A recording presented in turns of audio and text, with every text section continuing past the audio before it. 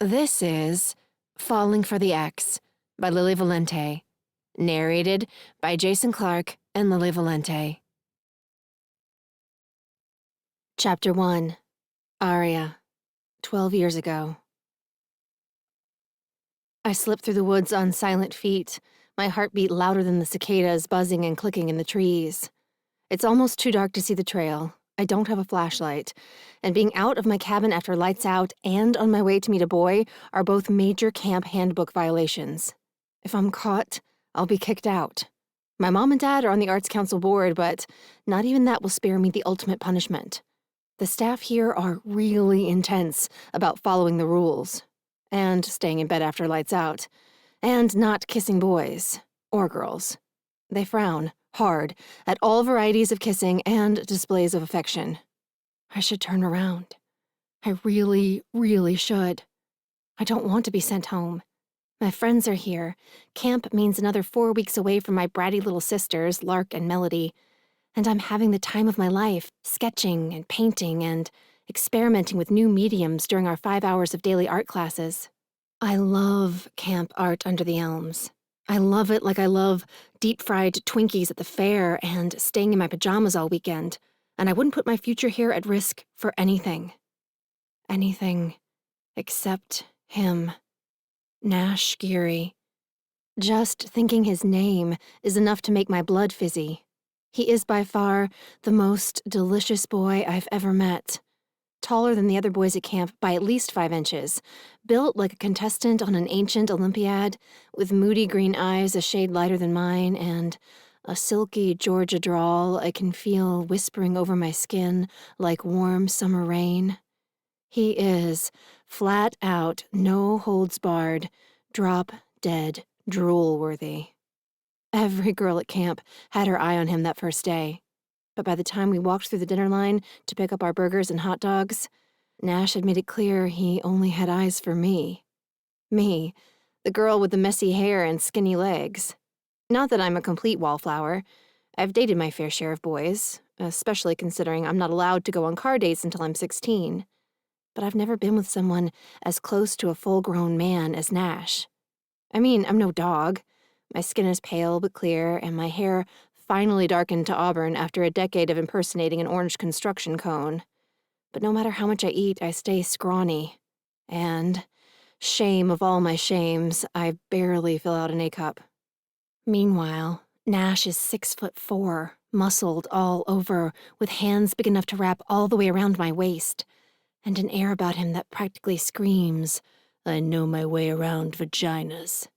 I would bet my snow cone hut voucher tickets for the entire summer that he's gone all the way with at least one girl, maybe more. At first, I sort of wondered what he saw in me, a girl who still looks like a 12-year-old, if I make the mistake of forgetting to slip the padding into my 2-piece swimsuit. But then we started talking and things just clicked. Within a few hours, we were cracking jokes like old friends, making each other laugh so hard we snorted coke out of our noses, all over a watercolor I wasn't even sad to lose because being with Nash was so much fun. By the 3rd day, we were taking long walks during our free time after dinner, chatting about our lives back home and school and the bands we like and which paintings make our brains tingle. And by the 5th day, we were stealing kisses behind the mess hall dumpsters before lights out. And what kisses they were. Just thinking about them makes my nerve endings hum and my feet move faster along the path, already anticipating the tingle-inducing kiss waiting for me in the clearing where Nash is meeting me tonight. Kissing Nash is heaven and hell all tangled up together, enough to make my soul light up with joy and my body ache with a hunger that's almost painful, but deliciously painful. Until now, I've only really been into kissing. It's hard to get interested in much more in the back row of a movie theater or under the bleachers after school, and it's not like any of the guys I've locked lips with were all that great at it. But now I want Nash's big hands to slide beneath my t-shirt. I want to explore every inch of his skin with my fingertips until I've memorized him so well I can sculpt him in ceramics class. And I want him to do the same. I want him to touch me wherever he wants, do whatever he wants, because I know anything I do with Nash will feel amazing. And so right. It's only been 3 weeks, but I'm ready for him to be my first. I can feel how much he cares about me, and I've never been so completely gone on a guy. In my secret thoughts, I used to imagine growing up to have a string of gorgeous lovers, each one more dashing and dangerous than the last. But now, a part of me wonders what it would be like to find the one the first time around. To spend my life with only one man. When the man in question is Nash, the possibility doesn't seem boring, not in the slightest. I shiver as I reach the edge of the clearing, and a large shadow separates from the darkness. A beat later, Nash's voice rumbles through the trees. "Hey, there you are." Here I am. I grin, skipping the last few steps off the path and into his arms. He picks me up with a happy moan that vibrates through my bones, and then he kisses me, long and deep, until my breath is coming faster and that delicious hunger rises inside me again. "I was beginning to think you'd changed your mind," he whispers against my mouth as his hands wander down to cup my bottom through my shorts. An electric jolt surges through me in response. God, he makes me crazy. So wonderfully, crazily crazy. "No," I say, clinging tighter to his shoulders. I just had to wait until Molly fell asleep. She was reading in her bunk forever. "I'm so glad you're here. I missed you. And I've been dying to be alone with you." "Me too," I breathe, threading my fingers into his hair. So much. We kiss for another long minute, or maybe 100 minutes. All I know is that soon my head is spinning and my chest is aching and I feel like I'll die if I don't get more of him. All of him. I pull away, sucking in a ragged breath. "Did you bring something?" "Something?" he echoes, his breath coming faster too. "Something just in case." "In case?" "In case we want to do more than kiss," I whisper, my nerve endings buzzing. I can't tell if I'm nervous or excited or both, but I'll feel better once I know we're protected. I'm ready to be with Nash, but I'm not ready to be a mom. Not for a decade. Or more. Or maybe ever. There are so many adventures to be had, and most of them don't pair well with caring for an infant. "Yes, ma'am," Nash drawls in that silky voice of his. "I brought a blanket from the storage room. It's over there." He takes my hand, drawing me deeper into the shadows. As my eyes adjust, I make out the rectangular shape of a dark gray camp blanket spread out on the grass. Nash sits, guiding me down onto the blanket beside him and rolling me beneath him with a calm assurance that makes my blood pressure spike. But when he moves to kiss me again, I put a finger to his lips. "I didn't mean the blanket," I say, amazed by my own gumption. But if I'm really ready to go all the way, I should be brave enough to talk about protection, too. And I am. A fact I prove when I add in a softer voice. I meant a condom. Nash pauses for a long second before he exhales. Yeah, I have something in my wallet, but I didn't." "Didn't what?" I ask. The hesitation in his voice would make me anxious as hell in any other situation, but it's impossible to feel anxious with Nash leaning protectively over me, his big hand running up and down my side. "I didn't think you wanted to tonight. I thought you would want to wait." "Do you want to wait?" "Heck no," he says, with a soft laugh. "You make me crazy, and you're so beautiful." He sighs, a sound filled with so much longing it makes me feel like the most desirable woman on the planet. "I want you so much. It's probably sinful, Arya, but it's your first time." "Does that make you nervous?" I bite my lip. I know some guys avoid virgins like the plague, thinking we're going to get too clingy or something lame I've never quite understood. I might be a virgin, but I've watched sexy movies and read every racy romance novel I could get my hands on. I know what goes on between a man and a woman. Yes, I'm sure the feelings can get intense, but I'm not going to be rendered idiotic because my privates and a boy's privates meet up for the first time. I'm inexperienced, not naive, and my brain is just as much a part of this decision as the rest of me. "A little," Nash confesses. "I don't want to hurt you." You won't. I snuggle closer to him, wrapping my arms around his neck. Could he be any sweeter, or perfect, or sexy? God, he's so sexy. It makes my blood feel like honey oozing through my veins. All you ever do is make me feel amazing. This won't be any different. Are you sure? He presses. I don't mind waiting.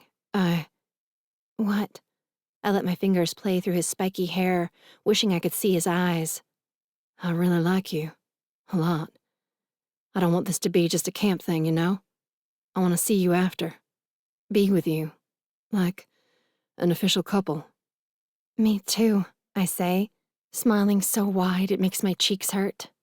Nash and I haven't talked about anything long-term, but I've had all my fingers and toes crossed this would happen.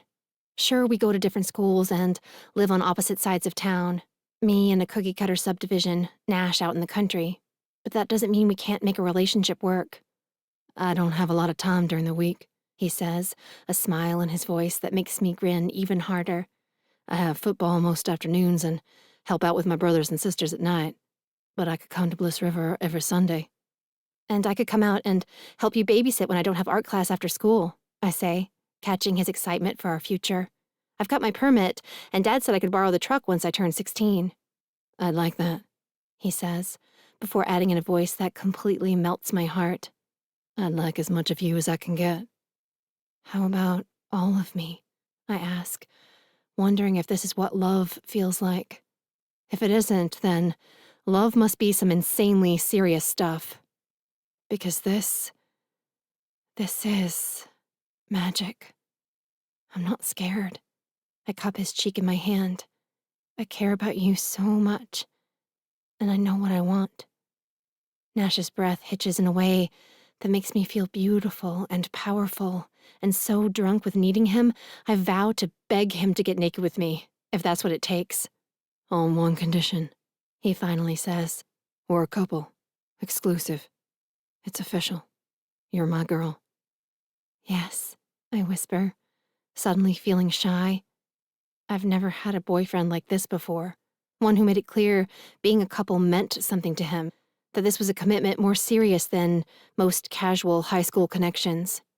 Hearing Nash call me his girl is intimate, possessive, and completely irresistible. And you're my man, I say. His husky sound of approval sends a thrill rushing through me, giving me the courage to whisper, Now, will you make love to me?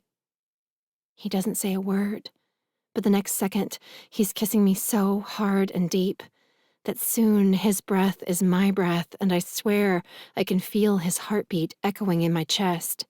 A beat later, his hand slides beneath my shirt, making every cell in my body zing. Not long after, my shirt is off, and he's kissing me in places no boy has ever kissed me before. And it is mind-blowing, life-changing, more pure, sweet magic.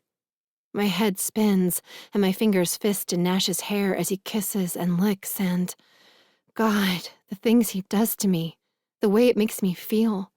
It's more incredible, more intoxicating than I've even imagined. I'm so close, so desperately close that my eyes are squeezed tight. So tight that I don't see the flashlights coming through the woods until it's too late. Too late to cover up, or run, or do anything else to avoid being caught in a very compromising position. Chapter 2. Aria. After scrambling back into our clothes in front of the camp directors, by far the most mortifying, scarring experience of my entire 15 3/4 years on Earth, we're taken to the office and forced to sit silently on opposite sides of the room to wait for our parents to arrive. Nash's face is bright pink with embarrassment, but I'm sure I look way worse. A glance in the mirror near the door confirms that I'm flushed redder than a baboon's backside, but I know better than to ask to go to the bathroom to splash water on my flaming, red-headed face. Phil and Bea, the co-directors, made it clear the only place Nash and I are going is home. Immediately. We won't even have a chance to say goodbye to our friends. Or each other, I'm afraid. Every time our eyes meet, Nash telegraphs an apology my way. I try to telegraph, "It's okay, it's not your fault, we can't let this tear us apart." But I'd feel so much better if I had the chance to say all of that with actual words. So he knows I don't blame him for anything, and that I still desperately want to be his girl. In what seems like forever, and also no time at all, Nash's mom is at the office door, stepping through onto the faded brown carpet. She isn't at all what I was expecting. She's tiny, for one thing, only coming up to the middle of Nash's chest, and wearing bleached blue jeans that haven't been fashionable in decades, and a faded Bliss River Blues Fest t-shirt. Her thin brown hair is pulled into a ponytail, and her face is so pale I can make out the pathways of her veins around her sunken eyes. She looks exhausted. The kind of tired you know runs deeper than the fact that she's been awakened in the middle of the night. Nash mentioned that his mom and dad both have to work really hard, and often take on extra night shifts to pay for everything their family needs. But I didn't realize he meant this kind of hard. I didn't realize his parents were literally working themselves to the bone, or how poor his family must be. I suddenly feel terrible for all the things I take for granted. For my closet full of clothes, and my weekly allowance, and the car I suspect I'm getting on my 16th birthday. I'm already deep in the guilt pit when Nash's mom shoots me a weary look that makes me feel very foolish and childish and small. She listens to Bee's report of the incident without saying a word, then asks, "Do I really have to take him home? I'm sure nothing like this will happen again. Nash really loves it here." Bee's husband, Phil, a man close to my dad's age who's looked sick to his stomach since the moment he and Bee shined flashlights on our blanket, exchanges a loaded look with his wife. Bee purses her lips, continuing to avoid eye contact with both Nash and myself as she says, "I'm sorry, Miss Geary, we have a very strict policy on being out of bunks after hours. Nash will absolutely have to leave, but..." She shakes her head. "Well, we'll have to wait to see what Arya's parents have to say before we can send him home. We may have to contact the police." Mrs. Geary's brows pinch together. "The police? What? Why would..." "Arya is a minor," Bee cuts in. "Nash is not. I don't want to start throwing around ugly words, but technically this is a very serious situation. Laws have been broken." "But Nash only turned 18 last month," Mrs. Geary says, her skin going even paler. "He's still a boy." Phil sighs heavily, a sound that seems to pain him. "I hear you, ma'am, but she's only 15. Hopefully we can work this out without anyone getting in more trouble than they're in already. But if the Marches want to press charges, we..." The rest of Phil's sentence is cut off by a rampaging rhinoceros thundering into the room, smoke steaming from his ears. It's my dad, in full protect his offspring beast mode. His thinning blonde hair is standing up in a crazy fuzz halo around his head as he demands to know, "What the hell is going on here?" His voice is so deep it makes the walls vibrate. Even dressed in suit pants and dress shoes, paired with a Bob and Sue's Smokehouse t-shirt from before I was born, back when Mom and Dad opened the first of their chain of barbecue restaurants, he somehow manages to be terrifying, not ridiculous. Dad's only 5'10", and on the slim side for a man with an abiding love of red meat, but he has the kind of personal energy that knocks larger men off their feet from half a football field away. He can be a lot on a normal day. When he's mad, he's flat out impossible. This isn't going to go well. Not well at all. The thought has barely passed through my head when Daddy's gaze locks with Nash's. My father's eyes catch fire and his jaw unhinges, the better to fully unleash the power of his vengeful fury. Words I've never heard emerge from his mouth, stream into the room in a vicious river of ugliness, making my blood run cold. The things he's saying are so awful that at first my brain refuses to process the information. I sit, stunned and silent in my chair as my father accuses my boyfriend of being a low-life piece of shit, among other far worse things. Things that turn my breath leaden in my lungs, making it feel like I'm being crushed to death by my own shame. But finally, when Dad points a finger at Nash's chest, promising to prosecute him to the full extent of the law, my lips remember how to move. "No! Dad, stop!" I shout. "I will not stop! He thunders back in that awful voice that sounds nothing like the father I've known and loved for my entire life. It's so jarring and terrifying that I burst into tears. Big, sloppy, ugly cry tears. I try to pull myself together, but I can't seem to stop, no matter how embarrassing it is to lose control in front of Nash and his mom and Phil and Bea. The directors have already seen me naked, for God's sake. Do they really have to see me wailing like a toddler on top of it? The only good thing about falling to pieces is that it seems to pop Dad's anger balloon. The next time I dare to lift my face from my hot, tear-soaked hands, he's sitting on the couch beside me, patting my back. There, baby," he says in his normal voice. "It's okay. I'm sorry. I didn't mean to yell like that." "Please, Dad," I say, my voice thick.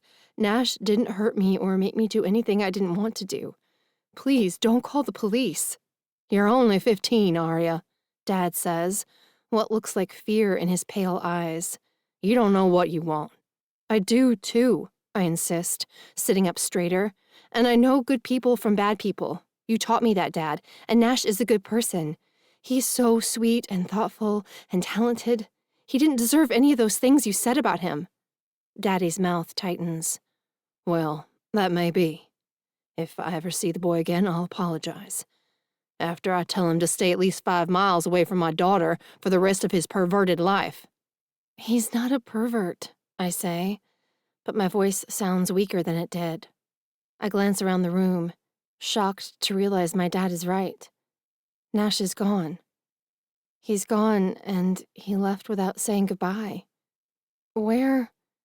Nash and his mother went to get his things, Bea says, pity furrowing her brow as she sits down in the chair across from me, the one Nash was sitting in only moments before. As the older, supposedly wiser party, he should have known better than to do what he did.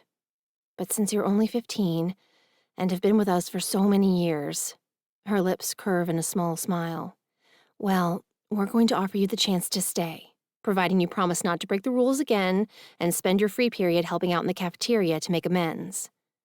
I swallow the words rising in my throat. It's not fair for me to get to stay while Nash is kicked out. But Bea isn't going to change her mind. Even if she did, my dad wouldn't let me stay at camp if Nash was still here. And if I insist on going home in solidarity with my boyfriend, I have no doubt I'll be grounded from my phone and my laptop, ensuring I'll have no way to reach out to apologize for my psycho father. But if I stay here... Camp is a cell-free zone, but there are payphones in the rec room, and Delilah has an emergency burner phone her mom made her smuggle in, just in case she has an anxiety attack and needs to talk to family in the middle of the night. It doesn't matter that I didn't have the chance to get Nash's cell number. Surely the Gearys have a landline. They seem like grounded, landlined kind of people. The sort who have a listed number a girl can track down if she Googles hard enough. I'll be able to talk to him if I stay. That thought is the only solid thing in my mind as I nod and say, "Thank you. Yes, please, I'd like to stay. I'm sorry for breaking the rules."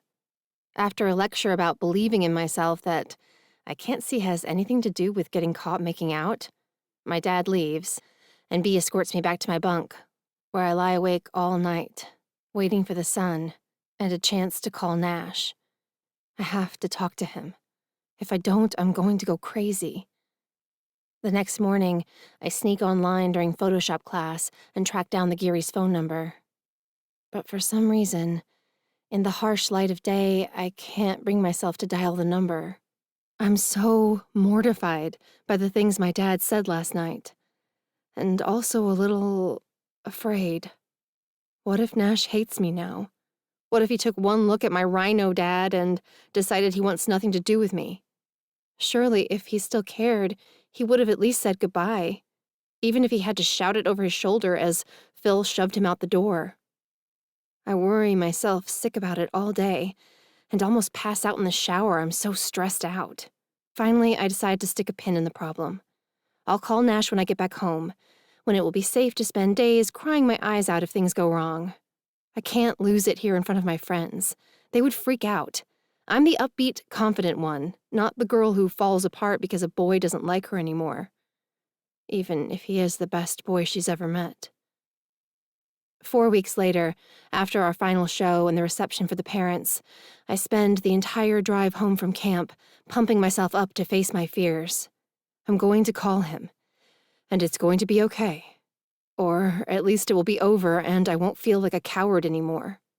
I call the minute I get home, before I start my laundry or grab a taco from the plate my sister, Lark, made to celebrate my return. I listen to the phone ring, my heart in my throat, until an old-fashioned sounding answering machine picks up. Who even has those anymore?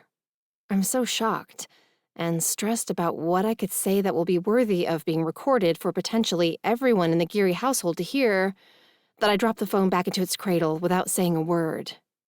It takes me the rest of the day, and 4 tacos, to come up with a solid, family-friendly message that will get my point across to Nash without upsetting his parents if they happen to be the first ones to hear it.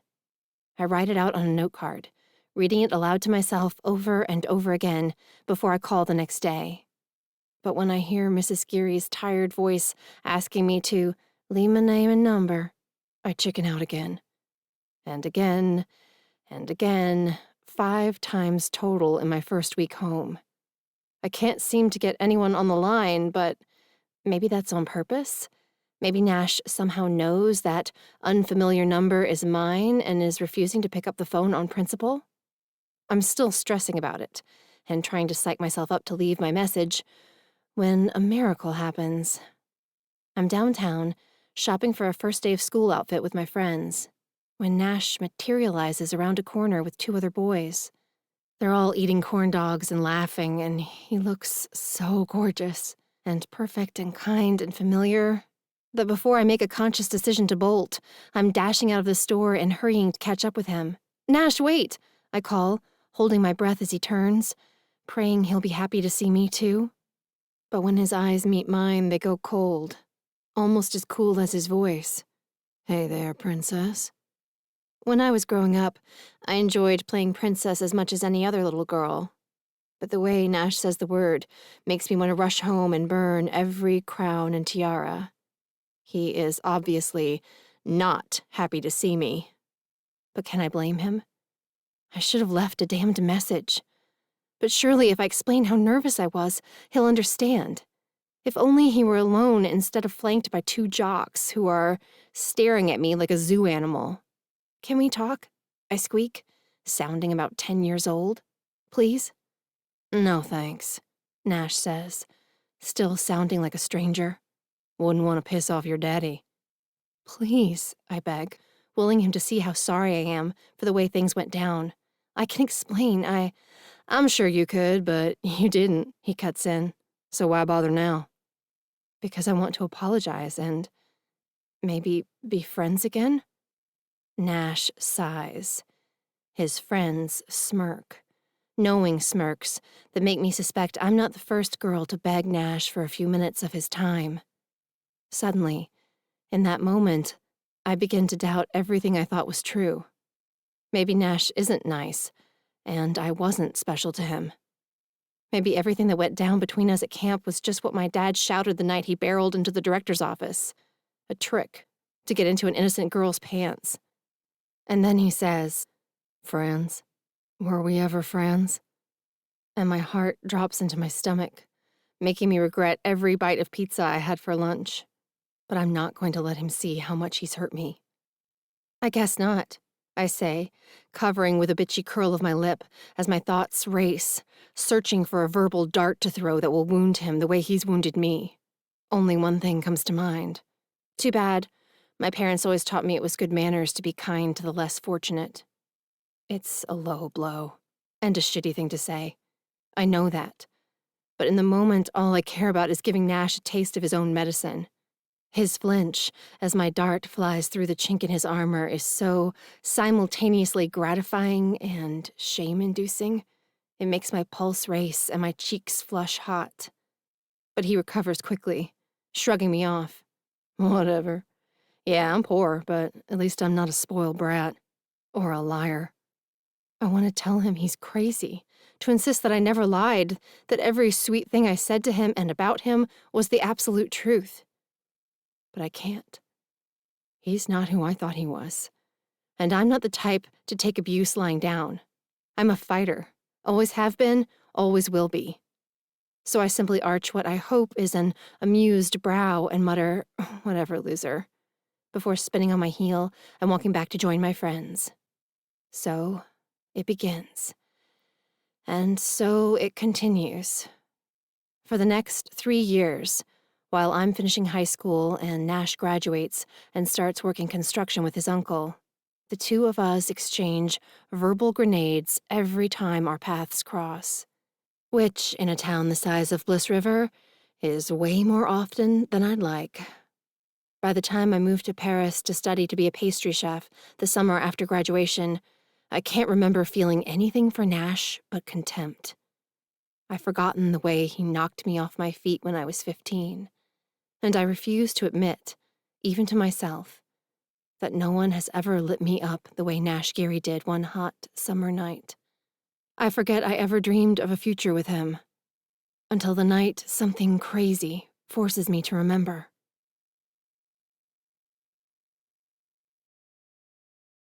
Chapter 3. Aria. 12 years later. Ms. Aria March? The man at the door is dressed in a fitted white polo shirt and khakis. He's reasonably attractive and familiar-looking in a bland sort of way, but I can't remember meeting him before. And the way he said my name wasn't exactly friendly, more determined. Not an old friend, then. He must be one of the people Mom said would be stopping by about the house renovations, even though Mom just renovated 3 years ago and we seriously don't need fresh carpet on the stairs or new finish on the kitchen cabinets. Yes, can I help you? I hitched Felicity higher on my hip, wishing I'd left the baby in the backyard with the rest of the family.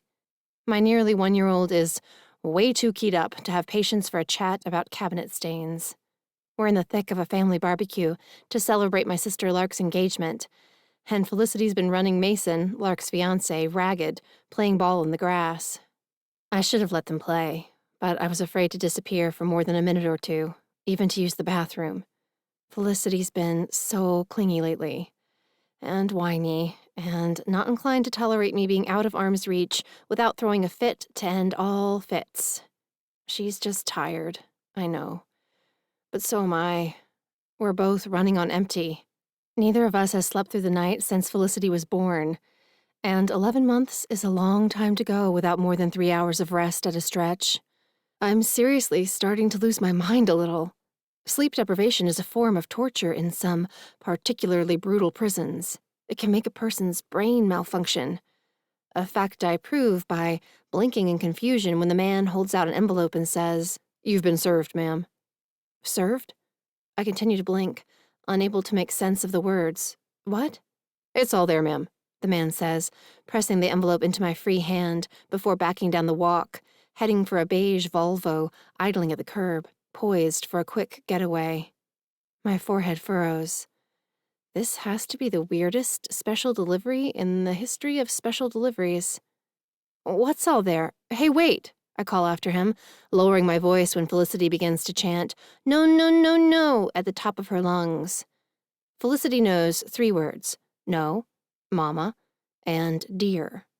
The last, thanks to my father's twisted fascination with taking his only granddaughter down to the basement to view his vast collection of mounted deer heads, which Felicity loves, for some inexplicable reason. "Oh, hush, it's okay," I whisper, kissing the baby's forehead 6 times, until Felicity's chant becomes a yawn and she leans in to put her cheek on my chest. I smile, my heart overflowing, the way it does so often when my little girl is in my arms. I might be sleep-deprived, exhausted, overworked, strapped for cash, and a struggling single mom, but I have never been more in love with anything or anyone than this sweet monkey. Felicity is my world, and the major reason I still spend a good portion of every day smiling, despite the fact that my ex continues to refuse to send money for diapers or baby food, let alone come see his daughter the way he promised to do when I left Nashville to move back in with my parents in Bliss River, Georgia. But then, Liam is probably still busy with Carrie or Sherry or Nanette, or whatever the heck his latest conquest's name is. I've done my best to forget their names. All of their names. Every girl Liam slept with in the 3 years we were together. I don't want to think about Liam rolling around in bed with other women while putting off our wedding again and again, until I ended up pregnant and giving birth to Felicity outside of marriage.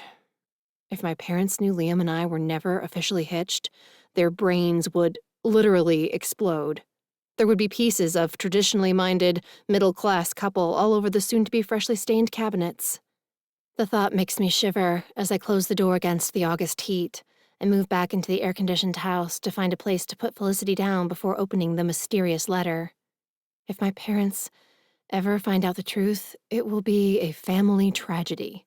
I will never hear the end of it, and by extension, neither will Felicity. My parents like to think they keep grown-up talk in front of the grown-ups, but neither one of them can hold their tongue when things get heated. And I really don't want my daughter to grow up feeling like there's something not good enough about her birth, at least in the eyes of her grandparents. And so I lied and told Mom and Dad that Liam and I eloped to get hitched in Vegas a year before we split. It's just easier this way. And it isn't like anyone is going to fact-check me with Liam. He hasn't been showing up for visitation, and even if he did, my family won't bother asking for his side of the story. My nearest and dearest have always hated my ex. I've known that since day one, even though Mom and Dad were civil, and Lark and Melody did their best to hide their lack of enthusiasm for my Brit boyfriend. Of course, in the end, my family was right. They apparently have better creep-dar than I do, though I'd wager mine is a lot better now, after everything my lying, cheating, smarmy ex put me through. Put me through. He really does love to torture me. The thought hits hard, and my inner voice shouts, "Served!" in a panicked screech that echoes through my weary skull. Oh no. No. It can't be. The suspicion creeps up my back like a spider wearing spurs, flooding my mouth with a sour taste of fear. Arms trembling, I set Felicity down on the carpet near the couch, where she promptly pulls herself up to a standing position to track her way toward the bowl of pine cones on the end table that she enjoys tossing all over the carpet, and which my mother refuses to move to a higher, less precarious location. I'll have to grab the baby before launch, but this should at least give me time to rip open the envelope. I tear into the letter, my heart beating in my stomach and my lungs aching in my chest. By the time I read through the first page, I'm so upset all I can do is squeak in panic and try not to hyperventilate as I move the pine cones in the nick of time and comfort my frustrated cone destroyer. It takes a full 5 minutes, and the aid of a paper bag snatched from the kitchen cupboard for me and a handful of Cheerios for Felicity, for both of us to regain control. When I can breathe without wheezing, I scoop her up with one shaking arm and the legal documents with the other and hurry out to the backyard. My mom, Dad, Lark, and Mason are playing horseshoes, while Melody, my youngest sister, mans the grill, reworking old cheers from high school to fit horseshoes instead of basketball. It's a warm, happy family scene. One I'm going to shatter like a baseball through a window. "Daddy, I'm going to kill you," I croak. "For real. Kill. Dead. Forever." My dad glances over, a frown bunching his eyebrows. He's nearly bald at this point, but his eyebrows have gotten bushier with age, until they resemble fuzzy caterpillars set loose to roam his forehead. He's turning into a cute old man. But right now, I don't find anything about him cute. Not his eyebrows, and certainly not his ridiculous behavior that has, no doubt, contributed to Liam thinking he has a shot in hell of pulling off his latest stunt. His latest, panic-inducing stunt. Liam is suing me for custody of Felicity. My voice trembles as I speak the horrific words aloud for the first time. Full, legal, and physical custody. What? Lark's eyes go comically wide, but nothing is funny right now. Nothing. I don't think I've ever been this scared, not even when Lark and I surprised a 6-foot water moccasin in our baby pool when we were kids. That's insane. Insane or not, he might have a chance. I shoot Dad another pointed look as I wave the envelope in the air. seeing as my daughter and I are living with a man who has recently been arrested for disturbing the peace and indecent exposure. Daddy's eyebrows unbunch as he throws his head back and laughs. Laughs. Like this is some hysterical joke. This isn't funny, Daddy, I insist. It is funny. It's also bull dookie. He chuckles again before turning to hurl his last horseshoe. That fool doesn't have a chance. He might. You were arrested, Dad. This is serious. I fight the urge to stomp my foot. Or cry. I'm 28 years old, a successful professional, and a mom. I'm not going to act like a toddler, and I refuse to cry. If I start, I might never stop, and Felicity gets scared when I'm upset. She's already chanting, "No, no, no," again, simply from hearing me raise my voice. Here, let me take her. Melody appears at my side, ever the angel of mercy. I'm done cooking and the ribs are resting on the grill. Felicity and I can go play with toys while y'all talk. She's right. I shouldn't unleash all this in front of Felicity, even if she is too young to understand most of what we're saying. Still, for a moment I cling to my sweet girl, not wanting to let her go. Some primal part of me determined to hold on to my child so tight that no one can ever take her away from me. But I force myself to relax and hand the baby over to my sister. If Daddy keeps laughing this off, I'm going to lose it. A shouting match with my equally hot-headed father isn't off the table, and until it is, Felicity is better off with Aunt Melody. Let's see exactly what the papers say, honey, before we get upset. Mom crosses the lawn to pluck the envelope from my fingers and rests a gentle hand on my shoulder. You're such a good mama. I'm sure everything is going to be fine. Her words grant a brief reprieve from the terror galloping through my veins. But when she starts flipping through the documents, her pleasant, hopeful expression is replaced by a worried frown, and my fear comes rushing back. My mother isn't a worrier. She always looks on the sunny side. She sees the silver lining, not the cloud. If she's worried, then this is as bad as I feared. Maybe even worse. It's bad, isn't it? I nibble on my thumbnail, an anxious habit I haven't indulged in years. It doesn't look good. Thanks to your father. Mom turns to glare at Dad. They're calling you a sexual deviant, Bob. Daddy laughs again, like it's the funniest joke he's heard in years. Mom props her hands on her hips, making the papers flap. Stop it. They make it sound like Felicity isn't safe in our home. Why on earth did you think it was a good idea to go streaking down Main Street? What the hell were you and your ridiculous friends thinking? Oh, no. Mom dropped an H-bomb. My mother never curses, not even baby swears. She never says anything the least bit negative or derogatory if she can help it. The fact that she's cussing mad at Daddy is another terrible sign. Of course, Mom's had plenty of time to get worked up about Dad's big night. Ever since the police report hit the local paper last week, she's been in deep mortification mode.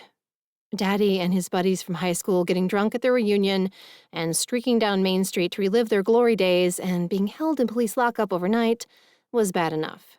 The entire town of Bliss River reading about it in the local paper was enough to make Mom take to her bed for the day, locking the door and refusing to let Daddy in, even when he came bearing her favorite ice cream by way of apology. It was a reunion prank, Sue.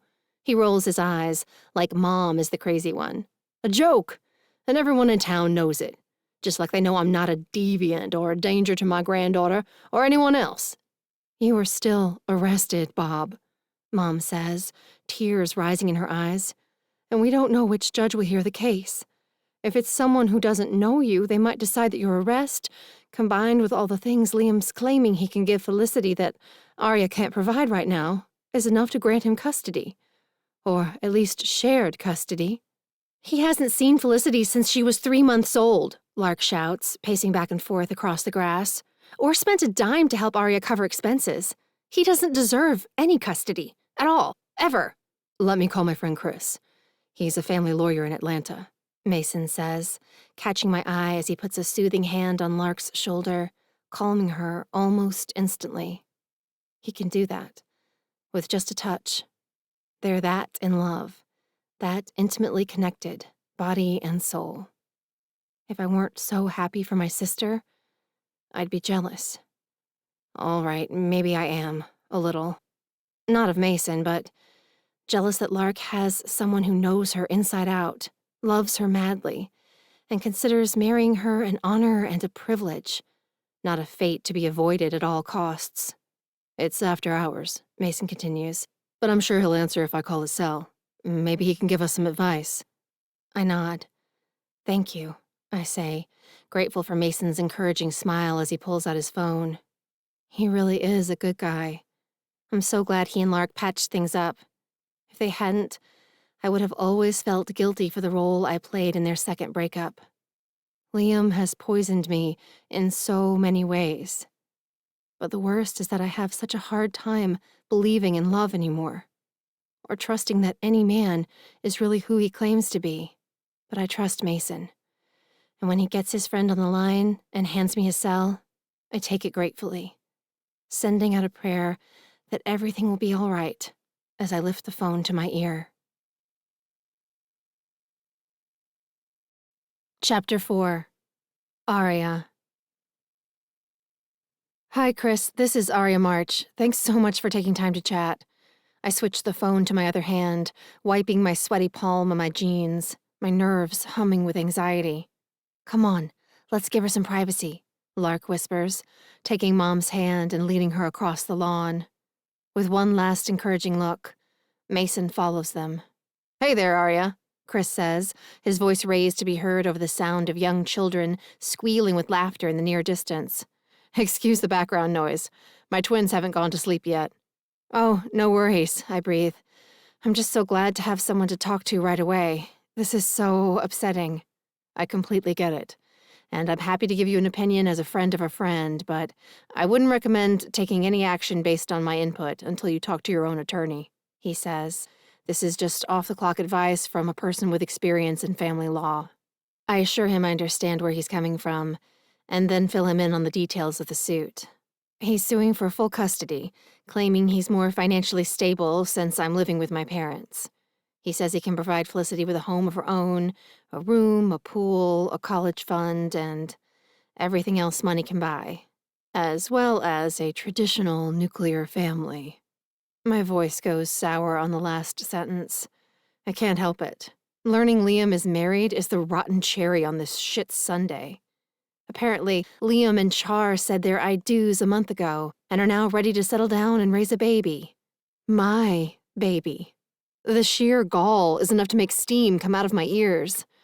I take a breath and keep going.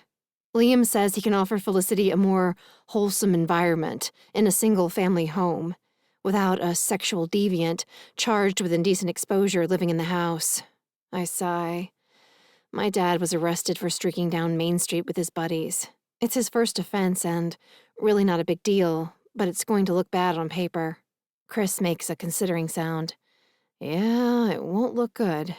Anything else? Pulse picking up, I add, there's some other stuff in there, questioning my mothering skills, claiming I'm attempting to alienate him from his daughter, even though I've been eager to facilitate visitation. But nothing unusual. Or true. I can prove I've been taking good care of Felicity and that I've tried to reach out to him numerous times to set up a visit. He's the one who's refused to engage. I wipe my palm sweat on my jeans again. So, what do you think? He clears his throat. How long ago was your divorce final?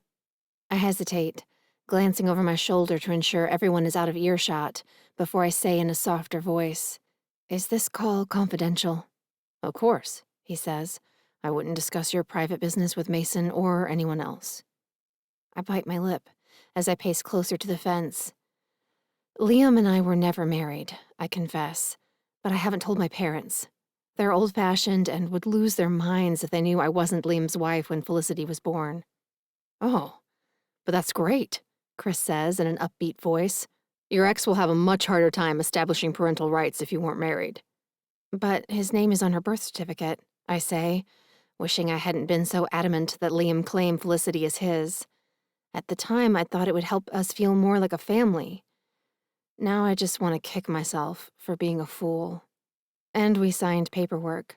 We both acknowledged that he's the father. Chris grunts. Well, that will make things less complicated for him. Paternity is already established. That's one less thing he'll have to prove. He sighs. I hate to be the bearer of bad news, but it sounds like he's got a decent case. Not a great case, but depending on the judge, there's a chance he could get shared custody. And maybe even compel you to move back to Nashville, since that's where you were both living when Felicity was born. But my work and family are here, I say, panic spiking hard and fast. I don't have the money to move back, and even if I did, I can't afford childcare in Nashville. The only way I can afford it here is that my mom helps out. A lot. And the older ladies from church will watch Felicity nearly for free when Mom's busy. I hear you. Childcare costs are crazy these days, he says sympathetically. But if you get primary physical custody, which I would think is likely, then the father will have to pay some amount of support to help with childcare. What's he paying now? Nothing. I shake my head and pace faster. He hasn't paid anything since we left, even when I begged him for help. I had to borrow money from my parents at first, before I started working full-time for my sister's catering company. All right. That will look bad for his case, but... Chris's voice is muffled for a moment before he comes back on the line. Sorry. I've got to go in a second. It's time for the twins' bath, and that's been a 2-parent job these days. 2 parents. God, what would it be like to have another parent around? Someone to get up in the night with Felicity a few times a week so I can get a full night's sleep.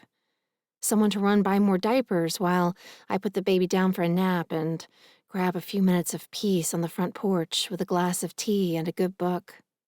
Someone to marvel with me at how fast our daughter is growing, to share in the milestones and the everyday miracles of raising her together. My parents and sisters help with Felicity so much, but it's not the same as having a partner by my side. It sounds like heaven, especially after the nightmare of learning Liam wants to take Felicity away from me. I would give anything for a stable marriage, to have a husband I can trust to keep our family safe, not launch an attack on my foundation when I'm at my most vulnerable. Well, thank you so much for your time, I say, fighting tears. I really appreciate it. No problem. And if you need recommendations for someone to represent you, reach out anytime. I know a few people in Bliss River who are affordable, but great at what they do. Thanks, I say, before rushing to add, but could I ask you one more thing? Of course. Is there anything I can do to make this go away? Some way I can prove I'm looking out for Felicity's best interests without a big legal battle or going to court? You'll have to go to court, at least for the hearing, but... Chris covers the phone again, murmuring he'll be right there, before adding, moving into your own place with a separate bedroom for the baby would be a good start. That takes the wind out of 2 of your ex's arguments, that you're living with a bad influence, and that your child doesn't have her own space. And from there, you just take it day by day, trying to do what you can to level the playing field and ensure his objections seem unfounded to the judge. Okay, I whisper, trying not to let my disappointment creep into my voice. Thanks so much. I hang up and take a deep breath, steeling myself for the post-mortem on the call as my family wanders back across the lawn. So, what did he say? Mom asks, running a nervous hand over her perfectly smooth blonde bob. He says Liam has a case. I sigh as I hand over Mason's phone. Not a great case, but he has a chance of winning shared custody, and could possibly force me to move back to Nashville to facilitate visitation. What? But that's crazy, Lark says, her cheeks flushed with outrage. Not according to the law, I guess. I press a finger to my right eyebrow, where a migraine is gathering like a storm cloud, about to unleash its fury upon my skull. Chris said it would help if I got my own place, but I can't afford it right now. Yes, you can, Daddy says, his expression grim. I'm relieved he's finally caught on to the fact that this isn't funny, but sad to see the gloom in his eyes. Your mother and I will cover the first and last month's rent on a 2-bedroom apartment. You can start looking today. No, Daddy. I shake my head. Thank you so much for the offer, but I know you're strapped for cash. My parents just opened 2 new Bob and Sue's Smoke Shack locations last month, and finances will be tight until the new restaurants aren't in the red. It doesn't matter, Mom says. We'll find the money. No, you won't. I won't accept that kind of help from you, so just forget it, I say firmly. I just need to calm down and think things through. And we'll help you. Lark puts an arm around my shoulders and gives me a gentle squeeze. Don't worry, okay? There has to be a way to make this better, and we'll figure it out. Aside from meeting Prince Charming, marrying him, and moving Felicity and I into his castle, I can't see a swift resolution to all the issues I'll need to address to level the playing field with my ex. But I know better than to think Prince Charming is a viable option. I'm going to have to figure something else out. And fast. But what? Let's have some food for thought, Lark says, as Melody emerges from the house with Felicity in her arms, and then head to the fair and try to get our minds off our troubles for a little while. I don't really feel like going to the fair anymore. I take Felicity from my sister and hug her a little too tight, making her squirm to be put down to play in the grass. But it will be fun, Lark insists, tossing Felicity the red ball she loves to chase around the yard like a puppy. After how hard we've worked this summer, we all need to relax and have some fun. I don't know, I murmur. Though, before Liam dropped his bomb, I'd been desperate for a night out. Melody, Lark, and I have been busting our butts to make Ever After Catering the most coveted wedding and special event caterer in the greater Atlanta area. We've been booked solid every weekend this summer, and a ton of weekdays too, and are now booking weddings through the fall. Next month, Lark is going to increase our base fee by $500 per reservation, and has promised both Melody and I a raise. I'll be able to afford my own place soon. But it might not be soon enough. And you know Nana will never forgive us if we don't come see her watermelon while it's wearing its blue ribbon, Melody says, as she retrieves the ribs from the grill and arranges them on a giant serving plate. She's prouder of that watermelon than her great-grandchild and all 3 of her toy poodles combined. I smile, but it feels brittle on my face. I think Nana will understand why I'm not up to a fair trip. I think you should go, my mom says, surprising me. Don't let Liam spoil your night. I'll watch Felicity like we planned, and you can go have fun with your sisters and Mason. You might be surprised what comes to you while you're out and about. Sometimes the answers to our problems are just waiting for us to relax and let them in. I seriously doubt there are answers waiting for me at the county fair, but after another round of cajoling over dinner, I agree to head out with Lark, Melody, and Mason. Mom's right. I shouldn't let Liam ruin anything else for me. If I do, then he wins. And I'm not about to let that happen.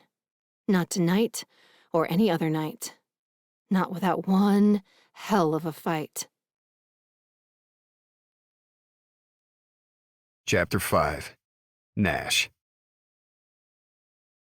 I haven't been in a fist fight in 10 years. Not since Dick Nance came to work on a construction site drunk off his ass, ran over my foot with his pickup truck, and then had the balls to tell me I should have moved out of the way before he plowed through our lunch break area in reverse. Even with 3 broken toes, I'd had no trouble teaching him a lesson about taking responsibility for his actions.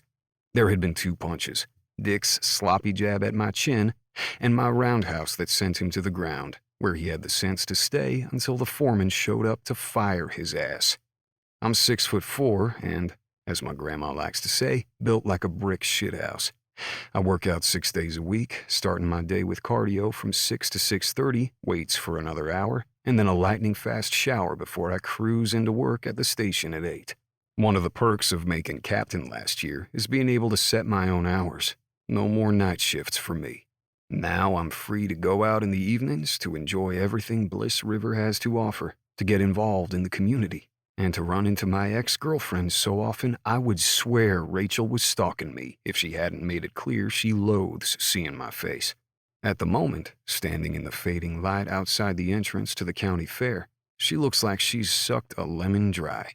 She's doing her best to pretend she hasn't noticed me 3 people behind her and her new man in line, but she knows I'm here.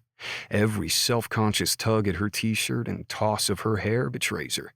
But even I couldn't read Rachel like a book, a poorly written one I should have put down way before I reached the shitty ending.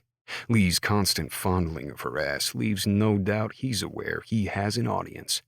his favorite audience, since I caught him in bed with Rachel, in my bed, which I have since sold, and which sheets I burned to ensure all the oily used car salesman germs were banished from my home.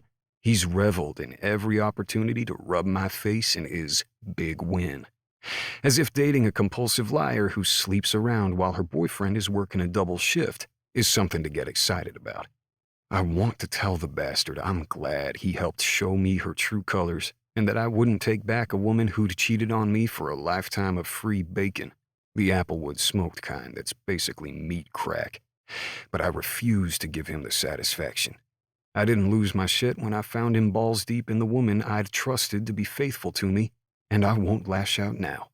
I will remain calm, cool, collected. Or at least, I'm going to try. Because yeah, I am pissed. Pissed at Rachel for betraying me, pissed at Lee for enjoying being part of it so much, and pissed at myself for trusting someone I shouldn't. Again. Seems I would have learned my lesson by now. I put criminals behind bars for a living, but when it comes to women, redheads in particular, my danger radar is clearly fucked all to hell. I can't believe I was seriously considering Rachel's put a ring on it ultimatum. I should have my head examined. Making a mental note to glance at the list of counselors on the staff website, I shift my gaze away from the repulsive couple and pray to make it through the line without having to exchange words with either one of them. Unfortunately for me, God must be busy elsewhere. 10 feet from the ticket window, Lee turns, affecting surprise as his gaze catches mine. "Hey there, Geary, how the hell are you?" he says with an oily grin, showcasing his tiny chiclet-shaped teeth as he ushers the people in between us ahead of him in the line. Why on earth he would think I'd want to stand next to the two of them is beyond me, but I am cool, calm, and I'm not going to strike a civilian no matter how much I want to. "Glad to see you out and about," his brows furrow in a poor imitation of contrition. "Sorry again about the misunderstanding." In what universe is fucking another man's girlfriend considered a misunderstanding? It's not like he thought Rachel was someone else and he knew we were in a serious relationship. He was banging her in my house, for Christ's sake. But I don't say any of those things. I don't say anything at all. I simply incline my head and shift my gaze to Rachel's face, silently daring her to call Lee on his bullshit. But her puckered lips only stretch into a tight smile. "Yeah, things like this are hard in a small town." I bite the inside of my lip hard enough to send pain flashing through my gums, but it's worth it. I don't inform Rachel that I imagine being betrayed by someone you thought you loved is hard no matter what size town you're living in. I just have to keep my mouth shut for another minute or two, and we'll be through the line. "But you've been so cool about it," Lee says, his eyes narrowing. "Makes a guy think." "Think what?" I shoot back before I can stop myself. "Think that things ended up the way they should have." He wraps an arm around Rachel's waist, drawing her close as she makes a half-hearted attempt to push him away with her hand on his chest. "Rachel deserves a man who's head over heels for her." That isn't at all what she deserves, but I continue to hold my tongue. Soon, I'll be inside, surrounded by family and ready to enjoy a night without any liars in it. My 2 oldest sisters and their 5 rowdy kids are always a good time. And who knows, maybe I'll stay late after they leave. Maybe I'll meet someone new tonight. Back before Rachel ripped my heart out with her claws and gnawed it to pieces, I was pretty good at picking up women. Damn good, if I do say so myself. "Stop, Lee," Rachel murmurs as he presses a kiss to her cheek. "You're embarrassing me." "Don't be embarrassed, baby. Nash is happy for us," Lee says with a smug glance my way. "Aren't you, Nash?" The urge to solve this with my fists rises inside of me again. If I hadn't sworn an oath to protect and serve, I'm not sure I'd be able to control myself. I mean, seriously, how good would it feel to knock that leer off Lee Otter's chubby face? Very, very good. He's an even bigger asshole than he was in high school. Back then, Lee had only one chin and was a decent football player, but not as good as I was. I was the quarterback and probably could have played college ball if I'd had any interest in getting my head smashed in for 4 more years. But I only played sports as an excuse to stay on campus after school instead of going straight home to help take care of my brothers and sisters. I loved them all, still do, But there are 10 of them, for God's sakes. That's at least 4 too many for any reasonable couple to unleash upon the earth, and 6 too many for my parents to have any chance of taking care of on their own. They leaned on me and my oldest sisters a lot when we were growing up. It was something we accepted and made the best of, chipping in to help the Geary clan get by, but that didn't mean we didn't crave time alone. Time to be individuals instead of one of the Geary horde. Between 3:30 and 5:30 during football season and every game night, I got to be just Nash. Not Nash the surrogate parent or the short order cook or the referee for my younger brothers, who made it their mission in life to wrestle each other to death as soon as Mom left for her evening shift at the candle factory. It was my time, and my oldest sister Riley stepped in to run herd over the tribe until I got home. That's what meant the most to me, the space to myself, not the game. Lee had seen that and hated me for it. I can't count the times he whined that I should quit and give someone else a chance to lead the team if I didn't love football the way the rest of them did. I ignored him. He didn't care about the rest of the team, he cared about himself, and even if I'd quit, he never would have been quarterback. He didn't have the strength, coordination, or focus, not to mention the fact that he was the kind of whiny, passive-aggressive shit no one wants to follow. But he hadn't been the sort to stab other people in the back. Just goes to show not all of us improve with age. Or am I wrong? Lee continues in a mocking tone that makes my teeth grind together. I really hope I'm not. It would be so much better if we could all bury the hatchet, since Rachel and I are engaged and all. My jaw drops. I can't help it. I'm too shocked to hide it, though I regret the loss of control instantly as triumph flickers behind Lee's dirt-brown eyes. But hell, it's only been 8 weeks since Rachel told me she needed a ring from me by the end of the year or she was going to have to move on. Only 6 weeks since I caught her in bed with Lee. 6 weeks. I haven't had time to get the smell of her perfume out of the curtains. I still find her tiny pink-trimmed socks hiding under the washing machine in the laundry room. I still wake up expecting her to be lying next to me and feel that unwelcome pang of loneliness when I realize the other side of the bed is empty. Not a pang for Rachel, but a pang for someone, for that forever woman I'm beginning to doubt I'll find. Show him your ring, honey, Lee says, while I fight to arrange my features into something resembling disinterest. But I'm not disinterested. I'm ashamed of myself. I feel like a fucking fool. I should have seen through Rachel so much sooner. It shouldn't have taken a year to realize she cares more about landing a husband, any husband, than she did about me. I wasn't special. I was a mark who didn't pay out, so she'd moved on to someone else. Even knowing Lee probably means nothing to her either isn't enough to banish the sour taste rising in my throat. At the end of the day, Lee doesn't matter. Rachel's the one who conned me. And Rachel's the one who can still make it hurt when she says, "Come on, Lee, he doesn't want to see my ring. Nash has no interest in rings, do you, Nash?" She arches a cool brow as she meets my gaze, giving the dig a little extra oomph, making my stomach knot as anger rushes in to mix with the shame. Anger and shame are a powerful combination, and a stupid, dangerous one. No one ever made a good decision inspired by that particular cocktail. I should keep my mouth shut until I'm steady in my skin again. Instead, my lips part and crazy comes pouring out. I wouldn't say so, no, but there aren't a lot of choices around here. I'm thinking I'll head into Atlanta next weekend to look for something special for my girl. Now it's Rachel's turn to pick her jaw up off the ground. Watching her struggle to find words feels so damned good it takes a few seconds for the voice of reason to pierce the rush. But when it does, it doesn't hold back.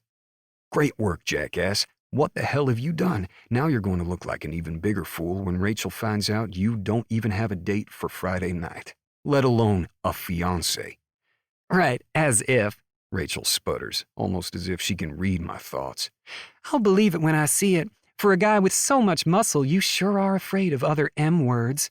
She lets out a little laugh. Lee joins in, but he's looking a lot less smug after the reminder that the only reason he has a beautiful redhead on his arm is because I refused to put a ring on her finger first.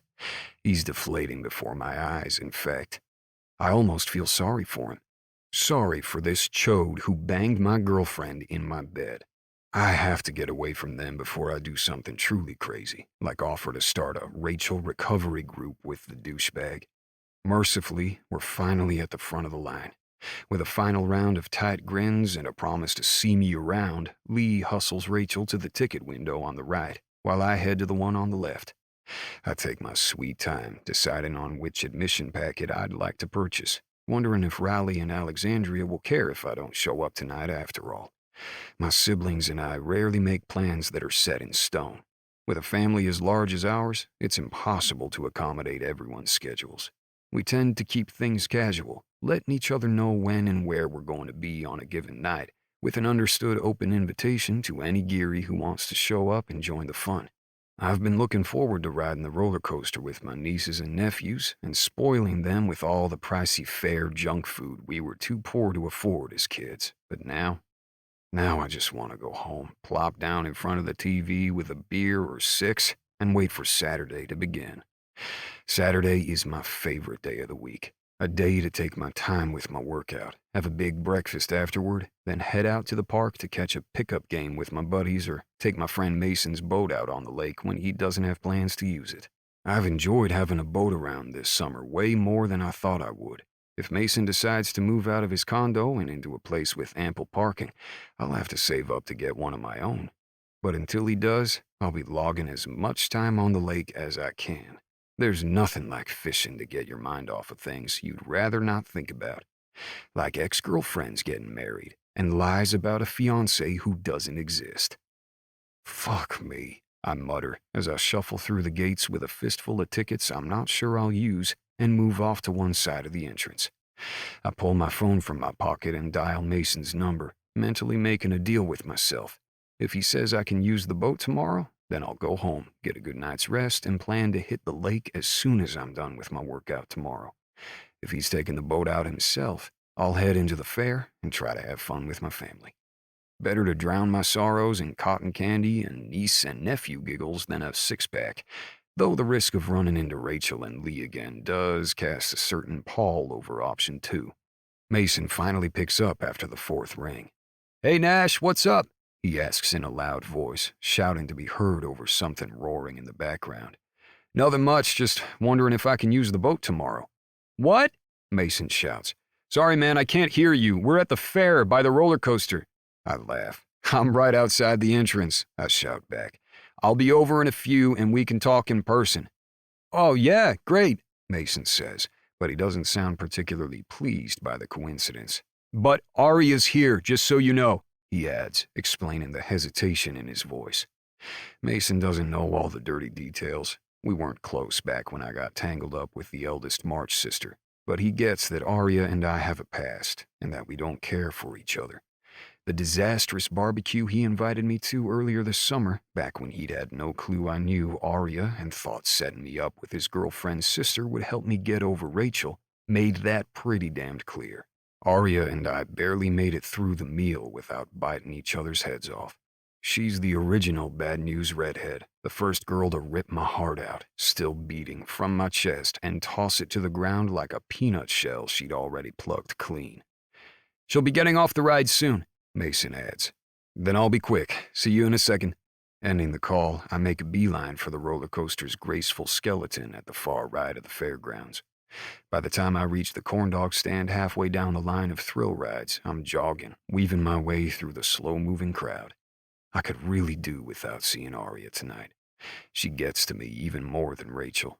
But then, Rachel and I never talked the way Aria and I did.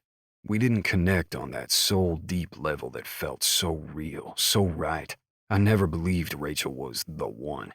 If I'd proposed to her, it would have been because I'd decided to compromise in the name of getting out of the dating rat race and finally settling down and starting a family. With Aria, there was no compromising involved. I'd been head over heels for her. I'd thought she was the prettiest, funniest, most fascinating person I'd ever met, right up until she'd made it clear she was just slumming for the summer, and I'd never been anything to her but a passing distraction. Yep, definitely don't need a reminder of that. I'm already full up on feeling like a fool tonight. Thankfully, when I finally reach the small group of people waiting outside the exit to the roller coaster, Mason is still alone. Hey there, good to see you, man. I jogged the last few feet across the dusty ground, taking Mason's offered hand and clapping him warmly on the back. Mason and I fell out of touch for a while, but he was one of my best friends back when we worked construction together in the summers after high school. When he came back to town a few months ago, we fell back into a close friendship without a hitch. Not even the fact that he's marrying Arya's sister can come between us, though I'm sure it will make the wedding party awkward. To say I'm not looking forward to sharing best man and maid of honor duties with Arya March is an understatement. You too, Mason says, squeezing my hand tight before letting go. I'd invite you to join us, but no worries, I get it. Not all friend groups mix as well as we'd like. True. Mason casts a glance back at the coaster's exit, but none of the people streaming out look familiar. Looks like we're safe for a few more minutes. He turns back to me. Usually I'd feel fine about heading off with you for a while and meeting up with them later, but Arya's had a pretty hard night. I feel like I should stick around for moral support. My brows lift. Oh yeah? How so? I ask, surprised to find I'm curious. But then, why shouldn't I be curious? I'm a nice guy, but even nice guys enjoy tales of the suffering of evil ex-girlfriends from time to time. Her ex is suing for full legal and physical custody of the baby, Mason says with a sigh. Even though he hasn't seen Felicity in months and refuses to send Arya a dime in child support. He's such a complete sack of shit it seriously boggles the mind. Sounds like it, I say, meaning it. Evil ex or not, just from the one night I spent in their company, it was clear Arya adores her baby girl, and Felicity worships her mama. What her ex is doing is cruel and absolutely not in his daughter's best interests. Mason's scowl deepens. Yeah, apparently he got remarried and decided that means he's better for Felicity than her single mom, which is, of course, ridiculous. He glances over his shoulder again. But don't say anything about it to anyone, okay? I probably shouldn't have mentioned it, but don't worry about it. I would never share your family's private business, I assure him, happy to change the subject.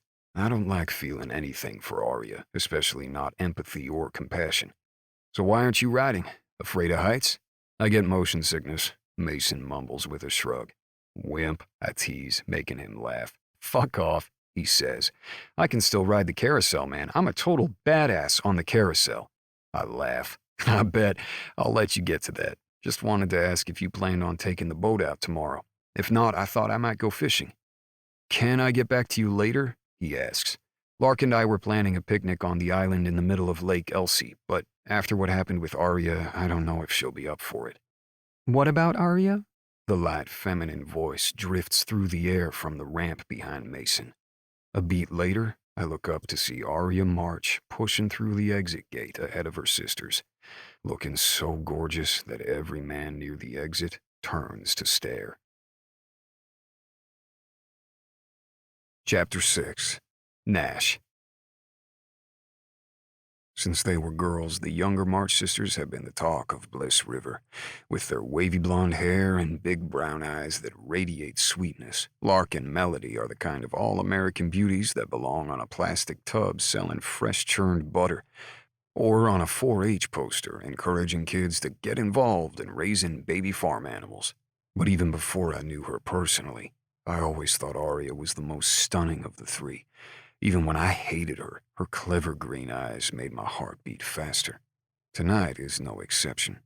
Even in a pair of cut-off shorts and a green tank top with her hair pulled into a ponytail, she manages to look elegant, poised, and a little too well-bred to be wandering around a backwoods Georgia town. The electric energy that hovers in the air around her is reminiscent of actors and rock stars and other people with too much charisma for their own good. I wasn't surprised to hear she'd run off to Nashville with a record producer.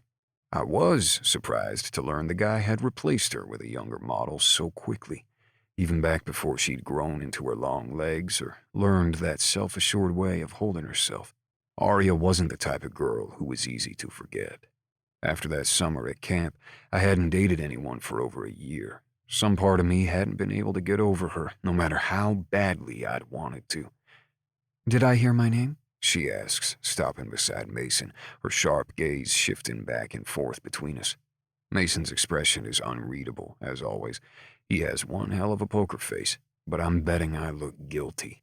I can't help feeling like I shouldn't be in possession of secret family information about Arya, not when there's clearly no love lost between us. I was just telling Nash that Lark and I might cancel our boat trip tomorrow, Mason says smoothly.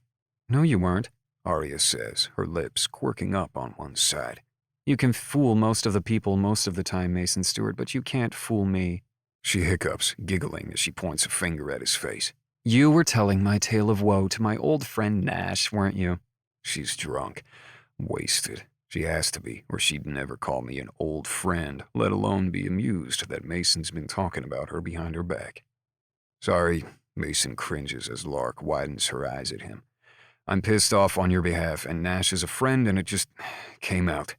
I swear, you boys are worse gossips than Nana's friends at church, Melody says, wrapping her arms around Arya's waist in a show of solidarity.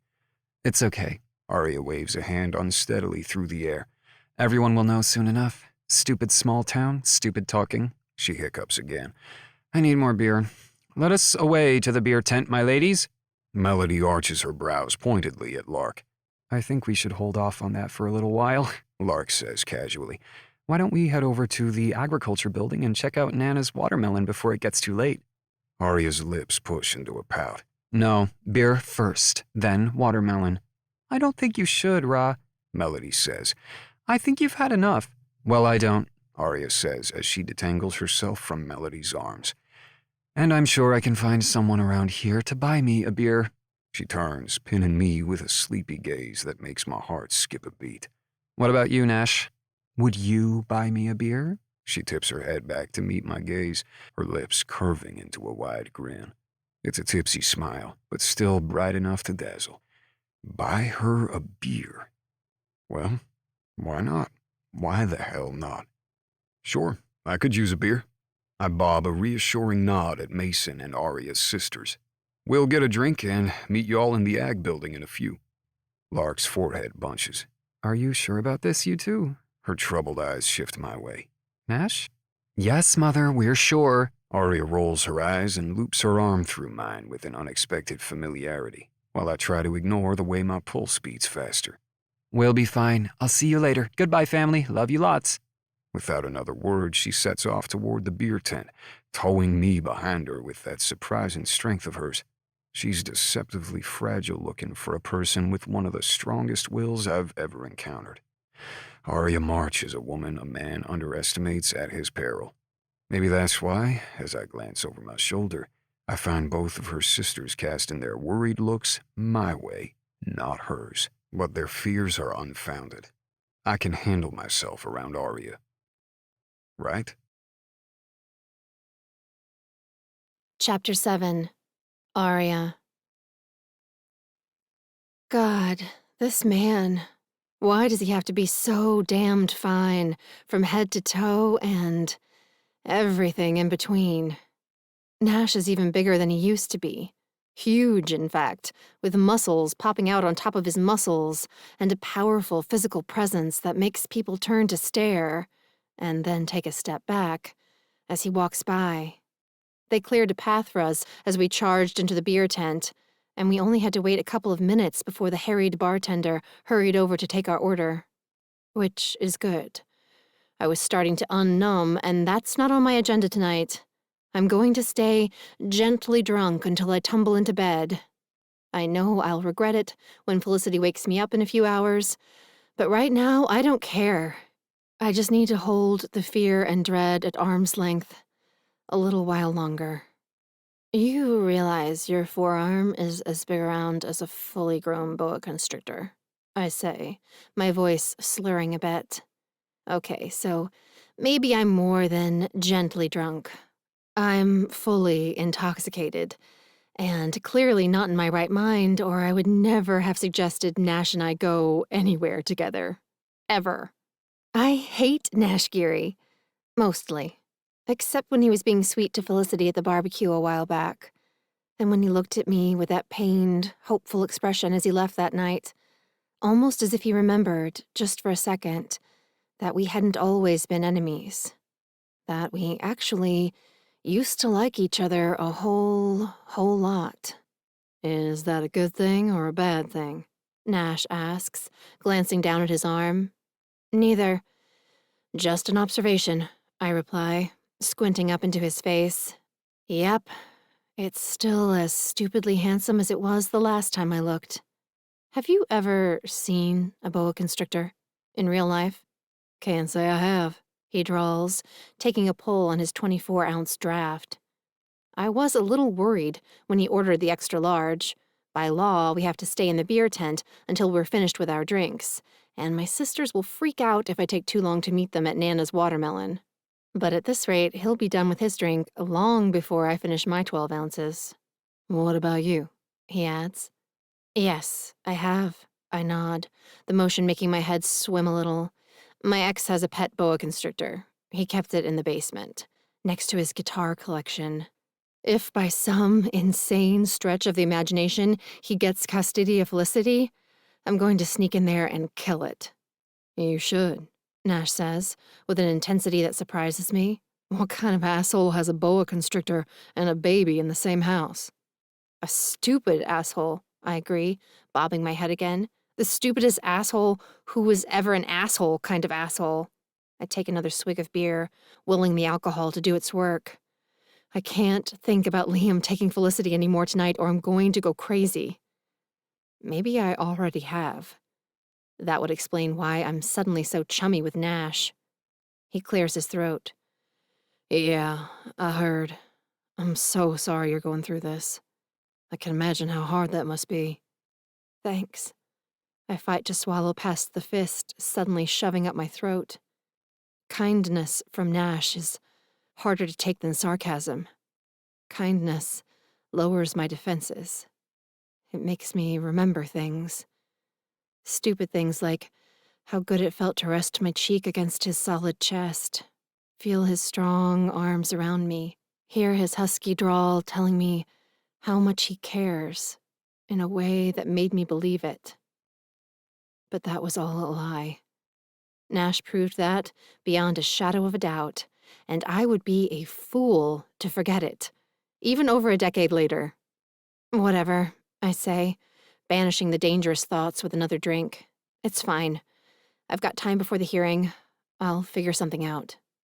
I'm sure you will, he says, but he's watching me out of the corner of his eyes, concern still written clearly on his face. Seriously, Nash, I don't need you to feel sorry for me, I say, refusing to cry. I can't lose control in front of him. It would be too mortifying. I wish Mason had kept his mouth shut, I mumble, though I'm not really mad at Mason. I'm mad at myself for being such an emotional wreck. I should be used to this kind of thing from Liam by now. I should be stronger. Nash grunts. Well, he didn't, so guess I owe you a confession.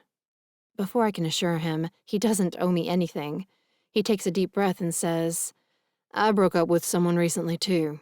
I ran into her a few minutes ago and found out she's already engaged to marry a loser I used to play football with in high school. I blink. Wow. That sucks. I think mine is worse, but that really does suck. Nash sighs. He's the same guy she was cheating on me with.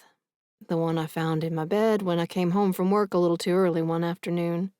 I wince around another swig of beer. Ouch. I'm so sorry.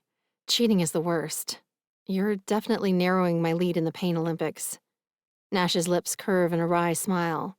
Well, hold on, because I'm about to close the gap. Instead of walking away without saying anything like a sane person, I lied and told her I was engaged too. My jaw drops. What? So you just made up a fake fiancé? Yep. I giggle. That's nuts. I didn't know you were nuts. Neither did I, he says with a laugh, his eyes rolling up to study the roof of the tent. I don't even have a girlfriend. I haven't dated anyone since Rachel left, and I'm sure she knows it. It's not like it's easy to keep secrets in this town. I snort. What? In this not-at-all gossipy cesspool? Yeah, if she doesn't know you're lying now, she will by tomorrow. Or maybe tonight, depending on who she runs into while waiting in line for corn dogs. I know, Nash says, color flushing his cheeks. So, yeah. I'm about to look like a bigger fool than I do already. He glances down at his beer. Too bad my friend Sandra moved away. Why? Who's that? I ask, my buzz making me unapologetically nosy. She always hated Rachel, with a burning passion. I probably could have convinced her to get engaged for a while, just to save my damned pride. I frown. No way. You wouldn't really do something like that. Yeah, I would, he says with a shrug. We almost got married a few years ago, actually. She has Crohn's disease. She was going through a really rough patch with her illness and couldn't afford her meds. Since neither of us had any romantic prospects on the horizon, we were going to get hitched so she could be on my insurance. My lips purse, and the lump reforms in my throat again. Wow. That's really sweet. Illegal, but very sweet. He shrugs again, more uncomfortably this time. Then she met someone amazing, and she and her new girlfriend moved to Boulder. They're getting married this spring. And I don't have any other female friends as crazy as Sandra, so... My stomach knots. My heart lurches in my chest. And suddenly I feel stone cold sober. But I'm not sober. If I were, I'd never have the guts to say, I'll do it. What? A line forms between Nash's eyebrows, an exclamation point that seems to emphasize the insanity of what I just said. I'll do it, I repeat, my pulse fluttering in my throat. I set my beer down as my arm begins to tremble, though I might need more than a fake engagement. My ex is saying he's a better parent because he's already married and has a house of his own without any perverts like my dad living in it. The report on your dad's arrest came across my desk last week, Nash says, a hard note creeping into his voice. Can't say I was sad to see it. I sigh. I can imagine. He was awful to you. I'm sorry. Nash nods. It was a long time ago, and not your fault. Our eyes meet and hold, something passing between us that feels a little bit like forgiveness. I'm sure it's not. Forgiveness doesn't come this easily in my experience, but the softening around Nash's eyes makes me brave enough to say, so yeah, if we were married and living together, my ex wouldn't have a case, and your ex would never have to know that you were lying about being ready to commit to someone else. Nash's lips lift on one side. We're not seriously considering this, are we? I am, I say, folding my fingers into a single fist to keep my hands from shaking, only realizing after I've done it that it probably looks like I'm begging. But that's okay. I'll beg if that's what it takes. My pride won't keep me sane if Liam succeeds in taking Felicity away. I know there's less in it for you, but I can pitch in around your place to make up for it. I can clean, do laundry, whatever. And then, a few months from now, or however long it takes for Liam to get tired of trying to sue me and move on, we can amicably divorce. Since when do we amicably do anything? Nash asks, arching a brow. But he doesn't flat out say no, a fact I decide to take as a positive sign. Since tonight, I insist, forcing a smile. Since we realized we can help each other out in a way no one else can. I'll get to keep full custody of my daughter. You'll get to rub your happiness in the face of this woman who betrayed you. Everyone wins. What about your father? He asks. What's he gonna think about you marrying the white trash he saved you from when you were 15? My throat goes tight. He doesn't really think like that. He was upset, and saying things he didn't mean. Oh, I think he meant every word, Nash says in a low, gravelly voice.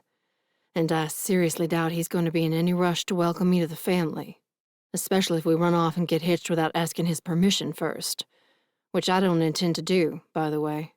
The only man's opinion who matters when it comes to my life or marriage is mine.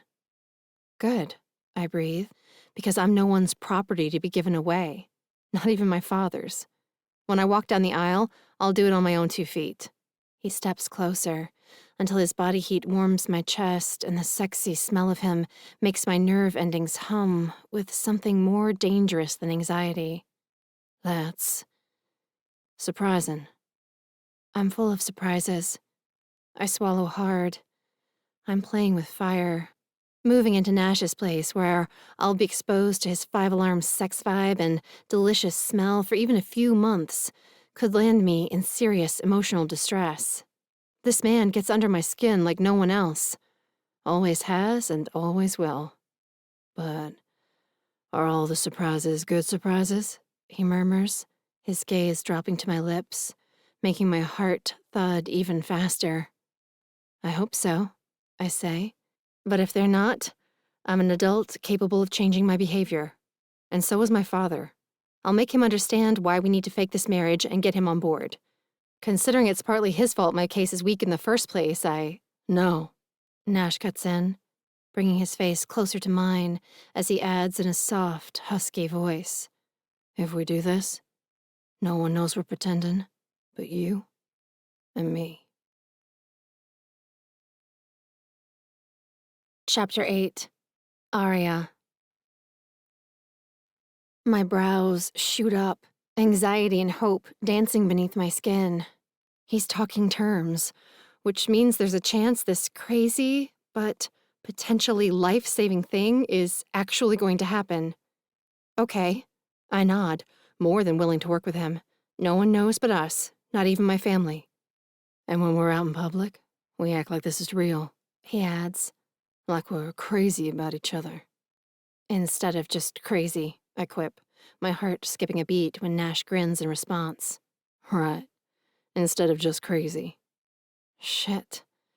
That grin, that warm, playful grin I used to bask in on a daily basis, back when Nash and I were falling for each other. It would be enough to make a girl weak in the knees, even if she hadn't had 4 beers. Which I have. My bones are wobbly, even before he eases closer, his arm going around my waist, making my pulse spike. What are you doing?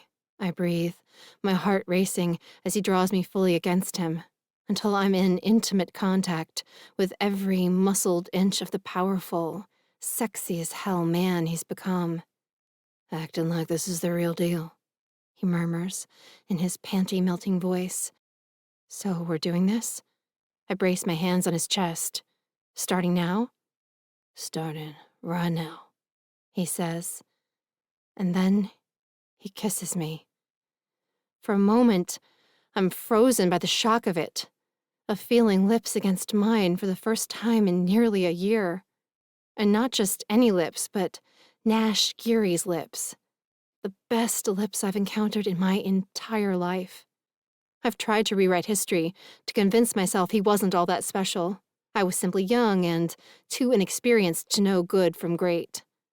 But as our mouths begin to move, my tower of lies crumbles to the ground at Nash's feet.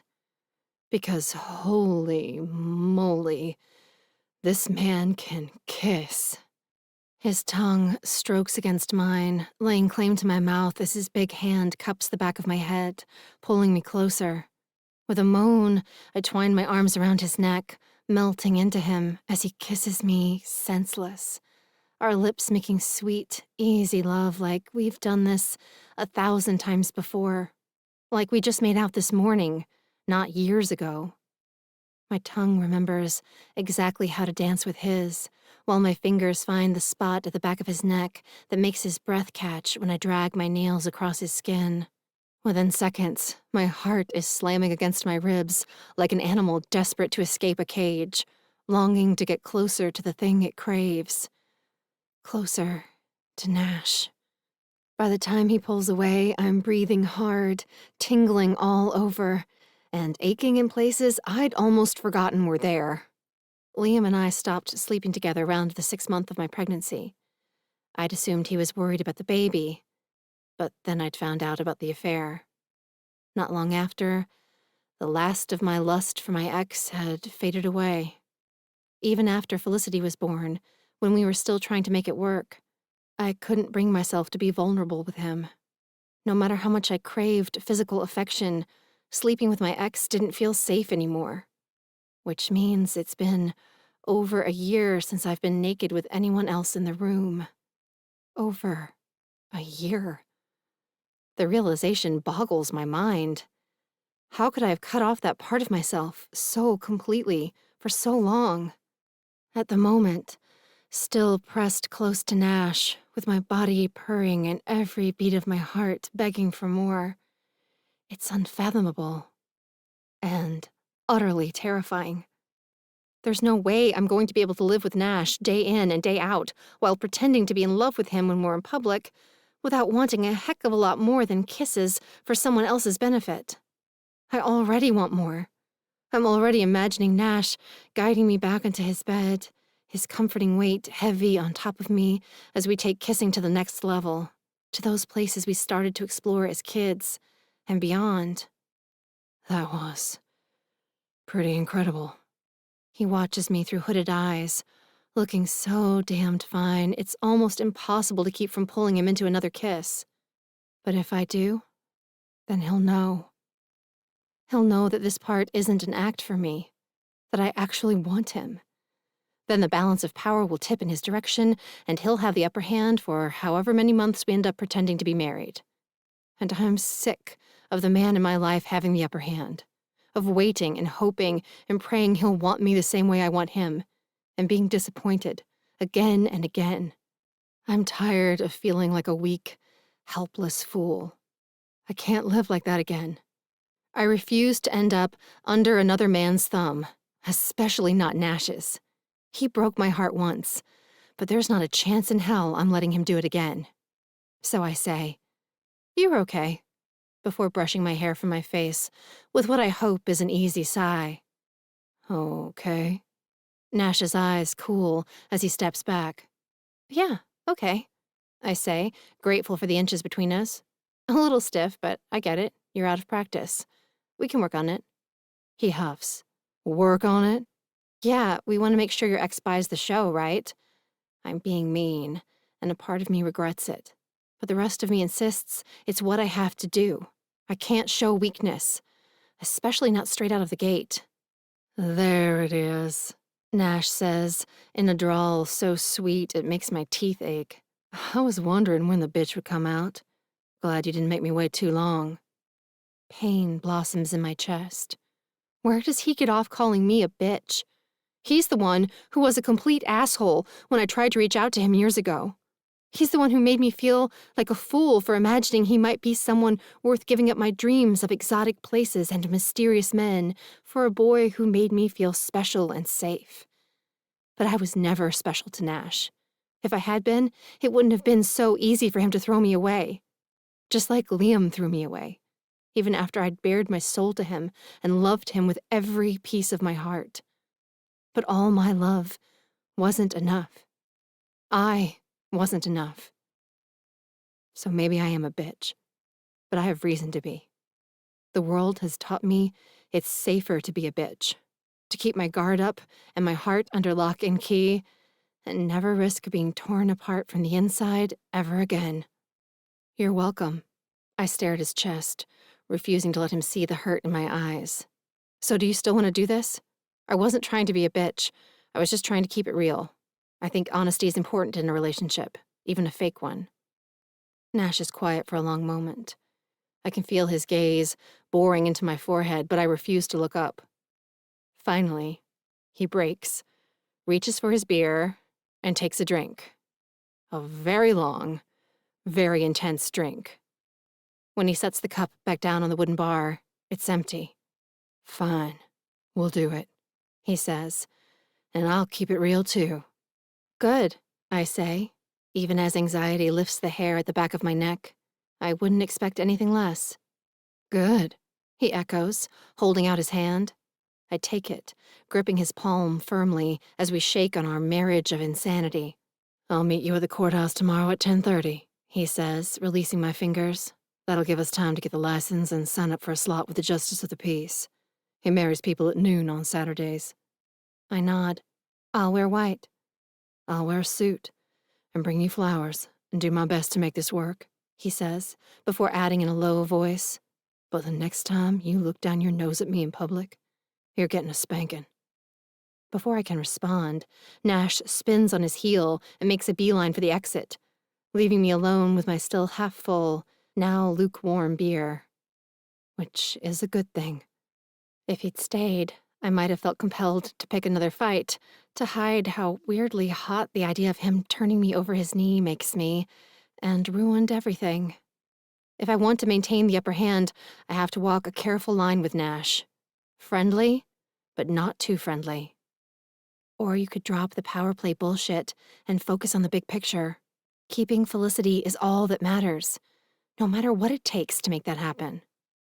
The inner voice is right. For Felicity, I can play nice with Nash Geary. For that, I'd play nice with the devil himself. Chapter 9. Nash.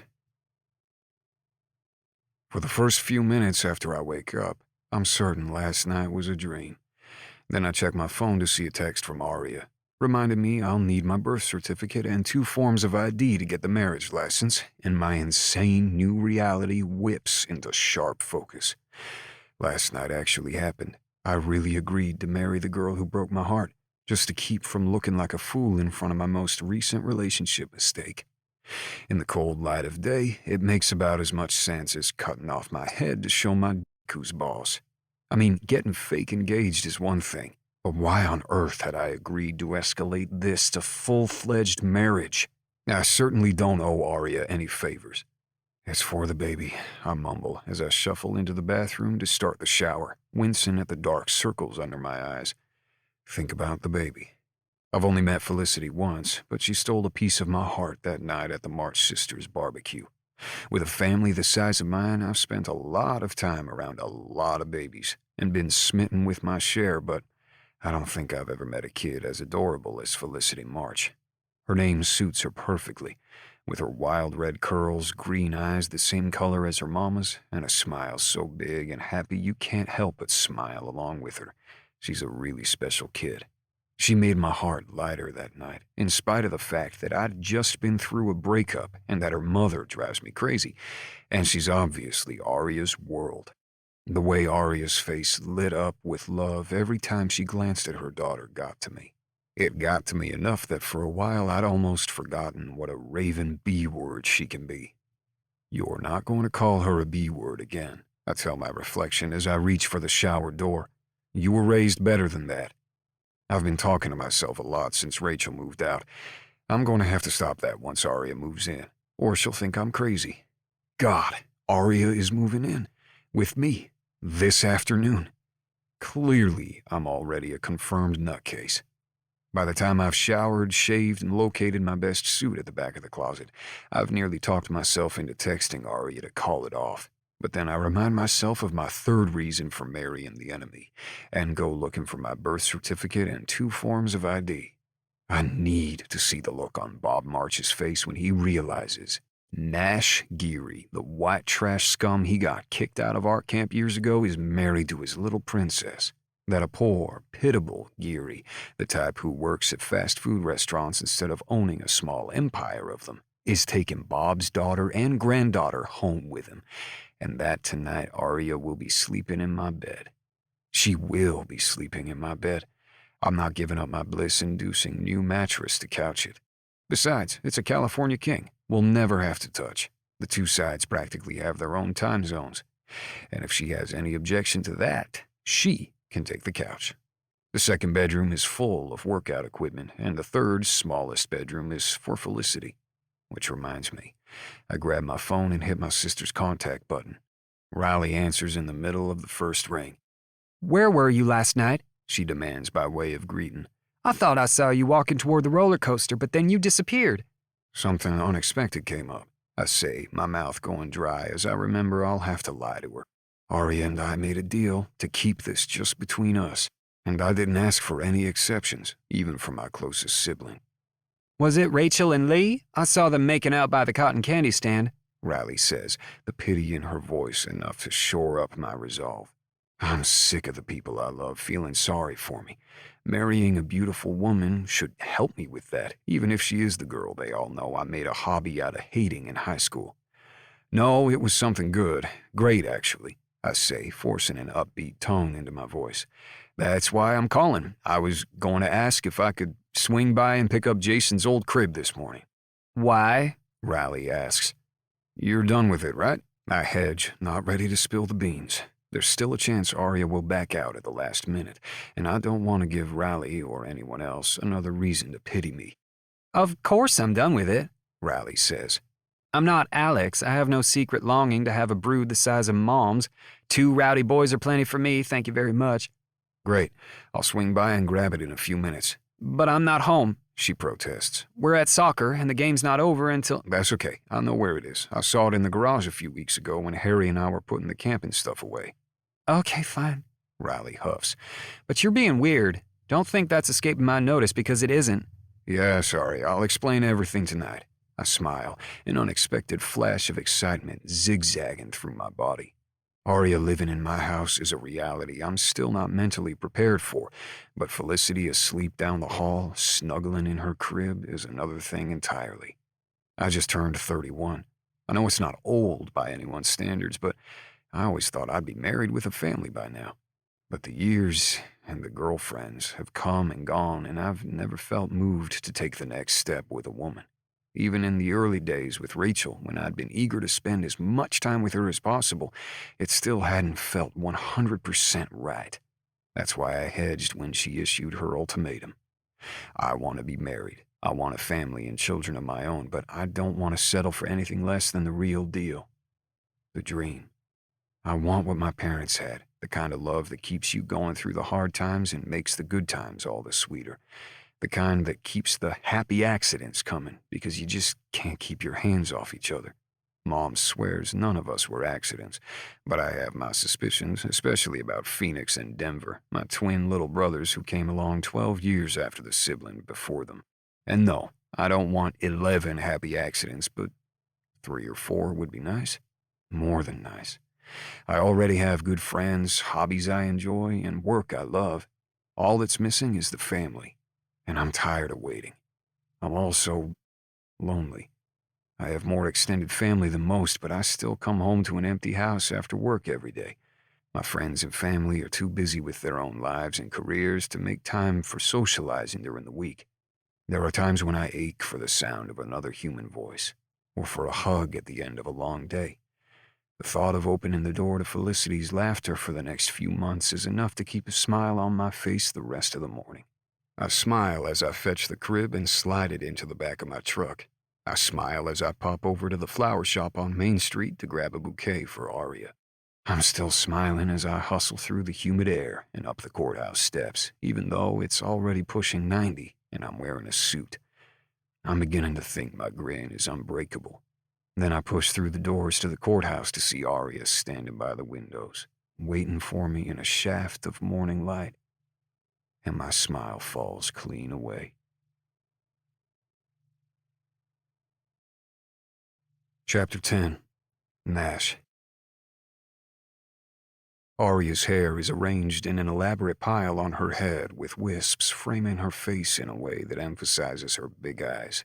She's wearing a short, sleeveless white dress, revealing constellations of shoulder freckles that are almost unbearably cute. Her legs are also bare, and her high-heel sandals make them look even longer and sexier than usual. She's breathtaking, so beautiful it's almost painful to look at her. I nearly tell her so, but at the last minute I remember who I'm talking to and toss out a casual. "You clean up nice?" She glances up from her phone, her focus flicking up and down my frame in a way that makes me feel the summer heat, even though the courthouse air is cranking at full tilt. Thanks, you too. She tucks her cell into her purse and exhales through pursed lips. Are those for me? For a moment, I have no idea what she's talking about. I'm still too distracted by how damned pretty she looks, but then I remember the flowers in my hand and hold them out. Yeah, hope you like calla lilies.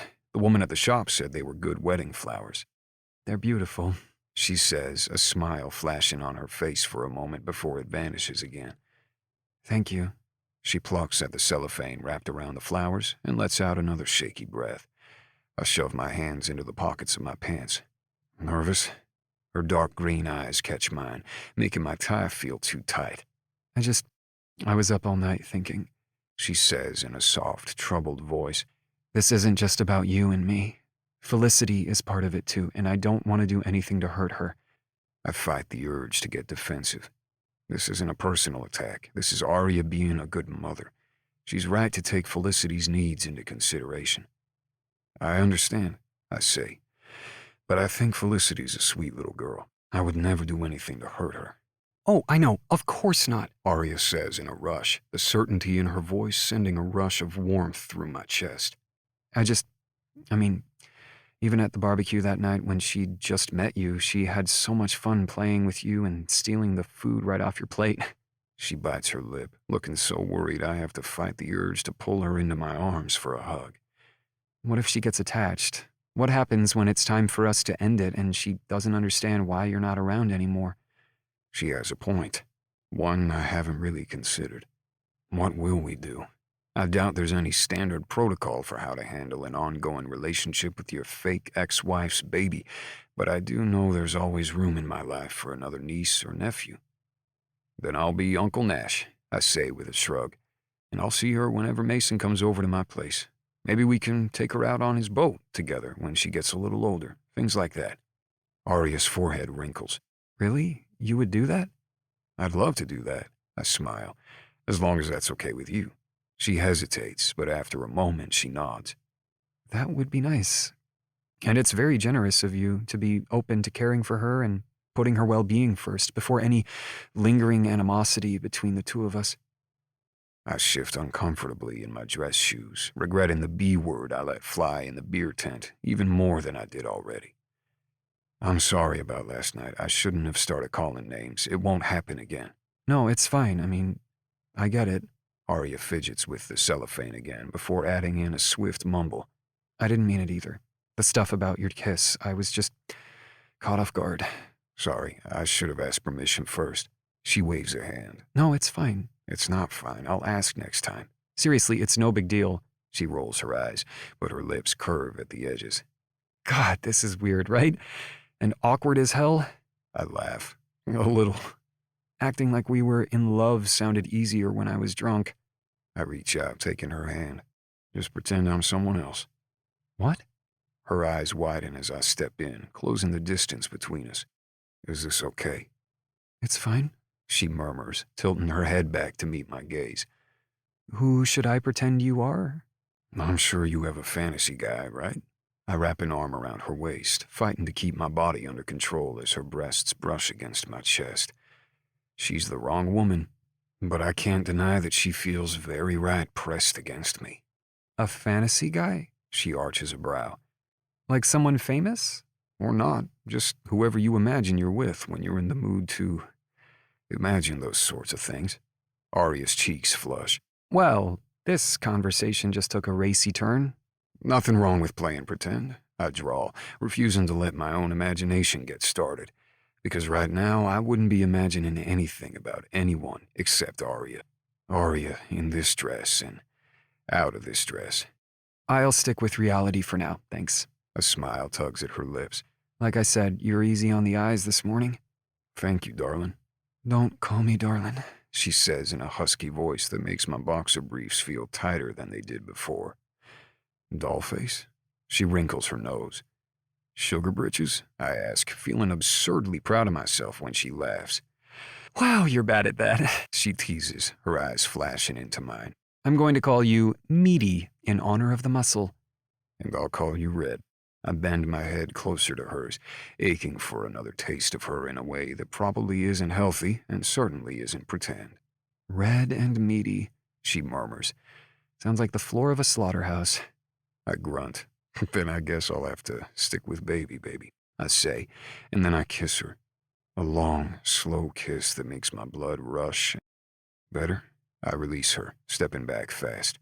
Arya blinks up at me. Better? The kiss, better than last night? Her gaze drops to the tile floor. Oh, yeah, I mean, last night was good, but that... That? I prompt, though I know I shouldn't. I'm not here to flirt with her. I'm here to pretend to be in love with her. But the lines are already starting to blur. We haven't even said our fake I-dos yet, and I'm making stupid decisions. I should get out of here, now, before it's too late. Before I need a lawyer to untangle me from this woman I know I can't trust. I'm working up the guts to do it when she lifts her eyes to meet mine and whispers, "Incredible." and lines no longer seem so important. We'll figure out the lines as we go along. And if I need a lawyer, well, maybe a bought lesson will finally teach me not to date or fake marry redheads. Redheads are trouble. I know this, but I'm smiling as I offer this one my hand. Ready to fake it until we make it? As ready as I'll ever be. She slips her slender palm into mine, and I lead the way to the licensing department, unable to ignore how right it feels to have my enemy's hand in mine.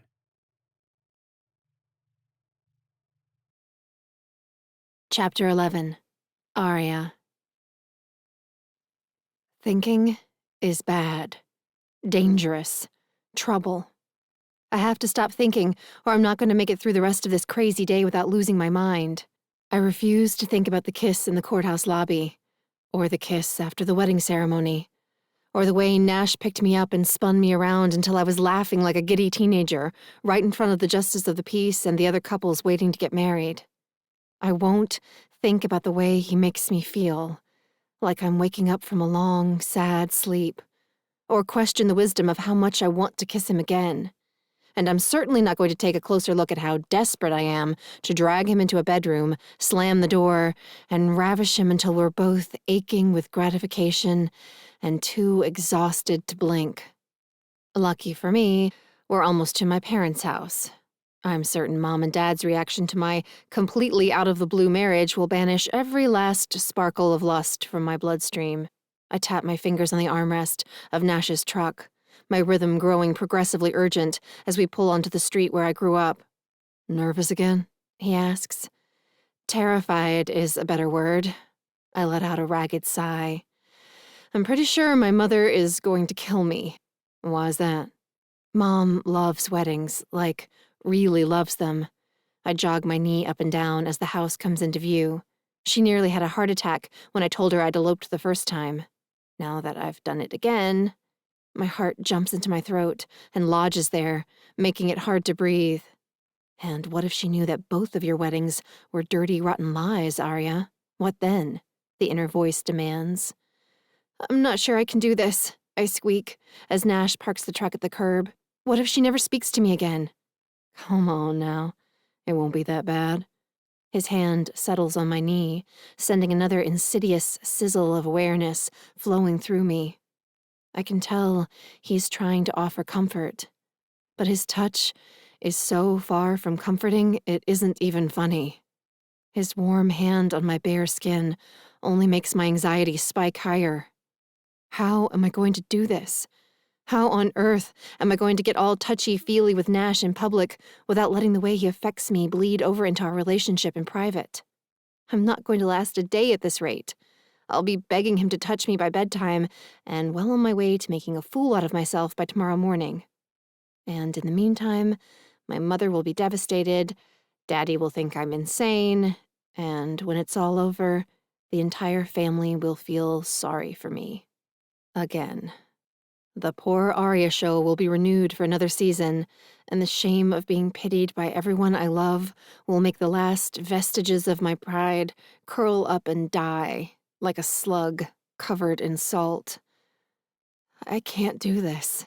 This is a mistake, a terrible mistake. Breathe, Nash says, his low, honeyed voice penetrating the panic haze. You made a decision that's in the best interest of your daughter. That's what this is all about. And your parents are going to get that. I sip in a deeper breath, nodding. He's right. This is about Felicity. As long as I keep my focus on my daughter, everything is going to be all right. Now, let's go in there and convince your family we're a happy, healthy couple who are going to provide your daughter with a wonderful home, Nash says. It might not be easy, but think about it this way. After today, fooling the rest of the town will be gravy. I glance his way, taking in his earnest expression and kind eyes, and something flutters behind my ribs. If I didn't know better, I'd think I was with someone who really cares about me. But I've seen Nash go from sweet to nasty before. I know better than to let his comforting drawl and encouraging words convince me to drop my guard again. I know better. But that isn't always enough to keep my stupid heart in line. Your heart has nothing to do with it. Keep your heart closed up tight and your legs closed tighter, and do what you need to do to keep your child from being forced to grow up with a full-time parent like Liam. Woman up, lady. Your daughter needs you. I sat up straighter. All right, let's do this. I reach for the door handle. We'll be so damned sweet together, we'll give the entire family a toothache before we're done. That's my girl, Nash says, grinning as he slams out of the driver's side and jogs around to open my door. The words send another fluttery feeling whispering through my chest, but I ignore it. I'm not his girl. I'm my own woman and Felicity's mother, and I'm prepared to do whatever it takes to defend my little family, even if it means lying like a dog to the rest of the people I love. As is so often the case with the things we dread, the afternoon progresses with far less disaster than I'm anticipating. After the initial moment of stunned shock in the wake of our big announcement, followed by tentative congratulations from Lark and Mason, giddy squeals of excitement from Melody, happy-ish tears from my mother, and a tight-lipped handshake for Nash from Dad, the afternoon is relatively pleasant. Either Nash and I are excellent actors, or my family is simply so eager for their black sheep to find her happily ever after that they're willing to swallow any story, no matter how ludicrous. Though I have to admit, Nash and I are pretty convincing. When he confesses that he secretly had feelings for me all along, even when we were in the deepest, darkest days of our feud, he sounds so sincere. Even I almost believe him. By the time we finish grilling chicken for a late lunch, Mom is letting Nash help her set the table and complimenting him on making captain so early in his career. Lark is giving me the thumbs-up sign behind Nash's back, and Mason has clapped Nash on the shoulder so often the man's probably going to have bruises. He's that excited to have Nash as a future brother-in-law. And Felicity? Well, Felicity made it clear how she felt about Nash the moment we walked in the door, taking to him with the same warmth and immediacy she did the first time. The only person who continues to look less than thrilled about our sudden marriage is my father. So I'm not really surprised when, after we've finished with lunch, Daddy appears in the door to my bedroom as I'm packing a few last-minute things to take to Nash's house. Hey, I smile what I hope is a blissed-out bride sort of smile. What's up, Daddy? Is it okay if I take the gray sheet set? Mom said it was fine, but it's okay if you don't do this, he says, getting right down to business the way he always does. You don't have to marry that boy to keep Felicity with you. We can find another way. He's not a boy. He's a man, and he's my husband. I turn my attention back to the baby bag, shoving the last blanket into the top. I don't like lying to my father, but I like breaking promises even less. I promised Nash I'd keep our deal between us, and that's what I intend to do, even when it hurts a little. I know you didn't care for Nash when we were kids, but we're adults now. I don't like or dislike him. I don't know the man, and neither do you, Dad says, coming to sit on the edge of the bed. You wouldn't have rushed into marriage if you didn't need to move out of this house, and you know it. And I know it. And I know it's my fault. I face him, pained by the defeated slump of his shoulders. Daddy, that's not true. It's not your fault. It is my fault. If I hadn't pulled that stupid stunt, you and Felicity would still be safe here. He studies the hands, fisted in his lap for a moment before lifting his head. But I'm trying to fix things, Arya. I hired a private investigator to follow Liam and see what kind of dirt he can dig up. Oh, Dad, no. I wince. I caused enough trouble snooping in Mason's past a few months ago. But clearly, I come by my suspicious streak honestly. He's a rat, honey, and rats leave rat trails behind, Dad insists. We just need to find them. Once we have evidence that he's bad for Felicity, everything will be fine. You can stay here. We'll get this marriage annulled and— No, Dad, I say, a little surprised to find that I don't want to stay. I'm ready to start the next phase of my life. No matter how generous and helpful Mom and Dad have been, I'm past ready to move out. Grown children aren't meant to live with their parents. It's unnatural, and has a way of stirring up every adolescent hang-up I thought I'd left behind. Even living with Nash for a few months and Dealing with all the insanity that's bound to cause is more appealing. And by the time Nash and I go our separate ways, I'll be able to afford an apartment of my own. I'm moving in with Nash, I repeat, gently, but firmly. And Felicity is coming with me, and Nash and I are going to do our best to make our marriage work. But you don't love him, Dad says, standing to pace the carpet in front of the bed. I can tell, even if the rest of those dummies down there can't. I huff. You just called your wife, children, and future son-in-law dummies. Real mature, Bob. Don't call me Bob, he scowls. And I don't care about being mature. I care about keeping my daughter from making another mistake. Another mistake. His tone makes it sound like all I've done my entire life is flit from one bad choice to another, from the day I left home to the day I crawled back in disgrace years later.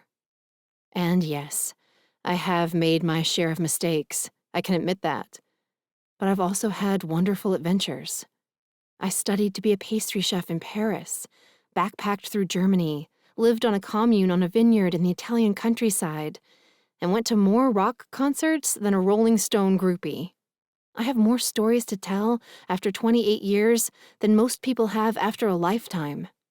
I also have a daughter, a beautiful, magical little girl who, despite the fact that her father isn't the man I thought he was, isn't a mistake. Felicity is a treasure. And I could do worse for my child than moving in with a man who adores babies in general, and mine in particular. Like staying here and facing my father's disappointment day after day. I love you, Daddy, I say, swinging the baby bag over one shoulder and grabbing Felicity's small overnight suitcase from the floor. But this is my life, and I make my own decisions. And this one is already made. He frowns. All right. But don't come crying to me when it falls apart. That man has never had your best interest at heart, Arya. Not when you were a girl, he was pushing to grow up way too fast. And not now. He wasn't pushing me to... I trail off with a shake of my head. This is pointless. Once Dad has something stuck in his head, arguing with him is an exercise in futility. I'd just be wasting breath, and the time I'll need to get the crib Nash borrowed set up before Felicity's bedtime. Fine, I say with a sigh. I won't come crying to you. Good night. And thank you for trying to help. Hopefully, the next time we get together, we can enjoy each other's company without all the unsolicited advice. Maybe, he says, scowling. If you leave that idiot you married at home. I bite my tongue. A part of me wants to defend Nash. He has many annoying qualities, but he's far from an idiot. But I know when to cut my losses. My father is too stubborn for anything I say right now to make a bit of difference anyway. Without another word, I walk out of the bedroom and down the stairs, kissing my mom and sisters goodbye before heading out the door. Chapter 12. Arya. Don't panic. Don't panic. I chant silently to myself as I follow Nash down the walk to his truck. He's holding Felicity, who's grinning at me over his shoulder, clearly thrilled to be going for a ride with her new friend. That went well. Nash beams at me across the back seat of the truck as he straps Felicity into her car seat, and I wedge the diaper bag and small suitcase onto the floor beneath her feet. The truck bed is already full of my 2 large suitcases, a duffel bag full of Felicity's clothes, 2 toy chests, a few tote bags stuffed with sheets for the crib, baby towels, soap, and other toiletries, and the crib Nash picked up earlier in the day. This moving in together situation is becoming more real with every passing moment. But so far, Nash doesn't seem to be freaking out. I wish I could say the same. You okay? He winces as Felicity grabs a fistful of his hair and tugs at it with a squeal, but he doesn't pull the baby's hand away. He's like a giant Labrador retriever, patiently enduring Felicity's rough handling. I should lie to him. Pretend like the last 10 minutes of the evening didn't happen and everything is fine. But when I open my mouth, the truth comes spilling out. My dad came up to talk while I was packing. Nash gently dislodges Felicity's fingers, exchanging his hair for her favorite toy hammer with a grunt. I can imagine how that went. I sigh. He's going to have a lot of fun saying I told you so when we break up in a few months. Nash pauses, staring at me with an expression I can't quite decipher. What? I finally ask. I know your dad isn't a fan, but I had a good time with your family and Skeeter today, he says, before adding in a softer voice, I had a good time with you today. I had a good time with you too, I murmur, so flustered I can't work up the gumption to insist he stop calling Felicity by that ridiculous nickname. Nash smiles again, that smile that makes his eyes crinkle and my stomach feel crowded with butterflies. So, why not enjoy it? Nobody said we can't have fun pretending to be married. I guess not, I say, the suspicious part of me warning that this is a trick and that trusting Nash is the stupidest kind of stupid. He shrugs. So, let's be friends, have a good time, and worry about the future when we get there. I cock my head, studying him for a long moment as I work up the courage to ask, So you don't hate me anymore? His smile fades, but the intensity in his eyes remains. I was telling the truth today. I never hated you, Arya. Not even when I really wanted to. The backs of my eyes go unexpectedly stingy as I whisper, I never hated you either. His lips, his beautiful, sexy lips, curve in a kind smile. Then it sounds like we're on the same page. I nod, but as we load into the truck and Nash aims it back across town to his place, I can't help but wonder what page that is exactly. Are we friends now? Friends who are pretending to be married to help each other out? That seems like what Nash was saying, but the potential energy simmering in the air between us doesn't feel friendly. It feels alive, with awareness and longing and dangerous possibilities. My skin hums for the entire drive and is still humming an hour later after Nash and I have finished putting up the crib, filling the bureau in his spare room with Felicity's clothes, and setting up the baby's toy boxes. The entire time, I'm keenly aware of every glance Nash casts my way, every time our hands accidentally brush. By 7:30, when I finally escape to the bathroom to give Felicity a quick bath and get her changed into her sleeper, I'm a nervous wreck all over again. Once Felicity is tucked in, it won't be long until it's time for Nash and I to go to bed too, and so far I've only seen one other bedroom, with one king-sized bed in it. It's an inviting bedroom, large but still cozy feeling, with coffee-colored walls and a burgundy bedspread with a gold fleur-de-lis design that's masculine but not in a boring way. The rest of the house bears warm touches as well. Flowered curtains, decorative pillows on the big green couch, and a frilly potted plant in one corner by the window. Nash's place is cute all over, but it's the kitchen that grabbed my attention when we walked in, and the kitchen I return to when Felicity is tucked into her crib, chewing on her bunny's ear as she drifts off to sleep. I wander through the living room into the combined kitchen and dining space, getting a closer look at the artwork crowding the walls. The wooden slabs used as canvases are different colors, but all are faded and worn, making me think they were sourced from various old buildings. They're cool by themselves, but it's the mixed media paintings that call me over for a second look. Each piece features a different local animal: owl, deer, rabbit, hawk, but with the body parts made up of a mixture of oil paint and pieces of old machinery. There are cogs, wheels, engine parts, and other things you might find in a junkyard, combined with paint in muted reds and blues. The effect is stunning on the old wood, and the animals alien but playful at the same time. They're unlike anything I've seen before, but still strangely familiar. I'm inches away from a painting of an owl with mufflers for wings and bicycle spokes for eyes, trying to figure out how I might be familiar with the artist's work, when Nash rumbles from behind me. Just pulled those out of the garage a few weeks ago. My ex hated them. Really? I turn, losing the ability to form words when I spot Nash dressed in nothing but a pair of black pajama pants, resting low on his hips. He said he was going to grab a shower while I bathed Felicity in the guest bath, but I hadn't expected him to change into something so comfortable. For him, anyway. The sight of his bare chest, That powerful, beautifully muscled, perfectly dusted with golden hair chest is making me feel a lot of things. But comfort sure as heck isn't one of them.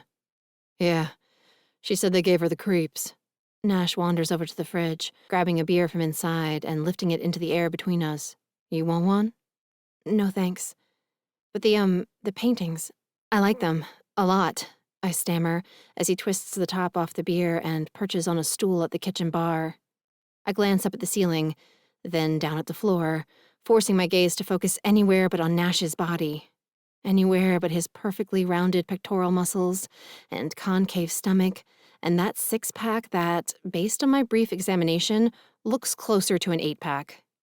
The man is built like a professional athlete, with a body designed to perform. I'm doing my best not to imagine his body performing in a bedroom setting when he says, "Thanks. I only started painting again a few years ago. I'm rusty." And my jaw drops all over again. They're yours? I blink as he nods. Oh my God, Nash, they're stunning. I love them. He shrugs, looking pleased and a little embarrassed. They're all right, but I still have a long way to go. You know how it is. You only see the places where you didn't paint it the way it was in your head. I do, but I think they turned out beautifully. They're so provocative and compelling, and my breath rushes out. Seriously, amazing work.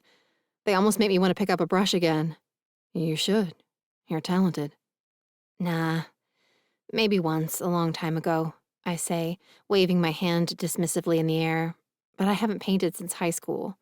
I messed around with clay and papier-mâché at this commune I lived in for a while in my early 20s, but nothing after that.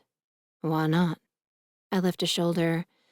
I was busy with work and the baby, and then I wasn't making a lot of money, and art supplies are expensive. I hear you. That's part of the reason I quit for years. My sister and I were helping my parents build a new house. All my spare money went there for a long time. Shame heats my cheeks. Here I am, still mooching off my parents, while Nash has already helped to give his a better life. But I knew when I decided to train as a pastry chef that I probably wasn't going to make a ton of money right away. Or maybe ever. That hadn't mattered to me at the time. Honestly, it doesn't really matter to me now. I don't need to make a ton of money, just enough to support myself and my daughter.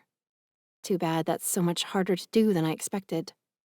Brushing my hair from my forehead, I turned to stare into the lug-nut eyes of the young doe in one of the smaller paintings. So, yeah, I was busy and I don't know, it's like you said. I could never get the canvas to look the way it did in my head. It got frustrating after a while, so I gave up. You should try again. You might find it easier to stick with it now. Nash wanders over to stand behind me, so close I can feel his warmth on my back and smell his fresh-from-the-shower scent rising around me. We give up on things too easily when we're kids. I chew my bottom lip, unable to keep from thinking about other things the two of us gave up on when we were kids, or about that night in the woods when Nash made me feel so special, so beautiful. Maybe he's right. Maybe some things do deserve another shot. Things like art and... Chapter 13, Aria. I close my eyes and will myself to get a grip. Nash isn't sending out signals. He's being nice, and that's what I should do. Be nice, civil, not flirty or hopeful in stupid ways. Dwelling on things that happened in another life is never a good idea. Though, I can't help but wonder... So there's only one bedroom? I ask, not turning to look at him, fearing my crazy thoughts about second chances might be showing on my face. He clears his throat. I figured I could take the couch, he says, confirming that he's committed to a kind, respectful, friendly relationship. Which is good. Boundaries are good. Friendship is good. Anything else is drama both Felicity and I can do without. That's sweet of you. I face him with a smile. But I'll take the couch. I don't mind. This is your place, and I'm sure you'll be more comfortable in your own bed. No, you take the bed. He backs a step away. I get up at the buck crack of dawn to lift most mornings anyway, so you'll get more use out of it. And that way you'll be closer to Felicity if she wakes up in the night. I sigh. Oh, she'll wake up. No question of if, only when. Which reminds me, I should get a couple of bottles ready. I cross to the bag of groceries on the counter, locating the formula and clean bottles I brought from my parents' house. She's still not sleeping through the night? Nash asks, his eyebrows lifting as he watches me from across the counter. No, she's still not sleeping through the night, I say, rolling my eyes. And I've tried everything they say to try. I've cut her naps shorter during the day and fed her more solid foods. I've tried letting her cry for 10 minutes before I go in to feed her and then rocking her for 15 minutes before she gets the bottle. But nothing works. She just cries and cries until she gets the milk and then goes right back to sleep. He shakes his head, his lips curving into a smile. You haven't tried the Meemaw method. The Meemaw method? I prop my hand to my hip. Don't tell me you saddled your mother with that one. That's the worst grandma name there is. He laughs. Yeah, it's pretty bad, but my sister's kids started calling her that when they were little and it stuck. Too late to change it now. Poor thing, I say, with a cluck of my tongue. Oh, she doesn't mind. As long as she gets to spend time with her grandbabies, she doesn't care what they call her. Point is, her sleep training method works. It takes a few nights for it to stick, but once it does, babies start sleeping through the night and don't stop unless they're sick or some idiot wakes them up. Really? I arch a skeptical brow. I can show you how it works. Nash takes a pull on his beer. We could even start tonight if you want. I cross my arms, hope flickering to life inside me, even as the voice of doom insists that my daughter is the worst sleeper ever and will probably flunk out of Meemaw sleep training school. Still, I can't help being curious. It feels like eons have passed since I last slept through the night. The thought of tucking Felicity in and going to bed and not having to get out of it again until the sun rises is dizzying. It would be like my birthday and Christmas and half a dozen orgasms all rolled into one. Okay, I'll bite, I say. What's Meemaw's secret? How does she work this dark magic? Nash grins. Nothing magical about it. Just when the baby cries, you go to the door of the room and say, hush now, hush. Real soft until they get quiet. Then you say, I love you, Skeeter. I love you so much. But it's not nighttime. And then you go back to bed for 15 minutes. If she's still crying after that, you go in and do the same thing. I blink. That's it? That's it. But what if she's hungry? Baby, Skeeter's age. Felicity, please, I cut in. If Skeeter sticks as a nickname, I may have to kill you. Nash grins, a dimple-popping grin that makes my blood feel fizzy again. Fine. Babies Felicity's age don't need to be fed in the night. If she stops getting her bottle after bedtime, she'll adjust her eating during the day to make up for it. I wrinkle my nose. This still sounds wrong. And I'm not supposed to pick her up? Or rock her or anything? Rayleigh would rub my nephew Jason's back or tummy every once in a while, Nash says, before adding in a confidential whisper. But Meemaw frowns on that. Shows weakness. Dude, I'm weak, I huff, propping my elbows on the counter and resting my chin in my hands, feeling defeated before I've even started. There's no way I'll be able to resist picking her up. She's so pathetic. I swear she cries like someone is pulling out her toenails one by one. Nash laughs, but I shake my head. No, seriously, it's like she's being tortured. I shudder. She's so loud, she'll keep you up all night if I don't grab her within the first few sniffles. He shrugs. So, she keeps me up for a night or two. I don't care. I frown. But you have work on Monday. You've had to work since she was born, and you've managed, he says, the admiration in his tone surprising me. I'm at least half as tough as you are. I'd say you're probably a little tougher. I shoot his bare chest a pointed look. Just a hair or two. Doubt it. He rests his forearms on the counter and leans in, bringing his face closer to mine. Mamas are tough.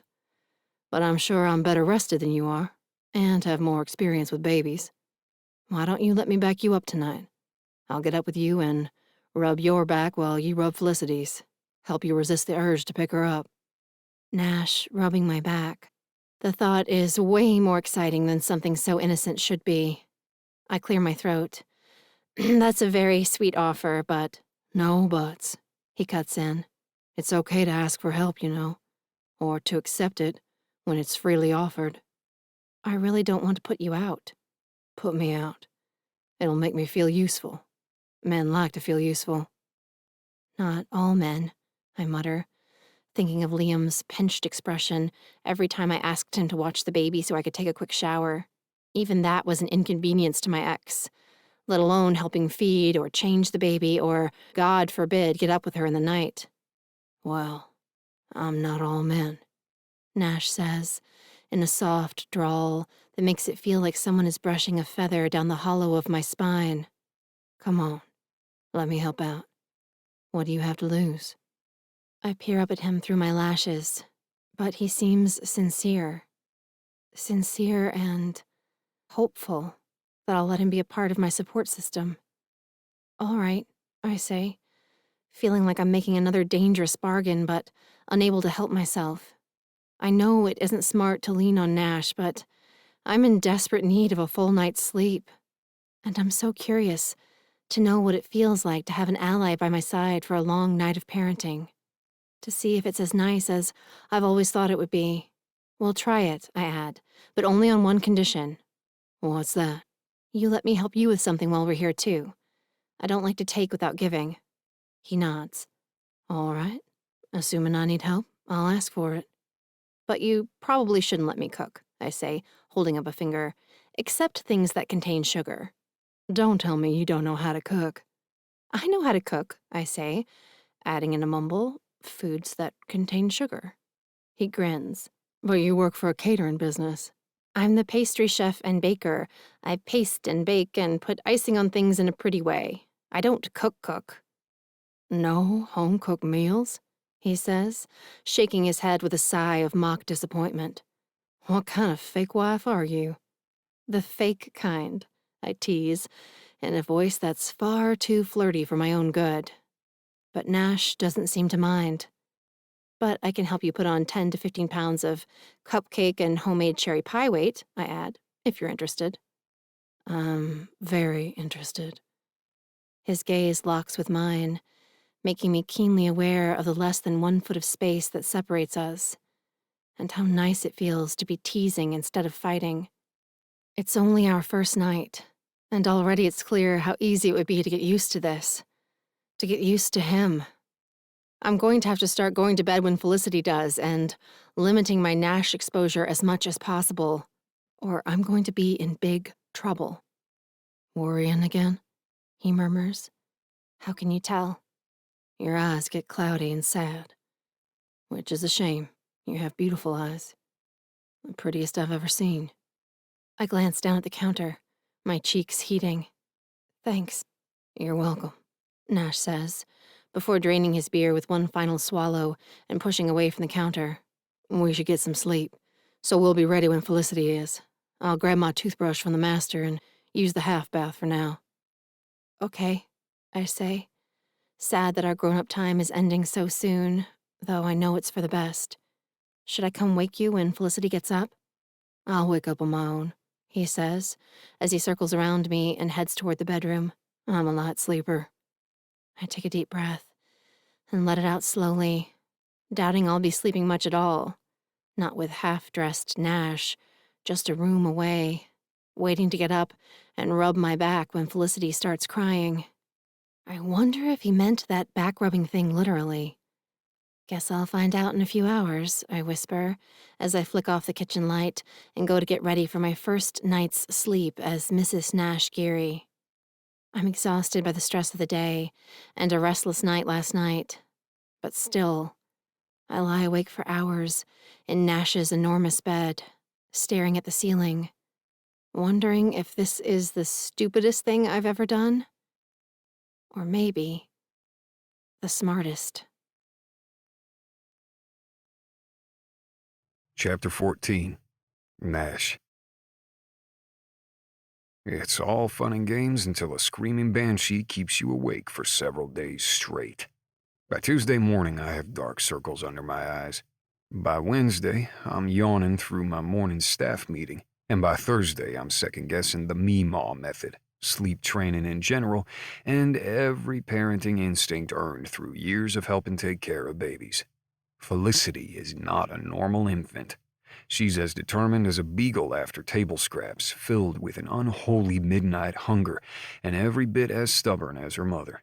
By day, she's sweet-tempered and charming, but by night, she's a hellion with an eardrum-piercing wail that I'm betting has every dead person within a 10-mile radius rolling over in their graves. Arya wasn't kidding about her daughter's cry. It is blood-curdling, and back-rubbing does nothing to calm her down. In fact, it only seems to enrage her even more. For the past 5 nights, Arya and I have spent the better part of the witching hours wincing and cringing as we stand guard by Felicity's crib, taking turns rubbing the baby's back as she wails and moans and cusses us in a baby language all her own. Riley, who is both thrilled and outraged that I not only eloped, but also refused to bring my new wife over to meet the family until we have her daughter sleeping through the night, said to give it 7 full nights before throwing in the towel.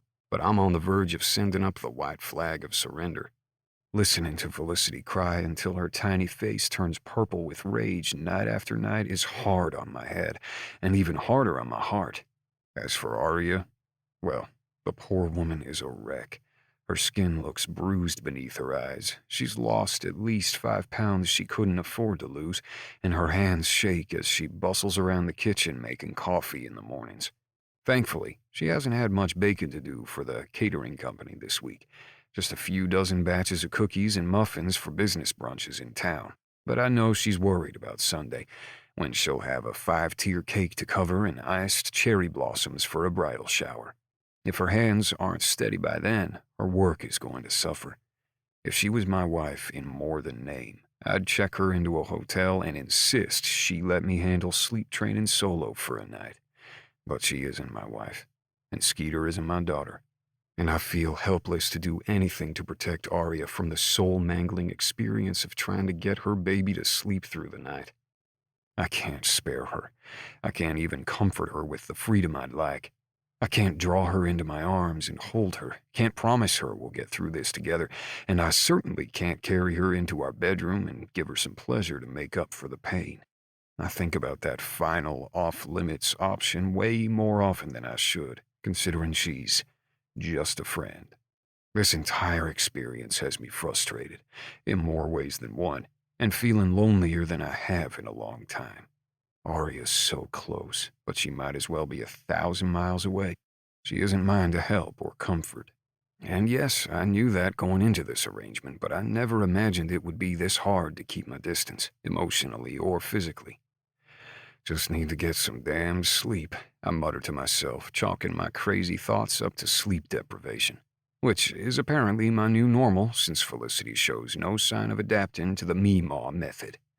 By the time I collapse onto the couch in an exhausted heap on Thursday night, I've decided to abandon the fight. When Skeeter starts crying, I'll sneak in and give her a bottle, rock her for an hour, tell her 6 stories, whatever it takes to get her back to sleep without another battle of wills. The baby has been napping away her weariness during the day, but Arya and I are going to be too beaten down to function if this goes on for much longer. Despite my keen awareness of Arya sleeping down the hall and my conflicted feelings about my fake wife, I'm too tired to dwell on anything for too long tonight. Within seconds of my head hitting the pillow, unconsciousness sucks me under, and I sleep. Deeply, dreamlessly. I sleep so hard that when a gentle shake on my arm wakes me the next morning, for a moment I have no idea where I am. It takes me a beat to remember why Arya is in my house, and another to guess why she's beaming at me like we just won the lottery. It's the sun.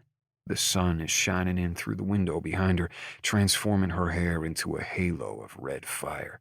It's morning, and I can't recall hearing Felicity cry a single time during the night. "She did it?" I ask, rubbing the sleep from my eyes with a fist. She did it, Arya confirms in an excited whisper. She slept through the night. I slept through the night. Oh my God, Nash, I slept through the night. She finishes with a giddy squeal that makes me laugh. I'm so excited I can't stand it. She throws her arms around my neck, and I pull her into a celebratory bear hug, crushing her against my bare chest. She squeezes me back, her breath hot against my neck as she continues to laugh, a hysterical giggle that's completely contagious. Soon we're both laughing so hard we slide off the couch, Arya first and me tumbling after, landing on top of her with a rush of breath. "Shit, are you okay?" I ask, my elbows pushing into the carpet on either side of her face. Damn, she's pretty this morning, in just a red camisole top and a pair of red and white striped sleep shorts. Who knew casual PJs could be so sexy? I've seen her in sleep clothes before, of course, but it was dark, and we were both too miserable tending to a screaming baby for me to pay much attention to the fact that she doesn't wear anything under these flimsy little shirts. Now I can't stop paying attention. Attention to the way her small, perfectly shaped breasts tip up toward me. The sight summons an old memory to the surface of my mind, a memory of Arya naked in the moonlight, of kissing up her ribs. I can still remember the way she moaned and tangled her fingers in my hair, calling my name like a prayer. My body responds to the memory without my permission, making me grateful that we fell in such a way that my hips are resting on the floor instead of between Arya's thighs. If she could feel me now, there would be no denying the way she affects me. Nash? She asks in a husky voice that draws my attention back to her mouth. Yeah, I said I was fine. she says, her eyes narrowing. Are you okay? Yeah, I'm good. I lie, fighting to regain control before I stand up, a part of me wishing I didn't have to move an inch. I like having Arya under me, her lips only a few inches from mine. I like it way too much. I want to kiss her so badly, need claws at my insides. I want to claim her mouth the way I did in the beer tent that first night. I want to feel her moving beneath me. I want it so much that I'm leaning closer, morning breath and our bargain be damned, when Felicity calls out, "Mama! Mama!" from her room, and Arya flinches like she's been caught shoplifting. I should go get her, She says. I want to make a big deal about what a good girl she is for staying in her bed all night. Right, good idea.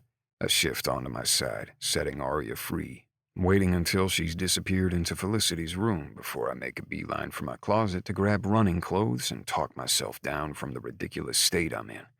I was a hot second away from making a fool of myself and endangering our bargain before either of us get what we need from the arrangement. The hearing with Arya's ex is still weeks away, and we've been too beat to venture out in public where we might run into my ex, or at least encounter gossips willing to carry the news of our happy coupledom to Rachel's ears. I can't risk screwing this up, for Felicity's sake, if nothing else. Arya and I agreed to be friends in private. The lovey-dovey stuff is for the benefit of others when we're out in public. Then you'd better find an excuse to get her out in public. Stat. The inner voice is right. And brilliant. A night out to celebrate Skeeter's first successful brush with sleep training and a chance to get close to Arya. It sounds like a little piece of heaven. I promised to bring Arya and Felicity over to Riley's house tomorrow to meet part of the family, easing Arya into the Geary experience a few sisters at a time. But there's nothing on the agenda for tonight. Wheels turning, I head out of the bedroom. I find Arya and Felicity in the kitchen, Skeeter balanced on her mama's hip as Arya warms up the baby's bottle in the microwave. As soon as Felicity sees me, she lets out a happy squeal, grinning her gap-toothed grin. You did it, Skeeter. I reach for the baby, who comes to me with outstretched arms. I lift her high in the air and spin her around the kitchen, making her giggle. You did it. You slept in your bed all night. What a big girl you are. She is a big girl, Arya says, laughter in her voice. I told her mama was so proud. Me too. I blow on Felicity's belly while she laughs and kicks her legs. So proud that I think we should celebrate, I add, holding Skeeter against my chest with one arm as I turn back to Arya. Celebrate how? She asks, smiling as she twists the top on the bottle and gives it a good shake. In her PJs, with her hair wild and not a drop of makeup on her face, she looks so young, closer to the girl she was when we first met. Back when I looked across the camp, locked eyes with the redhead watching me from the other registration line, and had to go introduce myself. That very second. There was just something about her. There still is.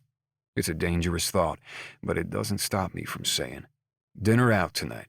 The baby reaches for her milk, and I guide her back into Arya's arms, staying close as I add, "On me, at David's downtown."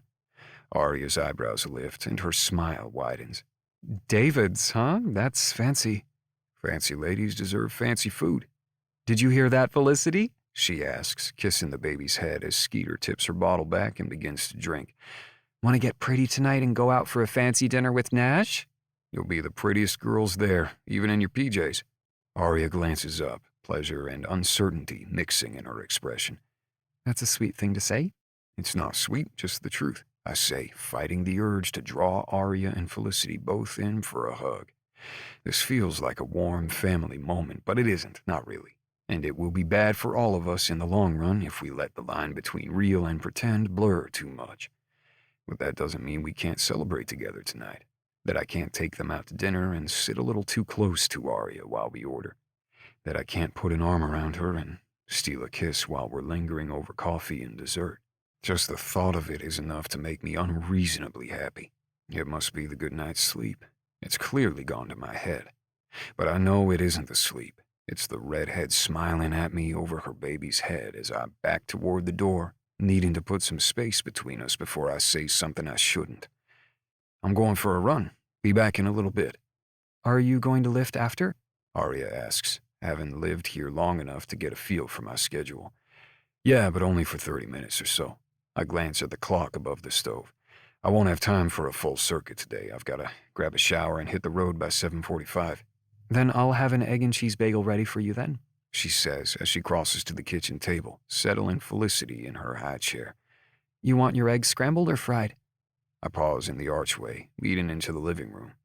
"I thought you said you couldn't cook." Arya casts an amused look over her shoulder as she adjusts the baby's tray. I can cook a thing or two, eggs included. So, fried or scrambled?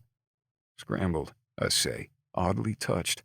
"It's just breakfast," I remind myself, not a grand gesture.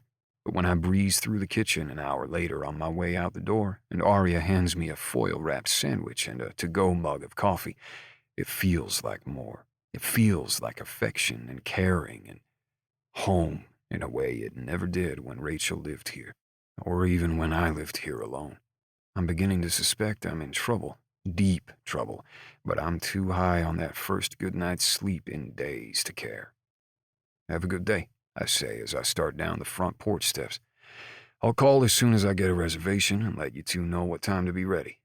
Arya stops in the doorway, crossing her arms as she leans against the frame, one bare foot propped on top of the other, looking so comfortable it's hard to believe we've only been living together for a week. Okay. But call my cell, not the home phone, she says. Mom's coming to get Felicity in about an hour. I've got to help Lark and Melody prep food for the wedding tomorrow and the bridal shower on Sunday, so I won't be home. Home. Her casual use of the word makes me wonder if she feels it too. The unexpected rightness of our crazy arrangement. Maybe I'll ask her. Tonight.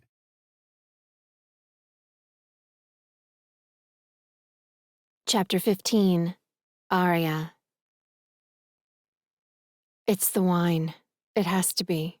The wine is to blame. I had a glass of Cabernet before dinner, and then another with my signature David steak, and I'm a lightweight when it comes to wine. That has to be it. The wine is the reason I'm warm all over, the reason my heart beats faster every time Nash leans over to whisper in my ear, the reason my stomach flutters when his fingers brush back and forth across my bare shoulders in an idle caress as we study the dessert menu. Too much wine is why my chest feels so tight I can barely breathe as I watch Nash carry Felicity into the bathroom to change her diaper before we settle on a dessert choice.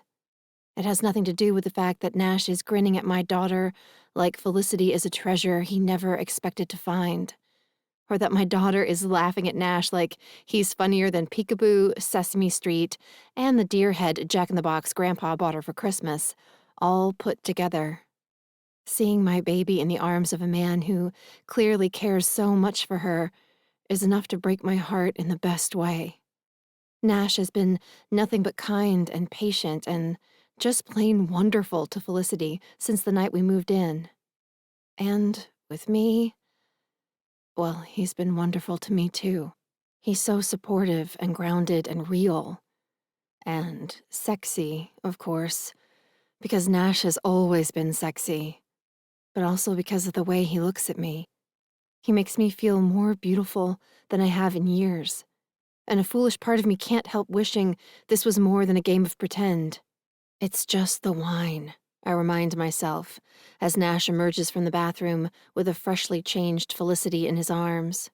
I do my best to ignore the electricity that leaps between us as our eyes meet across the crowded restaurant. In gray dress pants and a black button-down that emphasizes his dark eyelashes, Nash looks even more amazing than usual.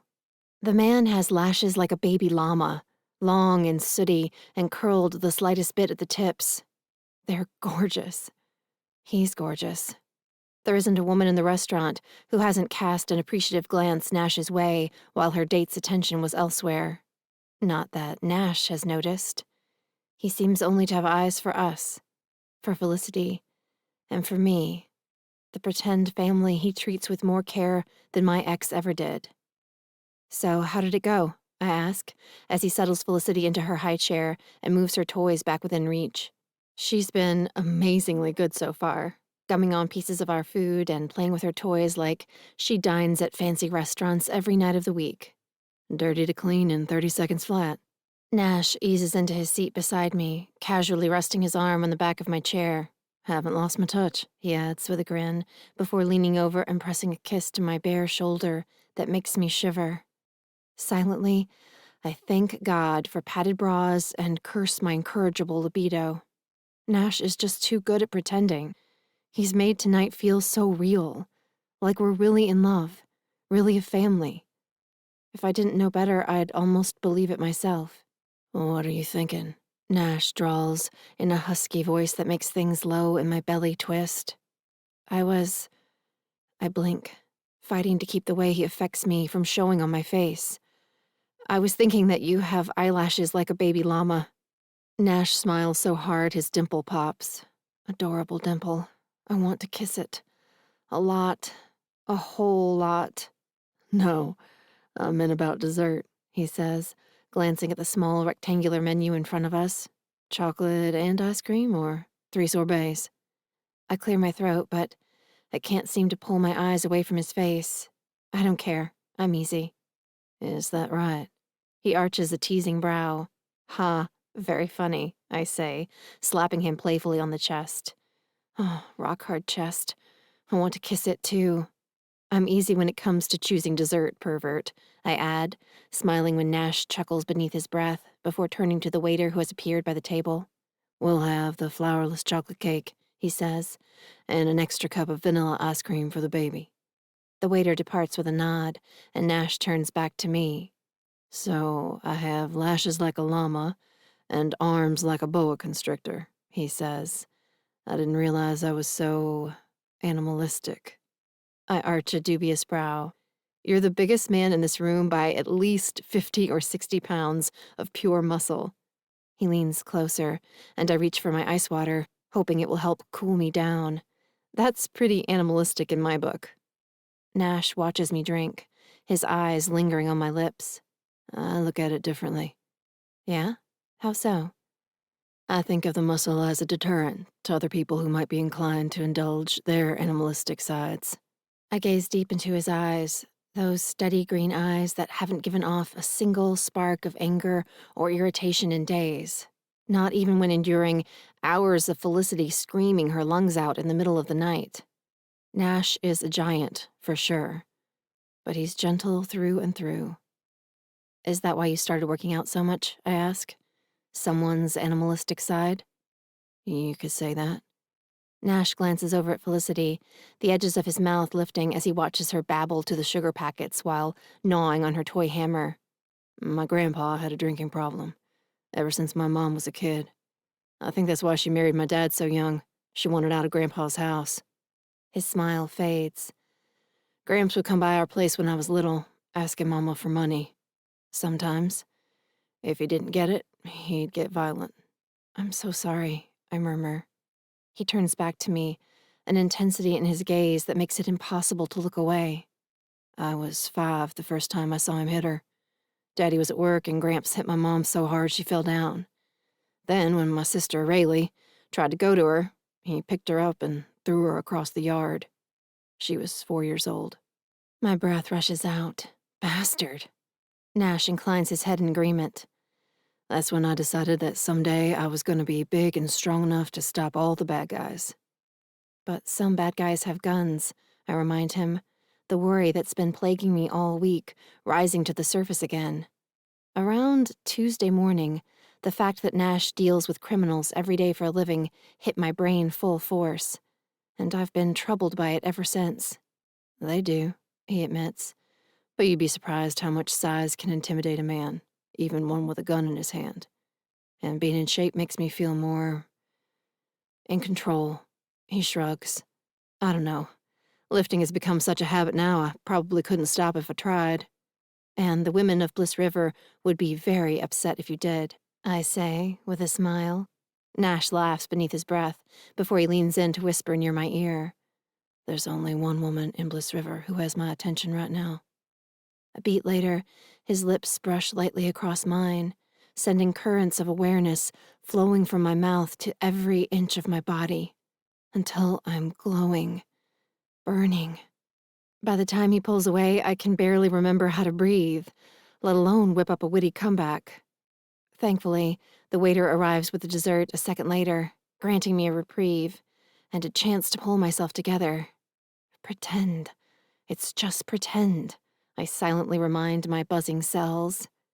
But as Nash and I laugh over the mess Felicity's making of her cup of ice cream, and I fight him for the last bite of our shared dessert, I'm struck all over again by how real it feels. Even when dinner ends and we step out onto the sidewalk outside the restaurant, strapping Felicity into her stroller to take a walk past the busy restaurants and shops of Main Street, I can feel the warm glow that surrounded us at dinner still hovering in the air, making it seem okay to twine my arm through Nash's as he pushes the stroller down the street.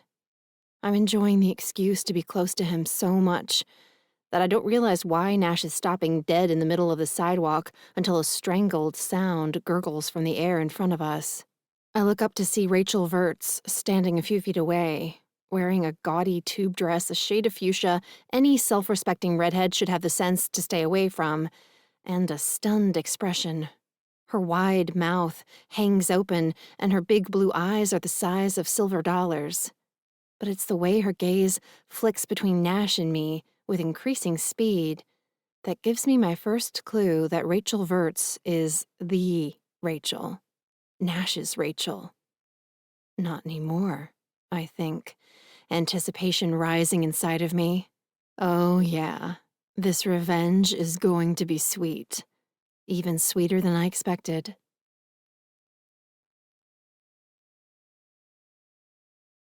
Chapter 16. Aria. The thick, balding man beside Rachel waves a hand our way. Hey there, Geary. Imagine running into you again so soon. Small town's gonna stay small, am I right? He says while Rachel tugs at his arm, clearly wanting to make a run for it. But her man ignores her, and I smile wider. No easy out for the spider this time. Rachel Verts has been on my shit list since elementary school, when she broke my crayons in half because she was angry that I had more colors in my box than she did.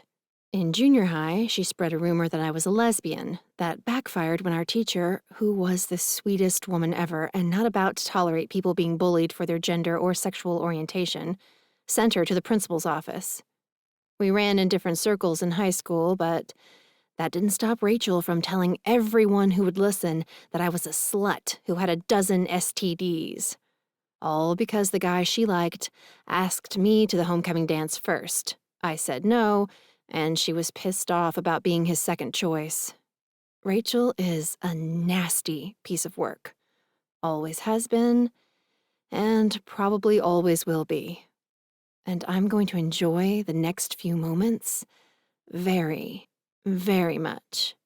Rachel, how are you? I coo as I twine my arm tighter through Nash's. I haven't seen you in so long. I shift my attention to Rachel's fiancé, not waiting for her to make the introductions before stretching out my left hand, making sure the ring on my finger catches the light from the shop windows. I don't believe we've met. I'm Arya, Nash's wife. Rachel lets out another strangled gurgle, and I fight the urge to pump a fist in the air and yell, "In your face!" I'm not 16, for God's sake, but my inner 16-year-old is probably enjoying this way too much. Lee Otter, Rachel and I are engaged, Lee says, stepping in to give my hand a quick shake. His gaze flicks to Nash with raised brows. Congrats on the wedding bells, man. You two are a ridiculously good-looking couple. Nash shoots him a hard grin. Thanks, but this one's got a lot more going for it than looks. He wraps his arm around my waist. I'm a lucky man. And I'm a lucky girl, I echo, tipping my head back to cast an adoring look his way. The gleam in his eyes leaves no doubt he's pleased with my performance, and enjoying this as much as I am. And this is our daughter, Felicity, he says, hugging me closer as he nods toward the stroller. Your daughter? Rachel croaks. Lee brings his hand to her back, but she stiffens and steps away, clearly not in the mood to take comfort in her fiancé's touch. Nash is the best stepfather ever. I rest my cheek on his chest, grateful that Felicity is asleep in her stroller and not listening in. She probably wouldn't understand what stepfather means anyway, but I don't want to confuse her. It's easy with a kid like Skeeter, Nash says, the affection in his voice so sincere it makes my chest ache. Sweet and funny, just like her mama. A man can't help but fall in love with either one of them. I glance up at him again, my heart skipping a beat. If I didn't know better, I'd believe he means every word. I'd think that he thinks I'm sweet and funny, and that maybe, just maybe, for a moment, the world and everyone in it disappears, and it's just Nash and me, looking deep into each other's eyes, wondering what's real and what's pretend, and if it even really matters when being together feels so right. At least that's what I'm wondering, until Rachel says, Divorced and remarried already? With a baby so young? That must have been so hard on you, Arya. Leave it to Verts to lift her leg and pee all over a beautiful moment. I smile in the face of her false concern. I'm back with Nash, where I belong. As long as that's true, nothing else seems all that hard. Arya and I met when she was 15, Nash says. We were young, but even back then a part of me knew there'd never be another woman for me. She was the one. His arm tightens around my waist. I'm just so glad we found our way back to each other before I settled for something less than the real thing. Nash's drawl is as honeyed as always, but the barb comes through loud and clear, and there's no doubt Rachel feels the sting. I swear I actually see steam drifting from her ears as she snatches Lee by the arm and snaps, Well, you two certainly deserve each other, don't you? I swear to God.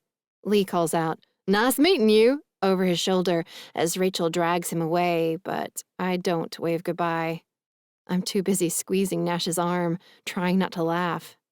I wait until we've turned Felicity's stroller around and started back toward the truck before I whisper, Rachel Verts? Seriously? What were you thinking, Nash? She's a snake. I didn't realize you two knew each other, he says, chuckling. Oh yeah, we know each other. I have no idea what I did to get on her bad side, but she's had it in for me since elementary school, and was willing to sink to whatever depths necessary to cause me pain and suffering. I shudder. What did you ever see in that witch? Well, she wasn't a witch when we started dating, he says. I didn't see that side of her until we'd been living together for a while. Then it took a few weeks to realize the new Rachel was the real Rachel, and the sweet stuff had been an act. Ugh. I stick my tongue out. Living with Rachel is the stuff nightmares are made of. Thank God you got away from her before it was too late.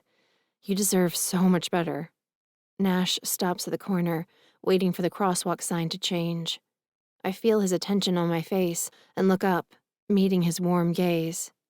Thank you, he says, in a voice that makes my insides turn to mush all over again, for saying that and for putting on such a good show back there. I shrug, feeling shy all of a sudden.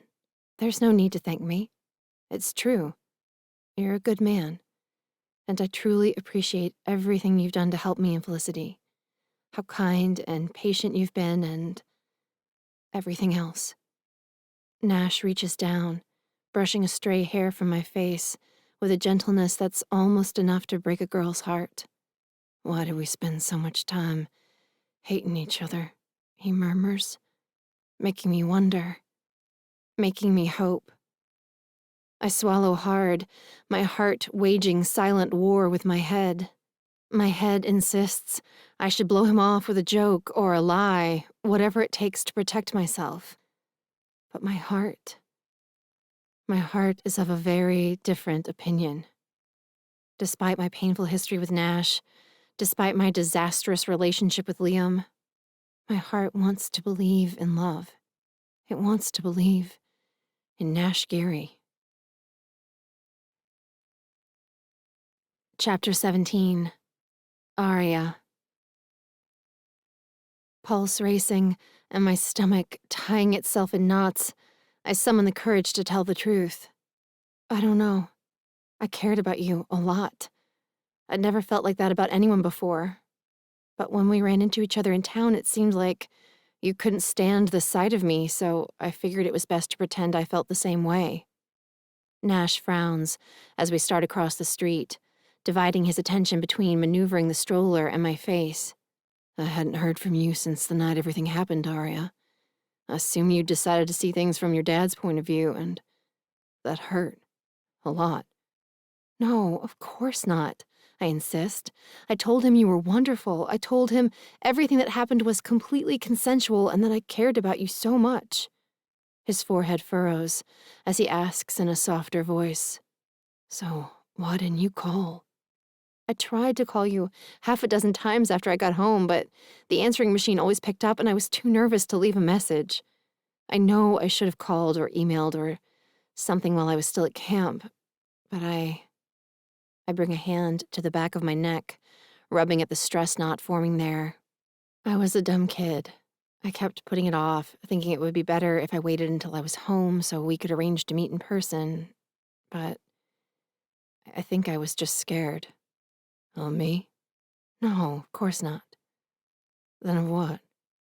He stops in front of a brightly lit store window, displaying rows and rows of bowls in a dozen different colors. I stare at the rainbow as I shake my head. I don't know. Yes, you do, he insists, gently but firmly. I sigh, letting my arm fall to my side as I meet his gaze. His confused gaze. Confused, but hopeful too. And why would he be hopeful? Unless... I think I trail off. The possibility that Nash might feel the same way I do, making my throat so tight it's hard to get the words out. I take a deep breath and try again. I was afraid of feeling so much for someone. I had all these dreams of big adventures and faraway places. And you... What? Nash prompts, cupping my face in his hand, the feel of his fingers sliding along my jaw, making me shiver. It was only a few weeks, when we were kids, I whisper, fear rising inside of me again. You'll think I'm crazy. I already think you're crazy, he says. A smile flickers at the edges of his lips, but it vanishes almost immediately. But maybe I'm crazy too. You ever think about that? He brings his other hand to my face, holding me captive with a gentle intensity that takes my breath away. Say it, Aria. Please. My tongue slips out to wet my lips. You made me think about what it would be like to have a different kind of adventure. I was starting to feel... I glanced down at his chest to steady myself before meeting his searching gaze again. I thought we might be something special, the real deal, and that you might be, you know, the one. I finish with a shaky laugh, fighting the urge to make a joke. Yes, it's scary to put all that out in the open, and I've made myself an easy target if Nash is in the mood to take a shot while my guard is down. But I can't keep running away from the things I feel when I'm with him. Besides, the words are already out. I can't take them back. And I don't want to. I want a second chance. A real second chance. With Nash.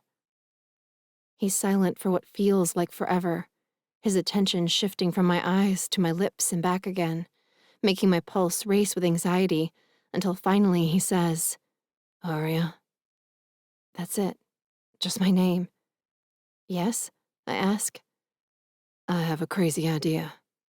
The huskiness in his voice sends another shiver racing across my skin. "What kind of crazy?" I whisper, my breath coming in shallow gulps as Nash's mouth moves closer to mine. If I didn't know better, I'd think he was about to. Oh my God, he is. He's going to kiss me. For real. Our first honest kiss since we were kids. "The kind of crazy where we give this a real shot," he says, so close that his chocolate-scented breath warms my lips, making them tingle. "You and me?" I ask, refusing to acknowledge the giddy surge of excitement building inside of me until I'm certain. "You and me. And Skeeter, too. I meant when I said I love her. And I could love you, too," he says, his thumb caressing my cheek. "If you'll let me." My breath rushes out fast. So fast it makes the world spin. "Too much?" he asks, watching me with careful eyes. I shake my head. "No, not too much. Not even a little bit, and, he says, so close now that less than an inch of space remains between our lips. "I could love you too," I whisper, as he closes the distance between us. My eyes slide shut with a sigh as his lips slant across mine. I wrap my arms around his neck and melt into him, kissing him with all the hope blooming in my heart, moaning in approval as he pulls me into his arms, crushing me against his chest as his tongue slips between my lips. The kiss is a far cry from the teasing kisses at dinner, a far cry even from the kiss at the fair. This kiss is pure need, pure hunger. It's all of me and all of him, with no walls between us and nothing left to hide. This kiss is on fire. Desire rushes through me like flames jumping from one cell to another, and before I know it, I'm clawing at the thick muscles of his ass through his pants, pulling him closer to where I ache for him, to where A high-pitched squeal of laughter pierces the air, and Nash and I flinch apart, with twin sounds of surprise. I turn to see Felicity awake in her stroller, laughing her head off, kicking her legs and pumping her fists as she giggles up at us. Apparently, she thinks kissing is pretty funny." Laughing, Nash bends to pick up the stuffed skunk Felicity's knocked out of the stroller, pressing it back into her eager arms before he stands. I meet his gaze, my heart skipping a beat when I see the happiness and hope I'm feeling reflected in his eyes. "Do you think we've scarred her for life?" I ask, fighting the urge to pull his lips back to mine. We've already made a spectacle of ourselves.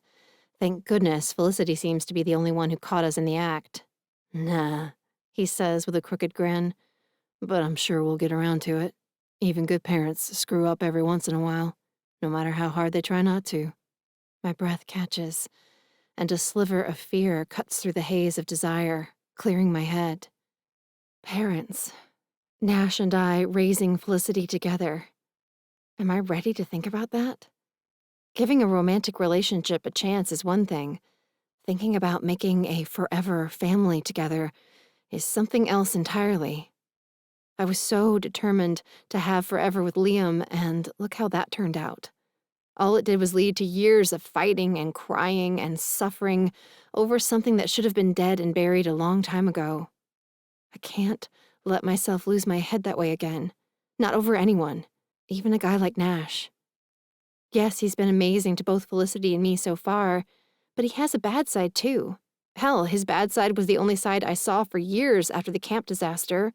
And sure, we were just kids, but can I really? Don't go down the rabbit hole, he says, cutting into my thoughts as he takes my hand and gives my fingers a squeeze. And don't be afraid. We'll just take each day as it comes.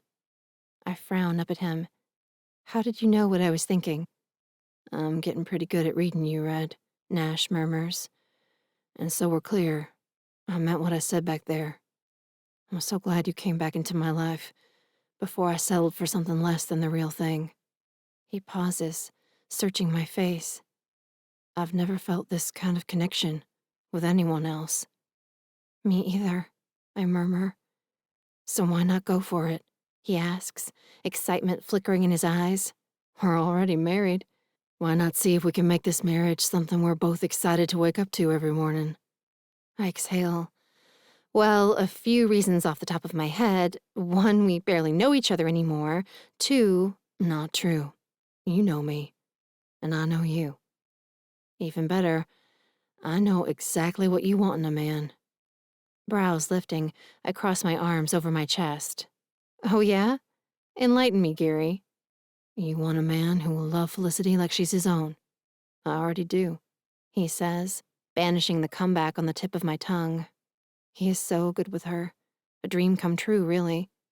You want a man who will respect you and keep his promises.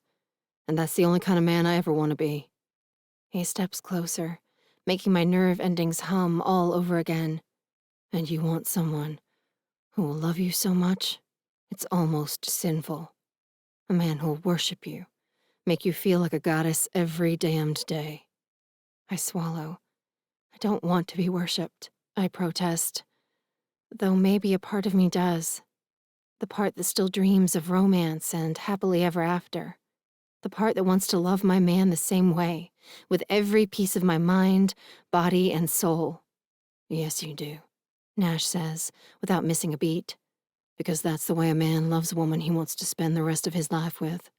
Anything less than worship isn't going to last 50 years and through thousands of dirty diapers. There won't be thousands, I say, tackling the least terrifying thing he just said. I think I can have Felicity potty trained before she's 2. Nash nods. That's fine. But what if we decide to have 8 or 10 more? My eyes fly open so wide, the sockets immediately start to ache. And Nash laughs so hard, he sets Felicity to giggling again, too. Not funny, I say, slapping his chest with the back of one hand. I was just kidding, he says, his teeth still flashing. Been there, grew up in that nut house. That much madness isn't for me. 2 or 3 kids would be plenty. Good to know, I say, my brow furrowing. But the number wasn't the only thing freaking me out, Nash. His smile fades a wad or two. Yeah. What else is freaking you out, Red? I don't know. All of it? I flop my arms at my sides. None of it? The fact that it doesn't sound as crazy as it should? I mean, it really is crazy. We've barely been back together a week, and we haven't really been together. We've been pretending to... I break off with a sigh as Felicity lets out a squawk of annoyance and tosses her skunk at my legs. I agree, Skeeter, Nash says. Mom was thinking too hard. Maybe I am. I fetch the toy and hand it back to Felicity before standing and rubbing 2 fingers into the knot forming at my temple. I'm not sure my brain is up to this much excitement after 2 glasses of wine. Then let's head home. Nash reaches for the stroller handles. We'll get you a glass of water, put Felicity to bed, and let things sit for a while. Sleep on it? I ask, following him toward the truck as he pushes Felicity in front of him. Maybe. Though I can think of a couple things that might be more fun than sleeping. The look he shoots me over his shoulder would be enough to make my panties damp if they weren't already. What about you? Maybe 1 or 2 things, I murmur in a dangerous voice. A part of me whispers that we shouldn't rush into anything too fast. But the part that's been dying for Nash Geary to touch me again since the moment he stopped 12 years ago insists we've waited long enough. I'm dying to be alone with him. Nothing but him, me, and a door we can lock to make sure we're not disturbed until we've done all the things I've been dreaming about since the night he swept back into my life. Nash stops by the truck and turns to fix me with his full attention, making my heart race as he presses a kiss to my forehead before whispering against my skin. I've been dying to touch you, Arya. I want to kiss you everywhere. Everywhere?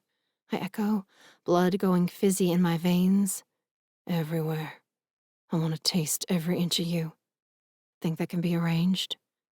Yes, I whisper, fighting a wave of desire so intense it makes my head spin. I think that can be arranged. Chapter 18. Nash. Until tonight, I've enjoyed being a part of Felicity's bedtime rituals, listening to the happy sounds from the bathroom as Arya gives the baby her bath, inhaling the scent of lavender as she crawls into the living room in a fresh sleeper, the warm, heavy feel of a little one in my lap as Felicity snuggles close while Arya reads her picture books on the couch beside us. It reminds me of bedtimes around my house when I was a kid, except 1,000 times less chaotic. One baby, instead of 3 or 4 under the age of 5, means more time to savor each smile, to relish the sweet moments, to appreciate the milestones that can fly by way too fast when you don't have the luxury of paying close attention. Felicity is already so different from the baby I met at the barbecue weeks ago. She'll be walking before we know it, and speaking her mind with a bigger vocabulary than mama, no, and dear not long after. She's a sweet, funny kid, the kind it's impossible not to lose your heart to. But tonight, she's also a child I can't wait to tuck into her crib. I need to be alone with her mama. I swear bath time lasts 100 years, and the pre-bed stories drag on for a full-blown eternity. An eternity in which it's impossible to concentrate on anything but Arya sitting so close that her thigh presses against mine. So close I can count the freckles on her arms and imagine all the new freckles I'll discover once I get her out of that sexy green dress. I can't wait to have her all to myself, to show her there's nothing to be afraid of when it comes to the two of us. We're going to be a perfect fit. She was made for me, and I was made for her. I knew it the first time I laid eyes on her. From day one, being happy with Arya was easy. It's fighting her, resenting her, clinging to old misunderstandings that's been hard. I don't want to cling to those things anymore. The only thing I want to hold on to is her for as long as she'll let me. This is what falling in love is supposed to feel like. An irresistible force. A tidal wave that pulls you under, spins you around, and turns your entire world upside down in the best way. I don't care that there are toys all over my living room floor and a high chair blocking the sliding glass door out to the deck. I don't care that I've gone without sleep for most of the nights since Arya moved in, or that I know we'll have more sleepless nights ahead as we deal with baby teeth, little kid sniffles, nightmares, and all the things that wake parents in the night. I'm ready for it. All of it. I can't wait, as long as I get to do all those things with her. She's asleep, Arya whispers as she steps out of the baby's room into the hallway, closing the door softly behind her. I lean back against the wall, studying her troubled face. Having second thoughts? She shakes her head. No, She bites her lip, laughing beneath her breath as her gaze falls to the carpet. just a little nervous. It's been a while for me. Been a while for me, too. She rolls her eyes. No, I mean, it's really been a while, Nash. Like, in some cultures, I'm considered a virgin again by now. I grin. Are there cultures like that? I don't know. She says with a shrug. Probably not, but there should be. After going so long without anyone seeing you naked, it starts to feel kind of scary again, you know? She exhales with a wave of her hand. Never mind. Don't answer that. You're too pretty to worry about what you look like naked, and I'm sure you've never gone over a year without sex. My brows shoot up. Over a year. That means she hasn't slept with anyone since Felicity was born, apparently not even her ex. No wonder she's nervous. I've heard my sisters talk about their post-baby body woes enough to know it's something that bothers a lot of women. But my sisters have husbands who love them, who insist they're still beautiful, stretch marks and all. I can imagine how hard it must have been for Arya to have her marriage fall apart while she was recovering from childbirth, and no one there to remind her that she's still every bit as beautiful as she was before she had a baby. Tonight, I vow to make her feel that way, to make her feel like the most beautiful woman in the world. It should be easy enough. In my eyes, she always has been. I take her hand. There's no reason to be nervous. I've got you. Her features soften. Yeah, you do. Hopefully you won't come to regret that a few months down the line. Why would I regret it? She lifts a shoulder and lets it fall, her throat working as she says, My ex cheated. A lot. I started to wonder if maybe there was something wrong with me, in the bedroom or out of the bedroom, I don't know. Maybe both. There is nothing wrong with you, I say, the pain in her eyes hitting me like a karate chop to the throat. My jaw clenches. I already hated her ex for the way he's treated Felicity, but now... You said I deserved better than Rachel, I say. Well, he sure as hell deserved better than that douchebag. There's nothing wrong with you. He's just a selfish, shitty excuse for a husband and a father. That's sweet of you to say, She whispers, but I hear the doubt lingering beneath the words. I cup her face in my hands, leaning down until my eyes are level with hers. Arya March, you are beautiful, inside and out. You are a wonderful mother and a good friend, and I've had more fun sleep training a fussy baby with you than I have on any date in the past 5 years. Her lips twitch. You must have been on a lot of bad dates. So many, I tease, loving the sound of her soft laughter. And in addition to your other excellent qualities, you are an amazing kisser. You have nothing to worry about in the bedroom. Her tongue slips out to dampen her lips. You can't know that for sure. I could be super bad at all the other stuff. I doubt it, but if you are, I drop my hands to her waist, drawing her against me. Then I'll be your sex tutor. Her eyes flash. Yeah? You'd do that for me? I would, I say, dipping my head closer to hers. She lifts her chin. Nash? Yes, I ask, brushing my lips against hers. I'm pretty sure I don't need a sex tutor. I'm pretty sure you don't either. I kiss her again, soft and light, relishing the feel of her breath warm on my lips. I'm also pretty sure I'm going to die if we're not naked and in your bed in 5 minutes. Less than 2, I promise, sweeping her into my arms and sprinting for the bedroom so fast it makes her laugh. You're crazy, She says as I set her down just inside the door, locking it tight behind us before pulling her against me. Crazy for you, I say, kissing her hard. She moans and her lips part, her tongue mating hungrily with mine as we back toward the bed. Fewer clothes. She murmurs against my mouth, tugging my button down from the waist of my jeans. Yes, ma'am. I make quick work of my shirt and jeans before helping her pull her dress over her head, revealing a strapless black bra and tiny bikini panties that make me want to fall to my knees in gratitude for lingerie and this woman and how insanely sexy she looks right now. So I do, kneeling and taking her hips in my hands as I lean in, kissing a trail across the soft skin just above her panties. She threads her fingers into my hair. How could I have forgotten this? Forgotten what? I run a finger beneath the elastic, already dying to taste her.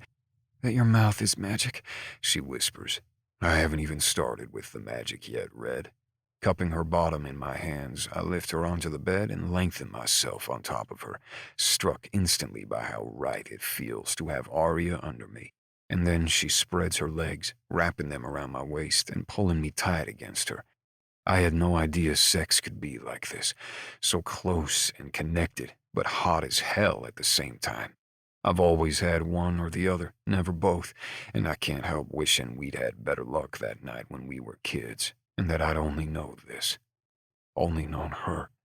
I relax, but stay propped up on my arms, smiling down at her. Your cheeks are bright red. She giggles. hazard of being a redhead. Crying and coming, both of them make me pink all over.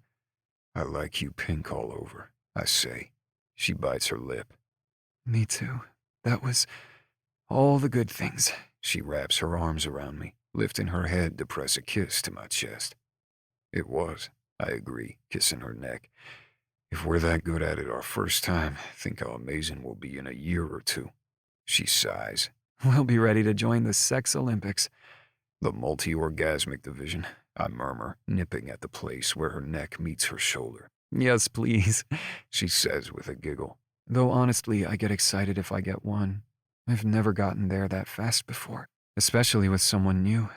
I pull back to meet her eyes. Yeah? Yeah, She says, adding in a softer voice. that was the best sex I've ever had. Me too, I confess. I had no idea it could be like that, so intense but easy at the same time. Natural, She says, echoing my thoughts from earlier. like we were born to make each other feel good. Agreed. It was exactly like that. She brushes my hair from my forehead. So we should probably do our best not to fuck this up, huh? At least not until we've had sex a few thousand more times. At least. I'm telling you, staying married for real just makes sense logistically. I shoot for a joking tone, but I'm holding my breath as I wait for her response. I want this. Want her for real.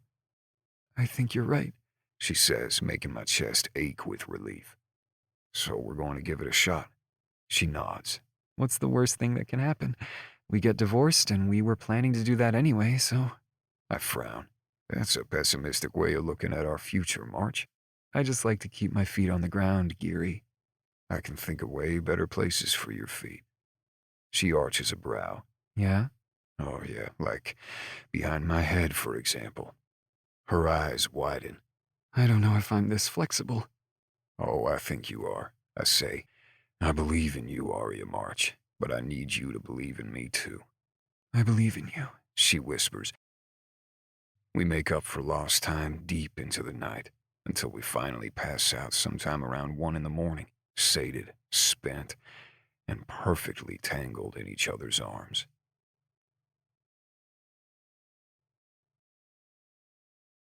Chapter 19. Arya. 1 week later. Seriously, I hate both of you. Melody slaps a hand onto the prep table with an outraged huff. I straighten, blinking in surprise as I shift my gaze from the nearly finished cake in front of me to my sister's outraged face. What? Why? What did we do? You haven't stopped smiling for days, Melody says. You've even been humming. You never hum. And Lark is so blissed out she's practically floating through the kitchen. It's disgusting. Melody flops back down on her stool and grumpily resumes folding homemade ravioli for the baked pasta dish the bride selected as her vegetarian option. So much smarter than feeding the poor vegetarians a salad and thinking that will be enough to keep them going through the rest of the reception. Vegetarians need protein too. You're only 22. You'll meet someone special soon, Lark says, laughing as she slides a pan of chicken breasts into the oven. Cheer up. Green isn't your color, Mel's. I'm not jealous, Melody protests. Both of you are so in love, it's just a little sickening to be around for more than 10 or 15 minutes at a stretch, that's all. I set my icing tube down by the cake and circle around the table to give Melody's shoulders a squeeze. Hey, I know how you feel. I was right where you are just a few weeks ago. I know it can be hard to be around lovesick people when you're feeling lonely. I promise I'll try to be less sickening, Melody sighs. No, don't. Be grossly happy, you deserve it. She squeezes my hand. I guess the meeting with your lawyer went well? Sorry I forgot to ask first thing. No worries, I say. And yeah, it did go well. She's got a lot of experience and thinks our case is solid. We may still end up going to court if Liam won't settle after the hearing, but Nash and I are cautiously optimistic. What about you? I ask, not wanting to dwell on things I can't control, like my ex and his unpredictable behavior. Why so glum? I thought you had a hot date last night. Melody heaves another tragic sigh. Yeah, right. Hot as day-old oatmeal, and about as much fun to spend time with. I told you to stop letting Nana set you up with boys from church. I drag a stool next to Melody's and pitch in with the ravioli, folding the pasta around the cheese filling before crimping the edges. Boys from church are evil. Boys from church are not evil, Lark protests, as she drifts from one end of the kitchen to the next, blissfully attending to the items on her list. Melody's right. Lark is floating these days. I'm so happy to see her so happy.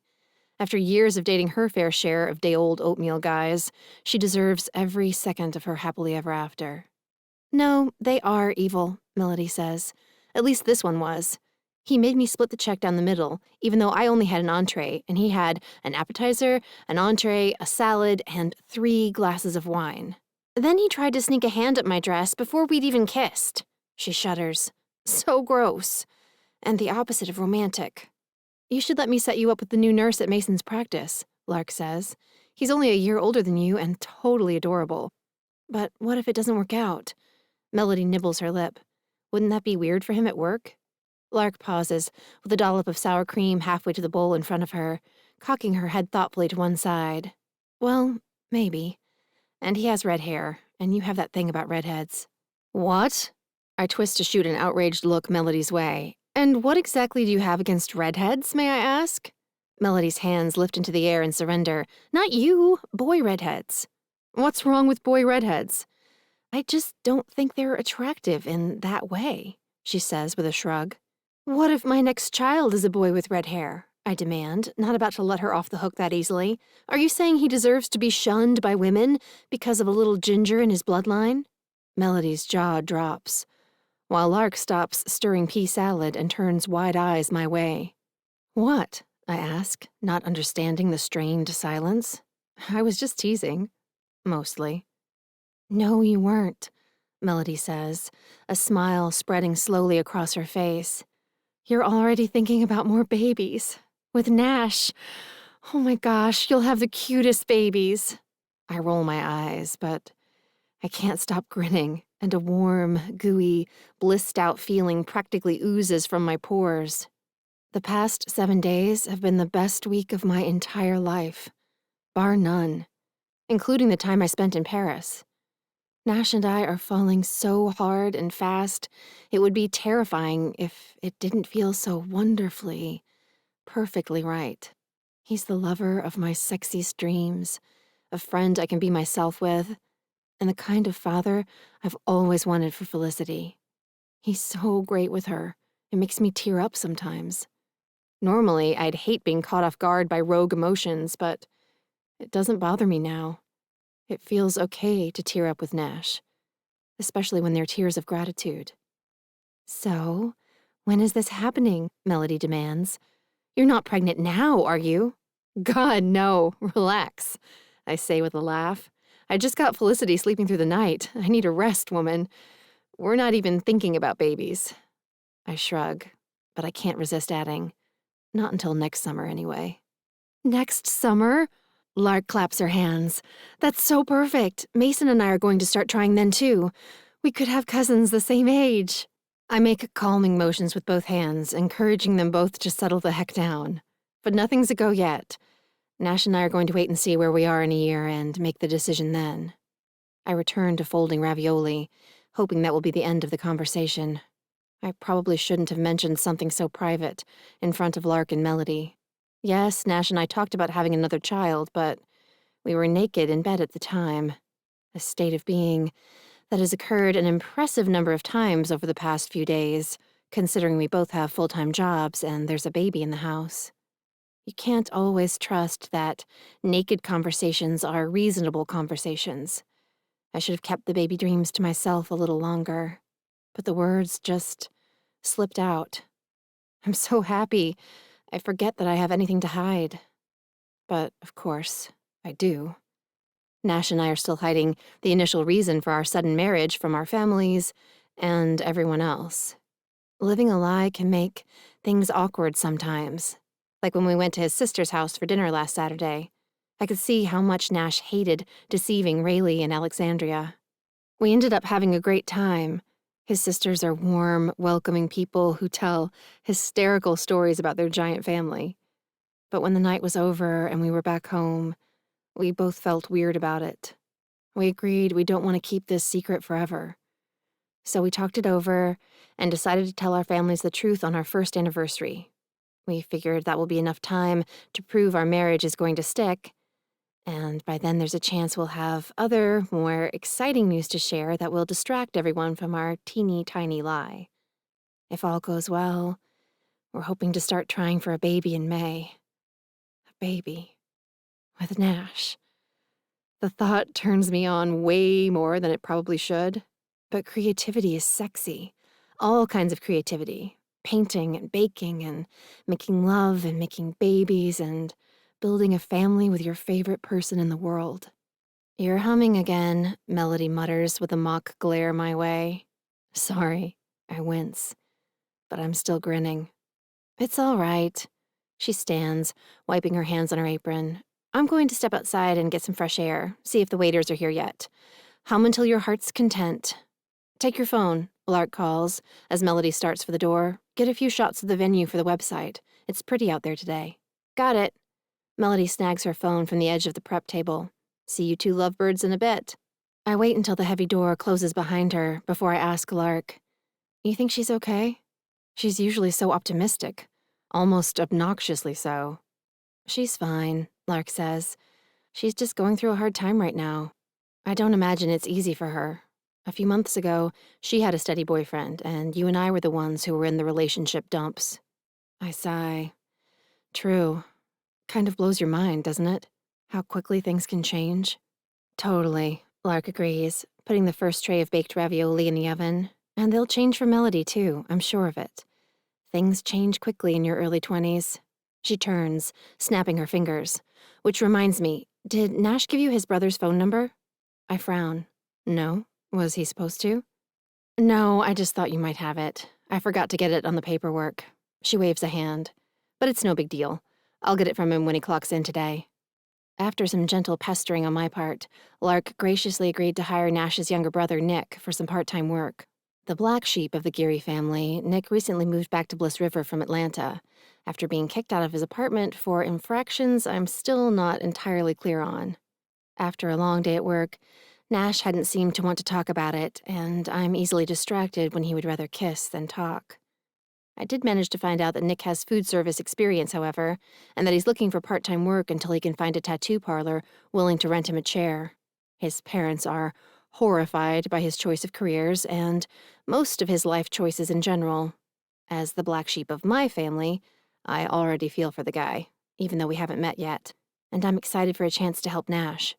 His happiness is swiftly becoming my happiness, and the man himself, so much a part of me that I can't wait to get home to him every day. He's my home. His arms, his eyes, his voice telling me how much he's missed me. I've never felt this way before, not even in the throes of my obsession with Liam. That's what it was with my ex. Obsession, not love. I can see that now. Love isn't painful or misery-inducing. Love doesn't make you feel desperate or unworthy. Love lifts you up and makes you freer, happier, and better than you were before. With Nash, I feel like the best version of myself. The way he loves me just makes my soul shine a little brighter. I sigh again. Isn't love the best thing ever? Lark laughs and tosses a wilted piece of lettuce at my face that hits me on the shoulder. Now you're even grossing me out. I am not. You're way grosser than I am.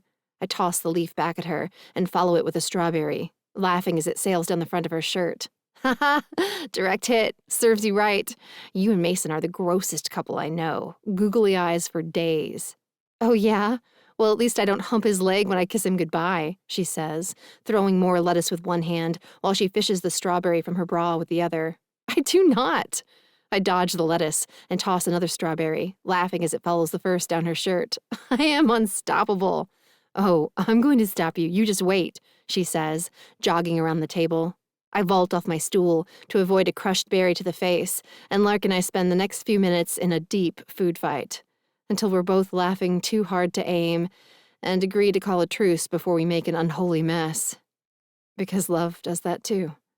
It makes you laugh and smile and spread rays of happiness around you like sunshine.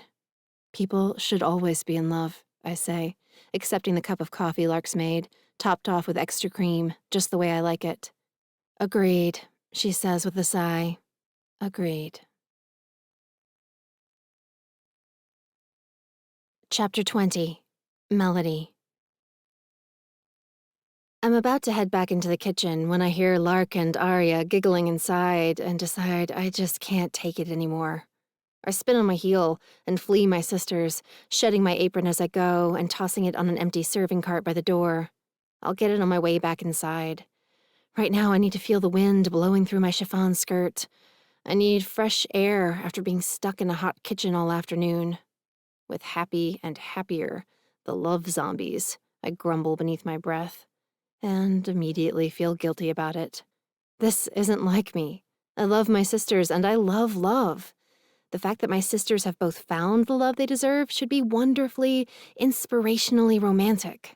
I should be twirling through the kitchen, high on happiness right along with them. But I'm not. I'm sour and cranky and don't even know why. Yes, I've been on a roll with the bad dates lately. Yes, I've been feeling lonely and sad and like Something important is missing from my life, but that's no excuse for being a buzz-killing grump. I'm better than this, and from now on, I'm going to act like it. I vow to apologize to Arya and Lark when I get back to the kitchen, and immediately my heart rests easier in my chest. I pick up my pace, a spring coming into my step as I head up to the large Sunset Ranch staff parking lot. Lark hired 2 extra waiters for the wedding today, a gala affair with nearly 500 guests, which takes some of the stress off the 3 of us. I won't have to serve, so I'll be able to focus on food prep and then helping Arya bring out the desserts after the final course. All 12 of them. The bride's mother has a sweet tooth and the cash to afford a decadent spread. The dessert table is going to be a showstopper, and Arya promised to make extra dark chocolate-covered strawberries so we can gorge on them when the wedding is over. That's what I'll focus on today. Sugar trumps boys, and Arya's desserts never disappoint.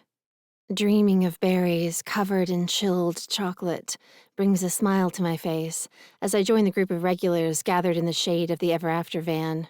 Natalie, Mitch, Manny, George, and Sadie Lynn are already suited up, and a woman with dark brown skin and super cute braids, who I'm guessing is one of our temporary hires, is tying on her apron. But there's no sign of any other newbies around, though I'm not sure exactly who I'm looking for. Lark interviewed applicants yesterday while I was in Atlanta taking a French sauces class before heading out on my disastrous date with Chad, the cheapskate. I only know we're expecting 1 new guy and 1 new girl. I greet Braids, Lucinda, and tell her to reach out if she has any questions at all, then scope out a good place to take pictures. The staff parking lot is on a hill above the venue with a great view of the garden and faux Greek ruins. Arya thinks the fake, crumbling pillars look cheesy in the middle of the Georgia countryside, but I think they're lovely. But then, I'm easy when it comes to lovely. I enjoy pretty things too much to care if they're classy or locale appropriate. I take a dozen or so shots of the venue, then snap a few of Mitch making hideous faces that I'm sure Felicity will find hysterical the next time we're flipping through my phone together. Then I check my email and post an update on social media with the appropriate wedding catering-friendly hashtags, but 15 minutes later, there's still no sign of the other new hire. Maybe I should run home and grab my uniform, I say, nibbling my lip as I cast another worried glance at the time on my phone. It's cool. The 6 of us can handle it. Mitch puts an arm around my shoulders, treating me to a whiff of his oniony pit. No, I can suit up and help out. I don't want y'all to be slammed. And it's Lucinda's first day. I fight the urge to wrinkle my nose and discreetly begin to breathe through my mouth. I can't believe I ever thought Mitch was cute, even for a minute. His body odor is seriously out of control. I make a mental note to convince Lark to have a talk with Mitch about his deodorant choices. I know he's a hardcore, save the planet, don't put poison on your body or in the earth kind of guy, and I love him for it. But surely something can be done. There has to be deodorant on the market that's friendly to Mother Earth and other people's noses. I'm about to head inside to tell Lark I need to run home to grab my server uniform, when a mechanical roar rumbles through the air from the bottom of the hill. The ungodly noise has all 7 of us turning in unison to watch a decrepit MG midget in desperate need of a muffler rattle up the hill. It stop-starts its way to the parking area, sputtering and coughing and threatening to die several times before finally shuddering to a stop beside Lucinda's VW Bug. A moment later, a boy with dark brown hair, spiked up all over his head like an angry hedgehog, emerges from the driver's side and starts toward us. The sun catches him from behind, accentuating his wide shoulders, narrow hips, and long legs. I'm instantly struck by how cute he is. No, not cute.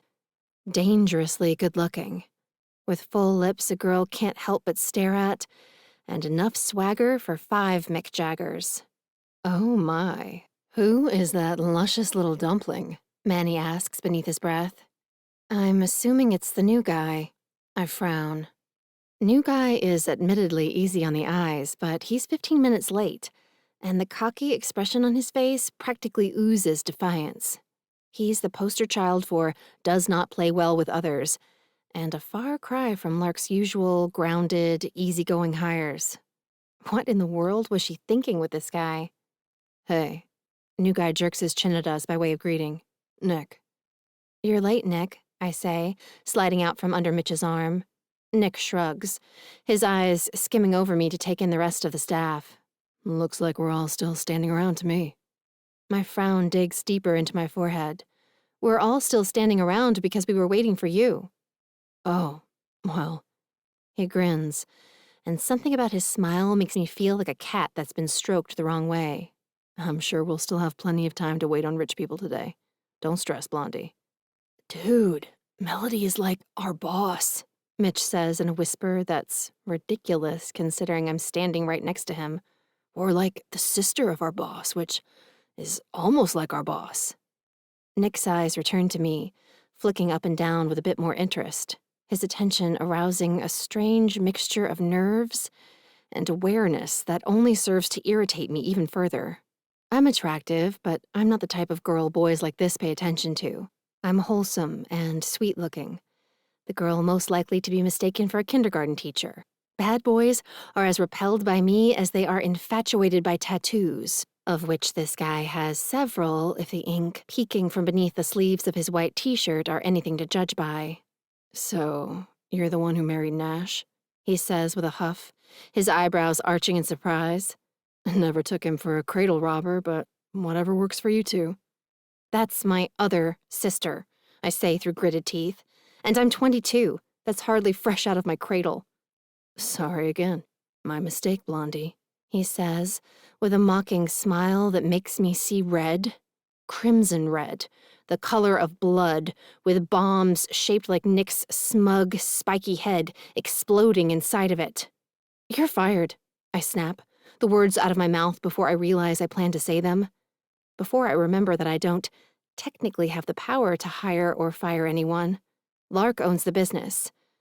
But Lark was my sister long before she was my boss, and she would never tolerate a jerk talking to me like a dumb, fluffy baby bunny. What? Nick's green eyes lose the crinkle at their edges, but his smile remains firmly in place. I said, you're fired, I repeat, standing up straighter, so you can leave. Now. I thought you needed the help, he says, still smiling. Arg! Why is he still smiling? It makes me want to punch him right in his shiny white teeth. An urge that's so unfamiliar it makes my head spin, and my words breathy when I say, please, leave. We won't be needing your help today. Or any other day, if I have anything to say about it, I think. All right, fine with me. Nick shrugs, and his grin finally fades a wad or two. Tell Lark I'm sorry I was late. I had car trouble. And tell your other sister I'll see her at dinner later this week. Hopefully we'll hit it off better than we did, huh? Since I guess she's family now. I cross my arms, keeping my frown firmly in place as Nick strides back to his car, looking like the hero of an angsty teen movie in his black jeans, tight white tee, and carefully mussed hair. I'm so angry with him, for reasons that continue to elude me, that Nick is in his car, pulling down the hill before I realize the full significance of what I've done. I've fired Arya's brother-in-law, who is maybe sort of my brother-in-law, too? Is he my brother-in-law if he's Arya's? I squeak, turning back to the rest of the staff, panic rising inside of me. Natalie shrugs. I don't know, but firing him doesn't seem like a good move, considering how often you'll probably end up running into each other. I bite my lip, my stomach clenching tight. Mitch shrugs. Whatever, he was a douche anyway.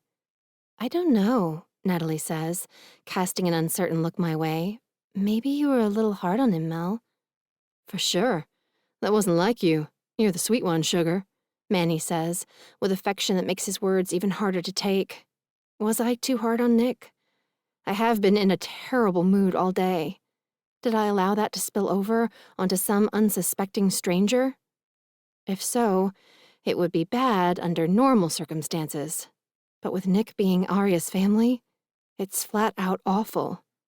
Can I have your keys, Manny? I ask, holding out a hand. If I leave right now, maybe I can catch him. Here, take mine. Lucinda offers the keys to the bug. Thank you so much, I say, making a run for her car, my heart slamming against my ribs, praying I'll get to Nick in time to make this better. A few minutes later, I'm down the hill, closing in on the MG as it sputters to a halt at the stop sign, marking the turn back to the main road, and dies. Thank God. I breathe, my chest loosening as I watch Nick get out and kick the tire. I'm going to be able to fix this, and everything will be fine. As I pull in behind him, Nick glances up, the surprise in his eyes hardening into an unreadable expression when I swing out of the car. I'm sorry, I say, closing the distance between us, determined to undo my mistake. I was being a jerk. I didn't realize you were Arya's brother-in-law. He shrugs, but his expression doesn't change. That's all right. No, it's not all right, I say. I'm not usually like that. I'm just having a bad day. But that isn't your fault, and I'm really sorry. Can you forgive me? Nick holds my gaze, and, after a beat, his face softens.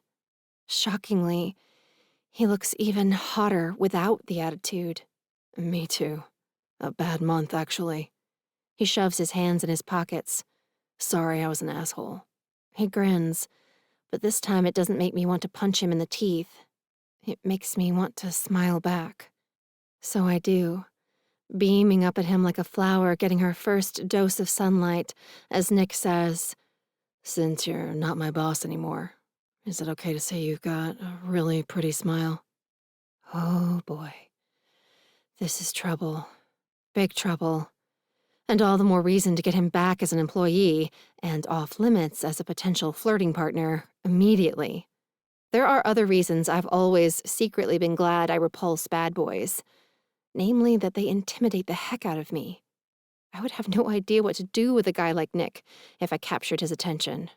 So, best not to try. I was actually hoping you'd agree to come back and work the event, I say, and maybe we can start over? So, I'm unfired? You're unfired. Then forget what I said about the smile, he says with a wink. I'd rather not, I hear myself say, surprising myself for the second time in less than 15 minutes. There's something about this guy that brings out the unexpected in me, which is also dangerous. I don't like unexpected things, especially when they're coming out of my own mouth. Nick shifts closer, sending the soap, gasoline, and smoky campfire scent of him wafting my way. What would your boyfriend think about that? He asks, in a husky voice that makes the hair at the back of my neck prickle. I don't have a boyfriend, I murmur, sounding drunk even though I haven't touched anything harder than a wine cooler in months. Strange. He cocks his head, considering me through narrowed eyes. What's strange about it? Girls like you always have boyfriends. How do you know what kind of girl I am? I ask, standing my ground when he moves even closer, until only a few inches separate us, and I can feel the warmth of his body against mine. We met 10 minutes ago. You're sweet, loyal, do-gooder type, Nick says, his grin never wavering. You never miss church on Sundays. Make time to visit all your elderly relatives and listen to boring stories you've heard a million times. And you wouldn't say shit if you had a mouthful of it. At least not in front of strangers. You're fun, but not too fun. And always in bed before midnight. You work hard, strive for excellence, and have high standards. Sometimes it pisses you off when others don't. But at the end of the day, you try to be kind above all else. And that's why you followed me to hire me back. I frown, displeased by the accuracy of his description. Am I that boring and easy to read? Sounds like you've got me all figured out, I huff. He makes a non-committal humming noise. Maybe. But there's one thing I can't pin down. What's that? I ask, watching breathlessly as his lips move closer to mine. Why you're flirting with me, he murmurs, and why you're going to let me kiss you. So he thinks he's going to kiss me, does he?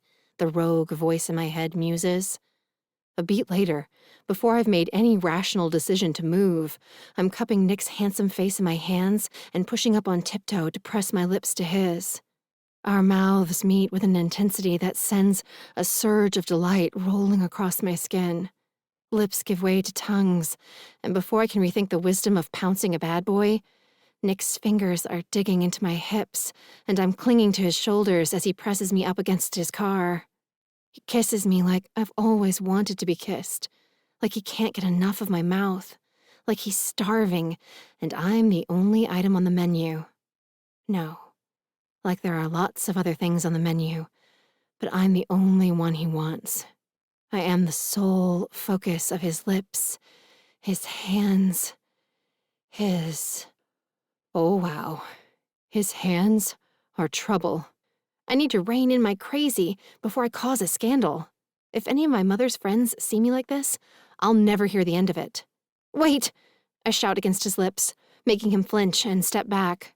Taking advantage of the space between us, I scoot around him and head for the bug. Sorry, I have to go, I say, ridiculously flustered. I feel like an idiot, running from a kiss like it's a poisonous snake. But I don't know what else to do. This isn't like me. Nick was right. I'm a do-gooder, and when it comes to rounding the sex bases, I'm an excellent infielder. I don't make the first move. I don't kiss strange boys in public. And I don't take boob touching lightly. Boob touching is a big deal for me. Unlike for guys like Nick who probably touch a new boob every other night. Also, I hate the word boob and need to stop using it, even in my brain, immediately. Gotta get to work, I say with a thumbs up so dorky I want to cringe. But I don't. I reach for the door, fumbling with the handle while Nick watches me, a crooked smile on his face. See you up there? See you up there, he says. And Melody? Yes, I say, my face so hot it feels like it's about to catch fire. No hard feelings, okay? A dimple pops in his cheek. I like do-gooders. Sure you do, I think. That's why he's looking at me like a cute little kid, instead of a girl he wants to keep making out with. He might like do-gooders, but they don't make his blood rush. Don't make him want to kiss like it's the end of the world, and there are only a few minutes left before the asteroid hits. I've never kissed anyone the way I just kissed Nick. I honestly hadn't thought I would want to. Sweet, loving, romantic kisses have been my thing for as long as I've been kissing. But now, that's what really scares me. Not that I was acting out of character, but the fact that I liked it so much. So very much. Chapter 21. Aria. 2 days later. I should have known the bomb was going to drop at some point. The past 9 days with Nash have been heaven. It almost makes sense that I find myself in hell Sunday evening. After all, there is no light without darkness, no rose without thorns, and apparently no marriage without an in-law determined to make their son or daughter's new spouse suffer. From the moment Nash and I step into the elder Geary's home Sunday afternoon, Joy Geary makes her disapproval of this match abundantly clear. To me, at least. Nash seems determined to ignore his mother's cool reception. When I pull him aside to voice my fears that his mom hates me like ass rabies, he laughs me off, saying his mom's been sick and is probably still under the weather and making a joke about not knowing you could get rabies only in the ass. Besides, she wouldn't hate you like any kind of rabies, he adds, leaning down to kiss my forehead. Mom doesn't have strong feelings about rabies, one way or another. Everyone hates rabies, I insist. But everyone in my family is gonna love you. If you say so, I mumble, moving into Nash's arms and resting my cheek on his chest. But not even a full-strength Nash hug, which is quickly becoming one of my favorite things in the world, can banish my anxiety. All through dinner, I swear I catch Joy glaring at me out of the corners of my eyes, only to turn my head and find her watery green gaze fixed politely on Nash or his sisters. After dinner, I excuse myself and head out to the backyard with the other moms to watch the kids play. Felicity is younger than the Geary grandchildren and the 2 kids still living at home, but I'm sure she'll find someone to play with. If not, I'll crawl around in the grass with her myself. Anything to escape the tension in the house. Has the tribe driven you crazy yet? Rayleigh stands beside me on the grass, watching as her two sons run toward the trampoline at the rear of the large yard. I smile. Nope, I love the tribe. And I do. Nash's brothers and sisters and their broods all seem to be sweet, fun-loving people. Even Nash's little brother Nick, who, according to the gossip I heard from Natalie, had a bad attitude when he first showed up for work this past week, has gone out of his way to be welcoming tonight.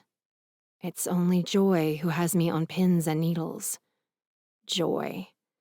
If Nash's grandmother had known what a sour face her daughter would have as an older woman, she might have reconsidered her choice of baby names. Well, you don't have to, you know, Rayleigh says, surprising me. I look over to find her watching me with a shrewd, but kind expression. It's you and Nash that matter, she continues. I like you, and if you enjoy the craziness that comes along with a family the size of ours, then that's awesome. But if you don't, that's fine too.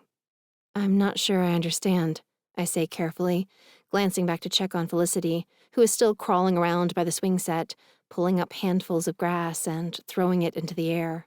I've never seen my brother this happy, Rayleigh says, sending a surge of warmth rushing through my chest. You're good for him, and he seems to be good for you, and that's all that matters. You didn't marry our family. You married him, you know? Thanks. I appreciate that, but you guys are lovely. Not always, Rayleigh grumbles. Her tone sets off alarm bells, but before I can figure out a way to discreetly ask if there's something I should be worried about, or at the very least, prepared for, Rayleigh's youngest son falls off the trampoline, sending her running to kiss the bruises. Afterwards, I can't find an easy way back into that conversation, so I do my best to forget my misgivings and enjoy the evening. It isn't until an hour later, when I emerge from the bathroom and run straight into Joy, that I wonder if Rayleigh was trying to subtly warn me of an impending ambush. Hi, I say, forcing a smile. Thank you so much for the invitation tonight, Joy. Dinner was amazing. She nods, but doesn't smile or move out of the middle of the hall to let me by. Thank you, she says, her voice a dusty pillow dropped on the floor. I'm glad you enjoyed it. And Felicity loved it too. I've never seen her eat that much pasta. She's a sweet little girl, Joy says in a tone that would have been more fitting to announcing Felicity has been diagnosed with some tragic disease. I've got nothing against that child. I want you to know that. Okay, I say, a horrible sinking feeling dragging at my stomach. Still, I dare to hope I'll emerge from this interaction unscathed until she says, but using Nash to fix what's wrong with your life isn't right. Her words connect like poisonous darts, making me flinch. I know you're in a custody battle with the baby's father, she continues, and you're struggling as a single mom. But that's not my son's problem. I swallow, resisting the urge to cry or to tell Joy where she can stick her opinion. This is Nash's mother, and we both love Nash. Surely we can find a way to be civil if we can't be friends. I'm not using Nash, I begin in a controlled voice, but Joy jumps in before I can finish. I heard he paid for your lawyer. I nod. He did, and you're living in his house, and he's paying for everything for a child who isn't his? She sighs, shaking her head as if this is the worst thing that could possibly happen to her son. He deserves better. That's a hurtful thing to say. My throat feels like it's closing up, but I take a breath and keep going. I love Nash, and I'm going to do everything I can to make him happy. Until it gets too hard, or a better offer comes along. Joy's lips press together tightly. I remember you, Arya. I remember the way you and your daddy looked at my boy like he was trash back when you were kids. My dad was out of line, but I never looked at Nash like that, I say, tears welling in my eyes. And I love your son. If you love him as much as you say you do, then I think we should try to get along. I sniff, doing my best to regain control, not wanting to break down in front of someone who clearly loathes me. If you'll excuse me, I need to check on Felicity. I step forward, brushing past Joy, exhaling in relief when she doesn't attempt to stop me or continue the conversation. But on my way through the kitchen to the back door, I catch a glimpse of a tall shadow standing in the doorway. I glance over, locking eyes with Nash's younger brother, Nick. The guilty expression on his face makes it clear he heard every word of my conversation with his mom. But I don't care. I'll repeat myself in front of the entire family if I have to. I don't care what they think. I know I'm good for Nash, and that I make him happy. The love I feel for him is real, the kind that will hold up through all the hard times, both mine and his. Yes, I'm leaning on him now, but when he needs to lean on me, I'll be there, with bells on. Still, it's no fun to hear someone say they think you're a loser and a user. I keep a brave face on until we leave the Gearys, but by the time we get home and put Felicity to bed, I'm feeling more down than I have in a long time. What's wrong? Nash settles into the chair across from mine at the kitchen table, under the watchful eyes of his mechanical animals and the portrait of Felicity I painted last week during her nap time. I hadn't wanted to display it. It turned out better than I thought it would, but I know I can do a better one with practice. But Nash loved it so much, I let him pound a nail and hang it up.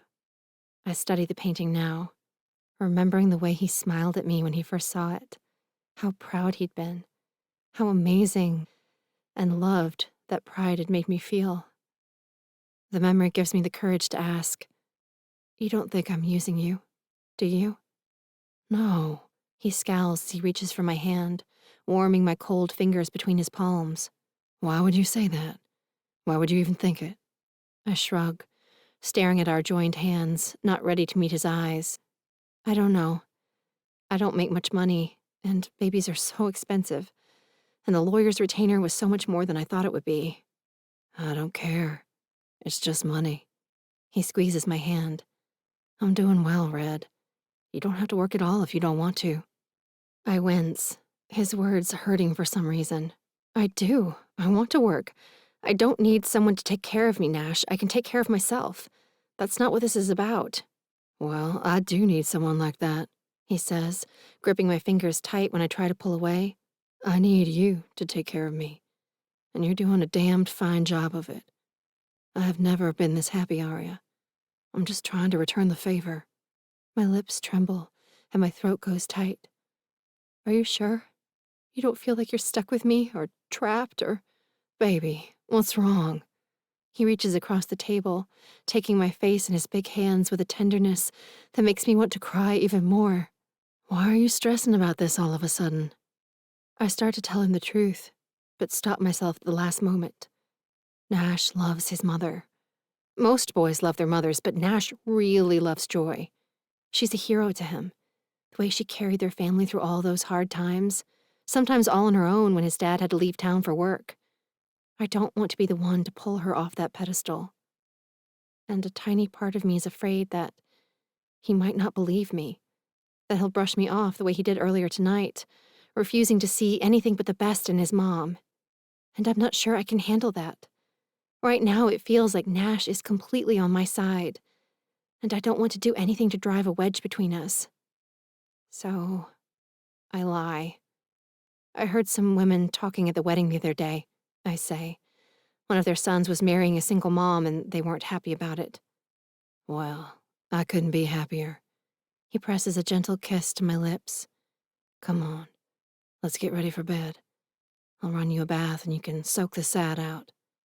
That sounds nice. I force a smile, determined to put the miserable parts of the night behind me. "And how about a back rub after?" he asks. "I've been wanting to show off my masseuse skills. I heard someone was on their feet all weekend cooking things containing sugar and could probably use a rub-down." "Oh, I can always use a rub-down," I say with a smile that isn't the least bit forced, especially when you're the one doing the rubbing.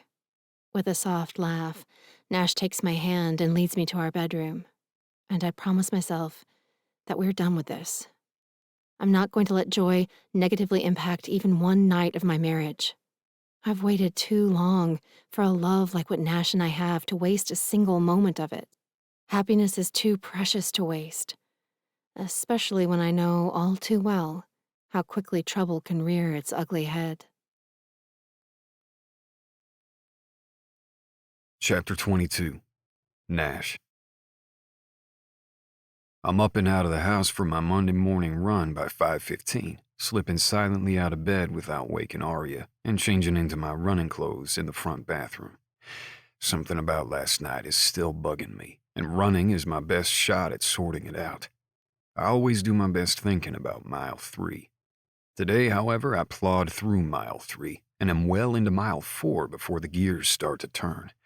And then my head insists on mulling over what's on deck at work, skimming over the preliminary details of several cases I need to research before my 10 o'clock staff meeting. My brain has nothing to offer on the topic of my wife, or what happened to make her start doubting our relationship in such a serious way. Her breakdown coincided with the visit to Mom and Dad's, but as far as I could tell, her first family dinner went off without a hitch. Riley and Mom avoided their usual clash of wills, and Nick and Dad didn't start fighting about Nick's state of only part-time employment. A small miracle, considering Dad thinks anyone over the age of 18 who isn't working a full-time job is shirking their duty to society, and probably a criminal of some sort. Arya and my brothers and sisters got along great, and the nieces and nephews were sweet with Felicity, taking time out from their rough, big kid games to play ball with the baby. I honestly can't imagine what could have set Arya off. Surely the fact that Mom is quiet around strangers wasn't enough to sow seeds of doubt. But Arya did make that rabies comment. Maybe I just need to reassure her that Mom is always reserved with new people, and that it's absolutely nothing personal. I decide to do that as soon as I get home and finish the rest of my run in relative mental silence, tracking my way back down the gravel road to the chat dump and into my subdivision as the sun crests the horizon. I arrive just in time to see Bob March charging up the steps to my house with a fat manila folder in his hand. Shit, I curse. Quality time with Bob March is the last thing I need first thing in the morning. This is going to throw off my workout for the 3rd time this week. Living with Arya and Felicity has proven great for the soul, but not so great for my fitness routine. I slow to a jog, catching my breath in preparation for greeting my jackass of a father-in-law, who absolutely hates me like ass rabies, no doubt about it. When the door opens and Arya's hand appears. A second later, she's pulled her father inside and shut the door. Huh. Weird. He hadn't even knocked yet. It was like she was expecting him. My jog becomes a walk.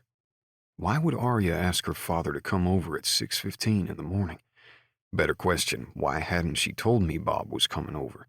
Unless I would usually still be on my run right now if I hadn't left early. Nope, don't do it, I say aloud, not wanting to start down this path. I trust Arya. She's done nothing to earn a sharp eye from my suspicious side. Until now. The voice in my head is one part cop instinct, one part leftover hurt from the way things ended with Rachel. The cop part smells something fishy and wants to investigate. The hurt part doesn't want to end up playing the fool again. This time with a woman I love so much, I'm not sure I would survive her betrayal. The two parts together are too strong to resist. Instead of heading in through the front door, I circle around the garage into the backyard. Thankful Arya and I decided to wait a few months before getting a dog for Felicity.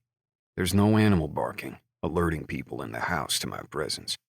Alerting your wife to your presence. Your wife who you're spying on like she's a criminal, all because she what? She wants to talk to her dad without you around listening in?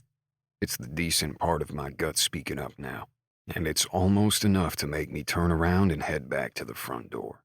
It would have been, I think, if Arya's voice hadn't drifted through the open kitchen window a beat later.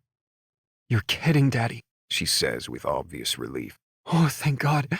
I take back what I said. You can call me at 6 o'clock in the morning anytime. I can't believe this. It's a miracle. Arya hadn't known Bob was coming over. The realization makes me feel better and worse. Better because she didn't plan this. Worse because I'm still here crouched by the house, spying like a psycho. It's no miracle. Bob sounds pleased with himself as usual. It's karma. I told you that rats leave trails, and Liam's didn't prove very hard to find. So what's next? Arya asks. Do we send these over to him or to his lawyer or what? We'll take the folder to your lawyer as soon as her office opens and have her send it over so it's official. I wouldn't be surprised if Liam drops his suit by close of business today. After that, we'll put pressure on him to sign papers giving you sole physical and legal custody of Felicity from here on out. Oh my God, that would be... Arya's breath rushes out. That would be the best thing ever. Thank you, Daddy. Thank you so much. Her voice is muffled for a moment. I imagine Arya is probably hugging her dad, and I'm glad. I'm grateful to him for being a good father to her, even if he is a shit to me, and I'm grateful to him for keeping Felicity with us where she belongs. You and Felicity back home with us is all the thanks I need, he says, souring my goodwill. Now you're free to be done with this joke marriage and get on with your life. My jaw clenches, my teeth grinding together as I wait for Arya's response. This is it, the moment that proves if what we have is real or if she was using me all along. Daddy, I can't, she says, not sounding nearly as sure of that as I would like. You can and you will. A hard note creeps into Bob's voice as he adds, especially if you want me to keep your secret from your mother. The detective I hired said you and Liam were never legally married, Arya Beth. There's no record of that elopement you talked about ever taking place. My brows shoot up. She and Liam weren't married? Why didn't she tell me that? I actually love the idea of being Arya's first and only husband, but I don't like being lied to. It reminds me too much of Rachel and all the other people I should never have trusted. Listen, Daddy, Arya begins, but Bob cuts her off before she can finish. You lied to your parents about something as sacred as a marriage. Do you have any idea how that would tear your mother apart? Arya sighs. I felt like I had to, Dad. I wasn't trying to. You wanted to avoid the embarrassment of telling your parents you decided to have a baby out of wedlock, Bob says. You were raised better than that, Arya. When I think of all the times It wasn't a decision, Dad, she says, raising her voice to be heard over her father's rant. Liam didn't want to get married. What was I supposed to do? So you thought you could trap him into marriage with a baby, is that it? Of course not. God, that's terrible. Daddy, I would never do something like that. Arya says, making me proud of her for standing up to the old wretch. I wasn't trying to trap Liam. We didn't even mean to get pregnant. It just happened. Sometimes babies just happen. Bob's grunt makes it clear what he thinks of that. Which is exactly why we need to get you away from Nash Geary before it just happens again, and we're related by blood to that bunch of trailer trash. I almost lose it right then. I almost stand up and shout through the window for Bob to get his ass out of my house and never set foot on my property again, when Arya says, You know what you sound like when you talk that way, Dad? Her words vibrate with anger. You sound like a nasty, narrow-minded old bigot. You sound like all the people who make this world a terrible, unfair, shitty place to live. Arya Beth, don't you? And it breaks my heart, because I know you're better than that. I know you're a kind, loving man who is a wonderful father to me and a wonderful grandfather to my baby. But when you act like this, I don't know who this person is, but I don't agree with him. And I don't like him, and I don't want him hanging around looking down on the people I love. I swallow hard, shame tightening the muscles around my neck. I shouldn't be spying on Arya. I should have trusted her without needing to sneak around and eavesdrop. And that's why I lied about being married to Liam. She continues with a sniff that makes me think she's either crying or trying hard not to. I didn't want you looking down on my baby just because I wasn't married when she was born. There is nothing wrong with Felicity. And there's nothing wrong with the Geary family either. I know there's nothing wrong with Felicity, Bob says. Don't cry, sweetheart. I didn't mean to upset you. Well, you did, Dad. You more than upset me. You made me afraid of what's going to happen to my family. What do you mean? Bob asks carefully, sounding as if he's beginning to realize what a pile he's stepped in. I'm not going to divorce Nash. He's my husband, and I love him, Arya says, sending another guilt dart cutting straight into my heart. He's a good man, and he's done nothing to deserve the way you look down on him and his family. Nothing? Bob shouts. Taking advantage of a 15-year-old girl isn't nothing. That was over a decade ago, Dad, Arya shouts back. It's time to get the hell over it. I will not get the hell over it. I'm your father. And if you'd been able to see the way you looked standing next to that boy that night... His breath rushes out. You were still a baby, Sugar. You looked like you were 12 years old and he was a full-grown man. Dad, please. Nash was only 3 years older, Arya says, obviously close to losing her patience. It doesn't matter what— It damn well does matter. Bob is so loud I'm not surprised when a moment later, Felicity begins to cry out from her bedroom, calling for Mama in a worried voice. What the hell was he doing wanting to sleep with a girl who still looked like a child? Bob rages on, ignoring Arya's request that he lower his voice before he scares the baby. He was a child molester. That's the only thing I can think of. Daddy! Arya scolds, the shock and outrage mixing in her tone, mirroring the revulsion rising in my chest. I stand, heading for the back door, no longer caring if Arya or Bob see me coming. And for all we know, he still is. Bob says, clearly on a roll and not intending to stop anytime soon. And I don't want my baby granddaughter growing up in a house with a man. Get out! My voice rumbles like thunder through the kitchen, low and ominous, vibrating the paintings on the wall. I close the door carefully behind me, barely resisting the urge to slam it with the full force of my arm. I can't start slamming things. If I do, I have a feeling it won't be long before I'm slamming a fist into Bob March's face. Chapter 23. Nash. Get out! I point a finger at the front door.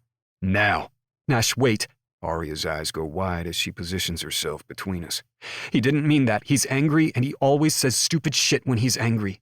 Don't tell me what I do and don't mean. Bob tries to circle around her, but she grabs his arm and holds on tight, her expression growing progressively frantic as Felicity starts wailing in the other room. I'm going to go get the baby, I say, speaking directly to Arya, refusing to look Bob in his red face. When I get back, I need him out of the house, for both of our sakes. Arya nods too fast. I hate seeing her so upset, but I can't comfort her now. All I can do is remove myself from the situation before I pop Bob March in his mean little mouth. I hurry down the hall to Felicity's room, ignoring Bob's shouted order not to touch his granddaughter, and open the door just as the baby's tears hit the crescendo point. As soon as Felicity sees me, she sucks in a breath and reaches out, the relief on her face making me feel like a hero as I cross the room to scoop her into my arms. This is who I want to be. This little girl's hero, not a suspicious jerk who spies on my wife. It's okay, I say, swaying back and forth as Felicity wraps her pudgy arms around my neck and buries her face in my sweat-stained running shirt, not seeming to mind the stink. Being left in your bed is the worst, huh, Skeeter? Felicity snuffles in what sounds like agreement, her sobs already beginning to subside as I rub her back in slow circles. I'm sorry, I say, relieved to hear the front door close and Bob and Arya's voices move outside. Mama and I were distracted by a mean guy, but he should be gone soon, and then we can go get your milk. Milk? Felicity pulls her head from my chest, but keeps her hands fisted in my shirt, as if to make sure I can't get away. Milk? Milk, I grin, realizing Felicity's added a new word to her repertoire. Milk, she repeats again with a grin. I laugh. That's right, you're the smartest girl I know. I give her a squeeze and kiss her pudgy cheek. Felicity leans in, granting me one of her slobbery, open-mouthed versions of a kiss on my cheek in return, breaking my heart in the process.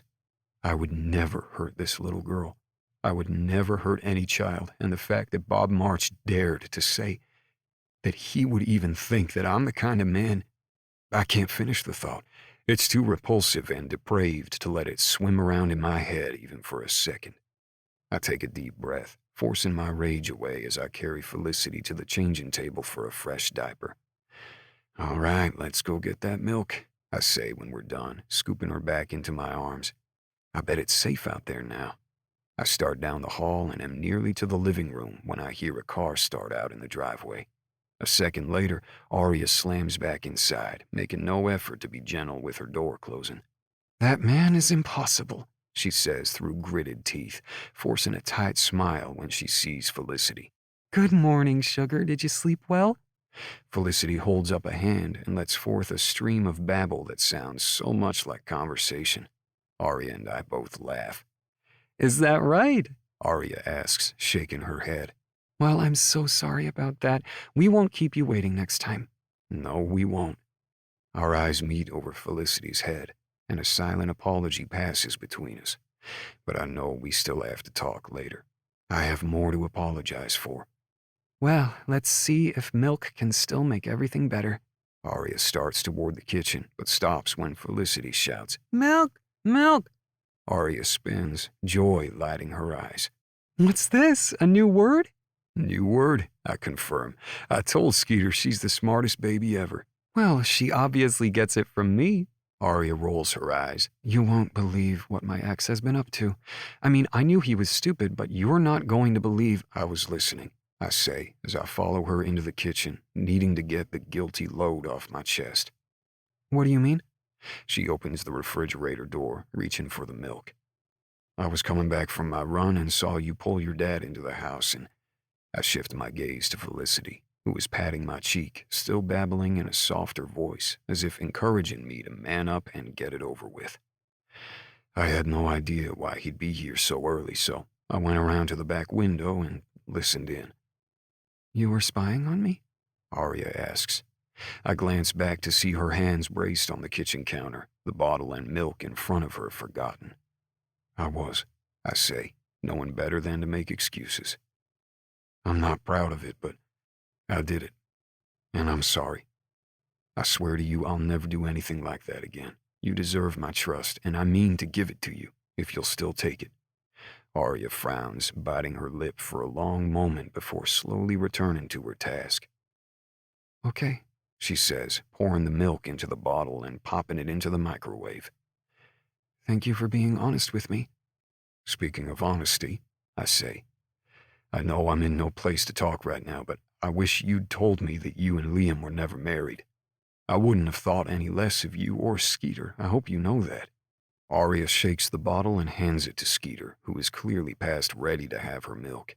She pops the bottle in her mouth, leans back in my arms, and goes to work, leaving us to our grown-up talk.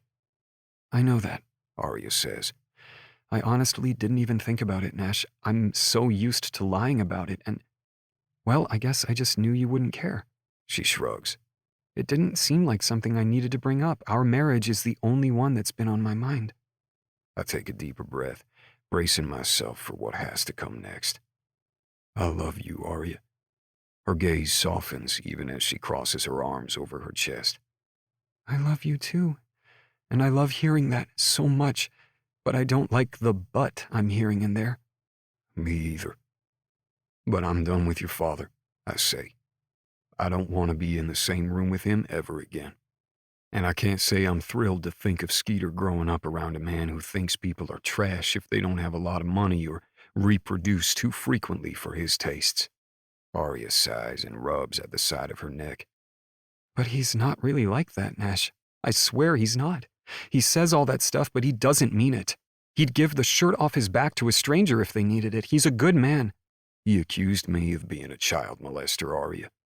Saying the words out loud is enough to make me want to smash a fist through something all over again. Do you have any idea how deeply that offends me? I know, it's horrible, awful, she says, her brows pinching together. But like I said, he doesn't mean those things. He just... Yes, he does, I insist, not about to let him off the hook. The man hates me, and after this morning I can say without hesitation that the feeling is completely mutual. I'm done with him. If you want to have your sisters or your mother over to our house, that's fine, anytime. But your father isn't welcome. And I won't be joining you and Felicity for barbecues or anything else at Bob's house. Arya's frown deepens. Please, Nash, let's just get through the rest of this mess with Liam and make sure Felicity is safe, and then we can sort this out with my dad. There's nothing to sort out. Nash, please, she begs, a note of desperation entering her voice. I don't want to spend our entire lives avoiding my father. He's my father. Surely we can find a way to be civil and get by in a normal, dysfunctional sort of way. What if my mother had accused you of being a child molester? I press, digging my heels in. I try not to be stubborn about stupid things anymore, but this isn't stupid. Bob went too far to make this better with a handshake and an apology. How would you feel about making nice with her after something like that? Well, she didn't call me a child molester, but your mom did accuse me of being a gold digger last night. After she said her son deserved better than a user like me. Arya shakes her head. Or maybe before. I forget which insults went where, but I still plan on going back to her place anytime you want me there. I'm not going to let one nasty woman ruin— My mother said that? I ask, stunned. Mom wasn't warm last night, but she hadn't seemed aggressive toward Arya either. Are you sure you didn't misunderstand her? Those were her exact words, Nash. She says in a voice that dares me to challenge her. That I was using you to help pay for things for my baby until someone better came along. And that you deserved better than a user like me. I shake my head, but not because I don't think Arya's telling the truth. I can't believe my mother had the nerve to go behind my back and meddle in my life like that. I'm 31, for God's sakes. Why didn't you tell me? I ask. Why did you lie and say you overheard some woman talking at a wedding instead of telling me that my mother— I was trying to keep the peace, she says, her breath rushing out. I know how much you love your mom, and I didn't want it to come down to some kind of her or me situation. And I guess— she sighs. I guess I was worried I wouldn't be the one you'd choose. She crosses her arms again, making her breasts swell above the lacy edge of her red pajama top. She certainly doesn't look like a child now. To me, she never did. That first day at camp in that crazy dress with her hair hanging wild to her waist, she'd been the sexiest thing I'd ever seen.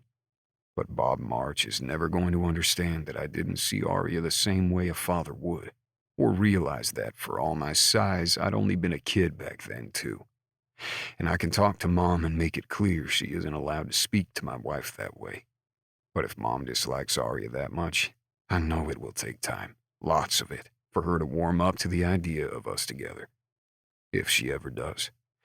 I inherited my ability to hold a grudge from Mom's side of the family. No doubt about that. Aren't you going to say something?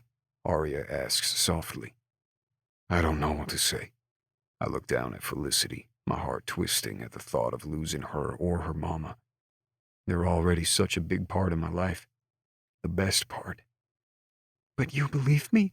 She whispers, her voice breaking. Of course I believe you, baby. I hurry to assure her, not wanting to be responsible for more tears this morning. I'm sorry, I just got tangled up in my head for a minute. Arya's shoulders slump and her breath rushes out as she nods, making it clear how worried she'd been that I would turn on her. I cross the kitchen, pulling her against my chest with my free arm. In my other, Skeeter coos around her bottle, seeming to approve of the family hug. The sound is another knife slipped between my ribs. I'm on your side. I kiss the top of Arya's wild morning hair, my chest tight. Mom had no right to talk to you that way.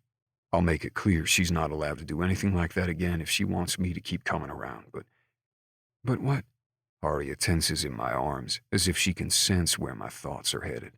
I sigh. I don't know how to change this. Any of it.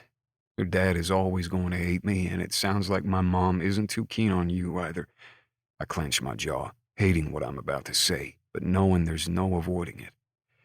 If we stay together, we'll have to deal with the reality that we may never have the kind of easy, extended family dynamic we used to have ever again. Arya blinks up at me, but she doesn't say a word. I know how much you depend on your family, I continue. How much you love them, and how much fun you have together. I wouldn't want to feel like I was driving a wedge between you and the people who mean the most to you. Marriage should add to the number of people you can count on, not subtract from them. But I love you, she says. More than anything in the world except Felicity. I know it's only been a couple of weeks, but— She trails off, biting her lip as her eyes begin to fill. But if you don't feel the same way?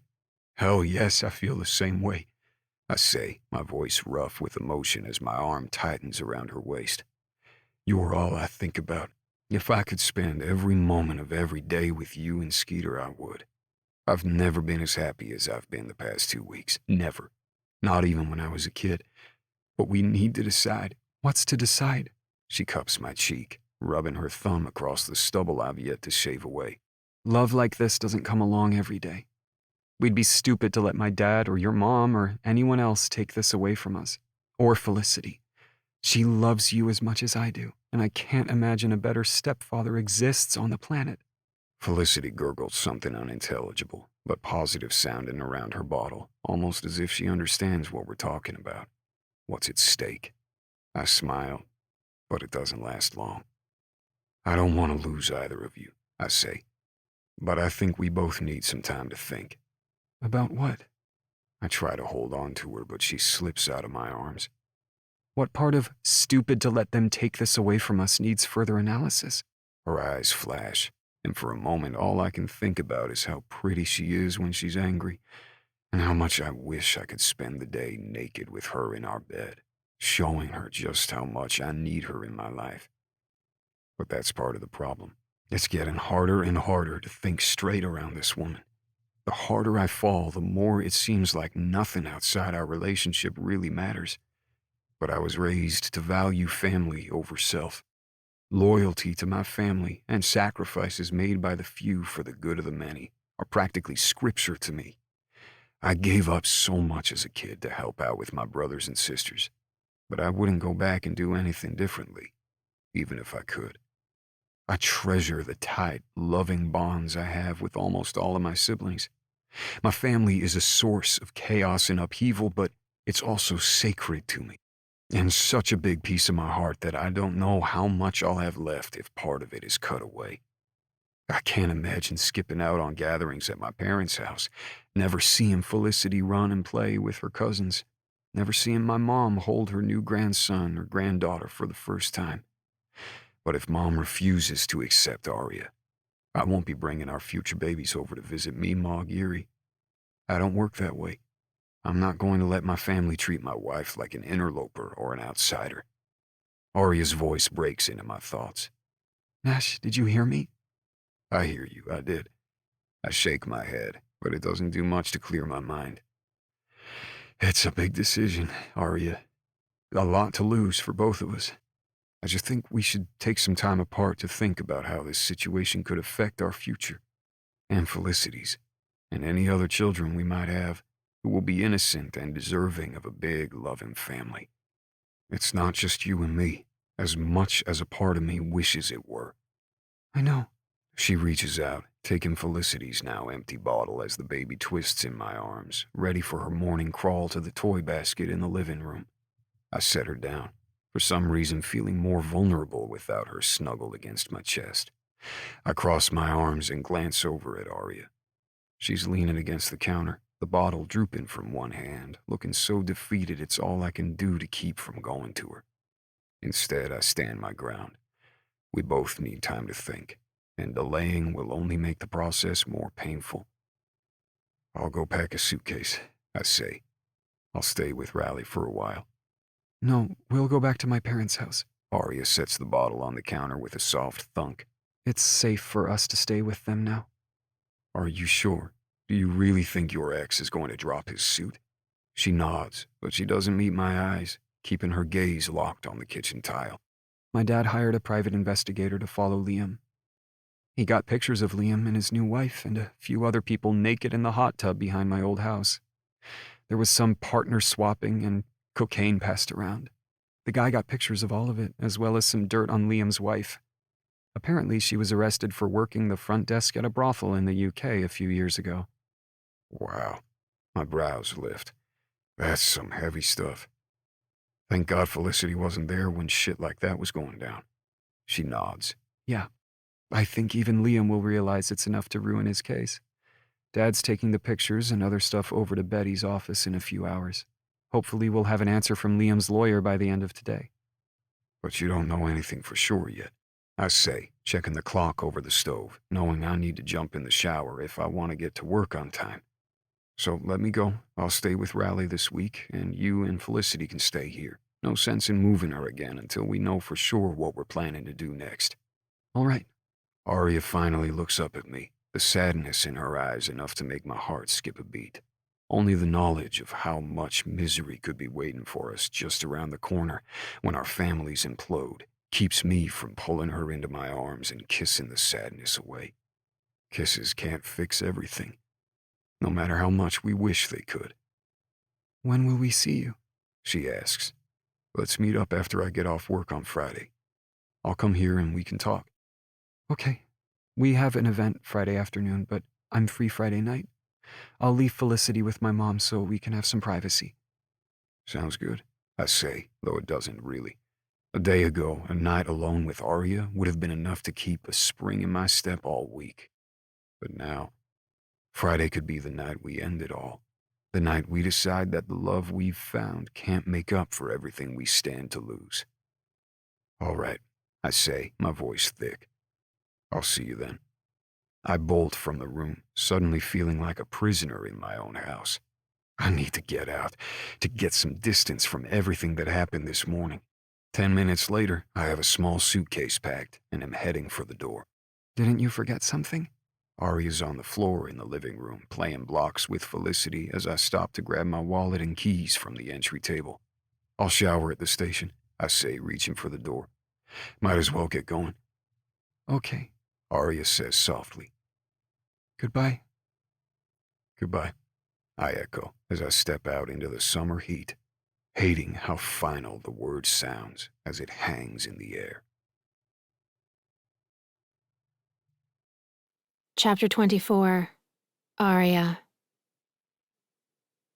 I spend most of Monday, my one day off this week, trying not to burst into tears in front of Felicity. I succeed, mostly, until bedtime, when Felicity crawls out into the living room after her bath looking for Nash and gets fussy when she can't find him. Nash has become a part of our bedtime ritual, and Felicity doesn't like her rituals disrupted. I don't either. By the time she plops down in the middle of the living room and bursts into tears, I'm already sniffling.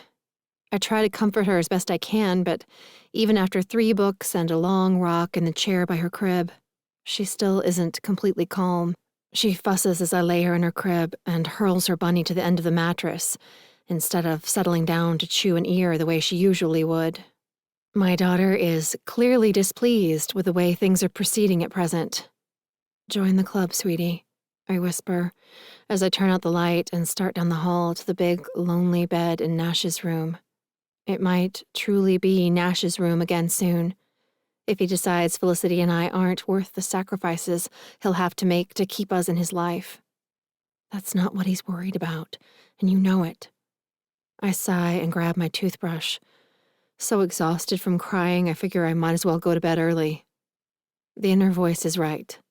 I know why Nash is worried, and he's right to be concerned. We're both very close with our families. The thought of being estranged from my dad for more than a few days is enough to fill me with dread and panic. Each member of my family is a part of me, a limb I could probably live without, but I don't want to. The loss of any one of the Marches, Mom, Dad, Lark, or Melody, would haunt me for the rest of my life. And Nash is just as close, if not closer, with his clan. And what about Felicity and the other kids Nash and I have been dreaming about? What if their relationships with their extended families suffer because a few key players aren't thrilled by our marriage? I have so many wonderful memories of summer parties and winter holidays and long Saturday play sessions with my cousins, Emily and Elsbeth, my Aunt Tina's daughters. They were like sisters to Melody, Lark, and me when we were growing up. I was devastated when their dad took a job at a software company in California when I was in middle school. Seeing them only 2 or 3 times a year wasn't enough. They were family, a part of me, members of my tribe I would do anything to protect. What if Felicity never knows what that's like? All because I picked the wrong man. Twice. No, I mumble, around a mouthful of toothpaste, before spitting emphatically into the sink. Nash isn't the wrong man. The idea is ridiculous. He could never be wrong. He's all right. He's everything I've ever wanted in a partner, and more wonderful with Felicity than I imagined a man could be with a child who isn't his by blood. Nash is the real deal. 1 in a million. I don't need a week to know I want to be with him, no matter what hardships or sacrifices are involved. You are not going to lose him, I promise my reflection, bolstered by the steadiness in my voice. You are going to quit crying like a big baby, get a good night's sleep, and get up tomorrow morning prepared to make this work.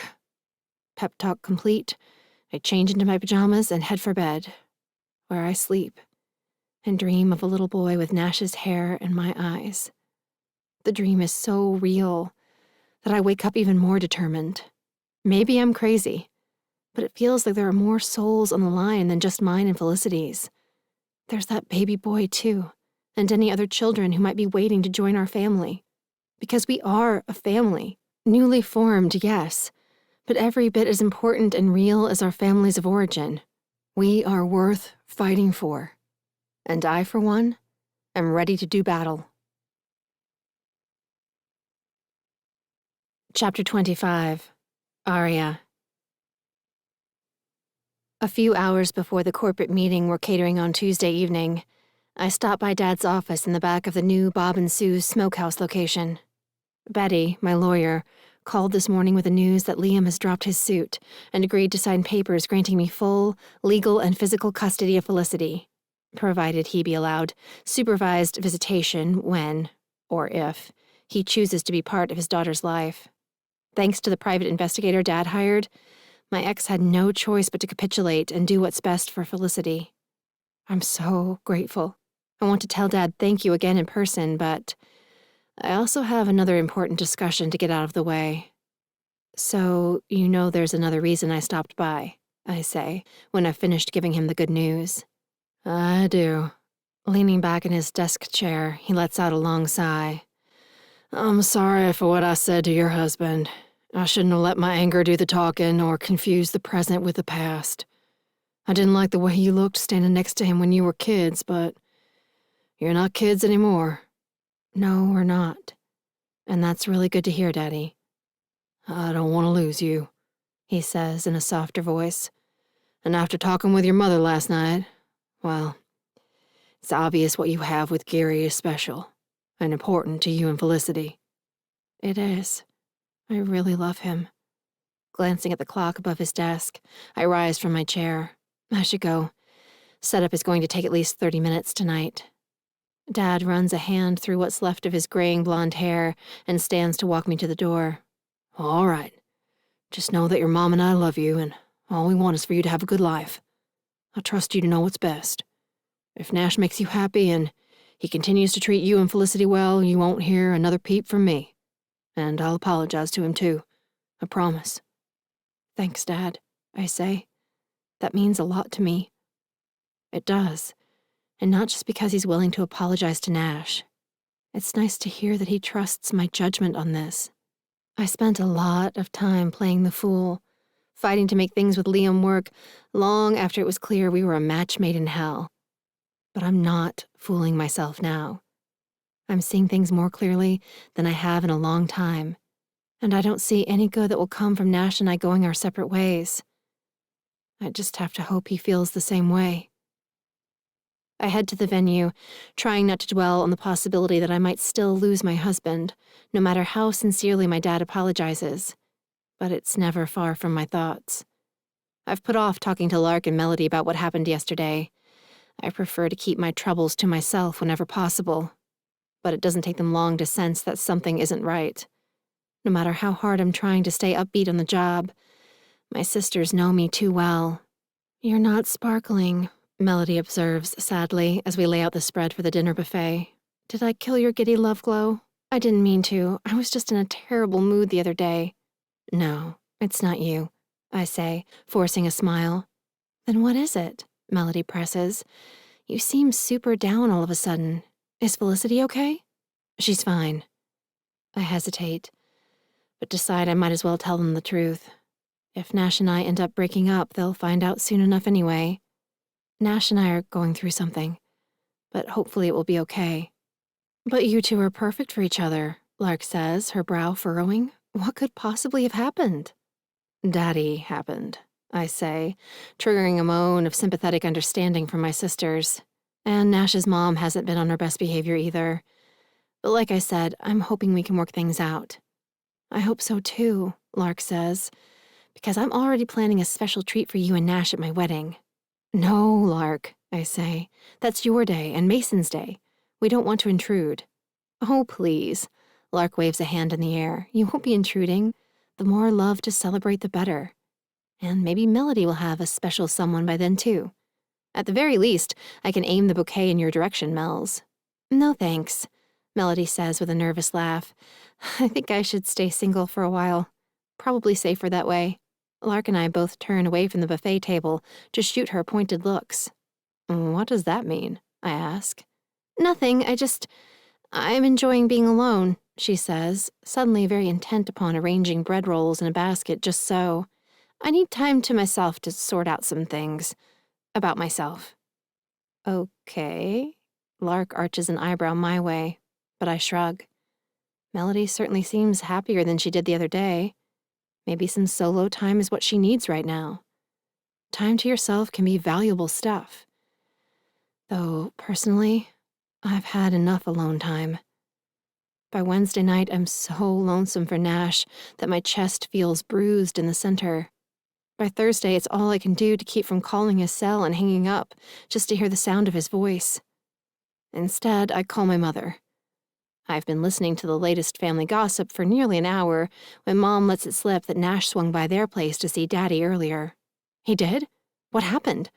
I jump up to pace the kitchen floor, making Felicity, who's lingering over supper in her high chair, bleat in surprise. What did Daddy say? I ask, shooting her a comforting smile. What did Nash say? I don't know. Bob just said they came to an understanding.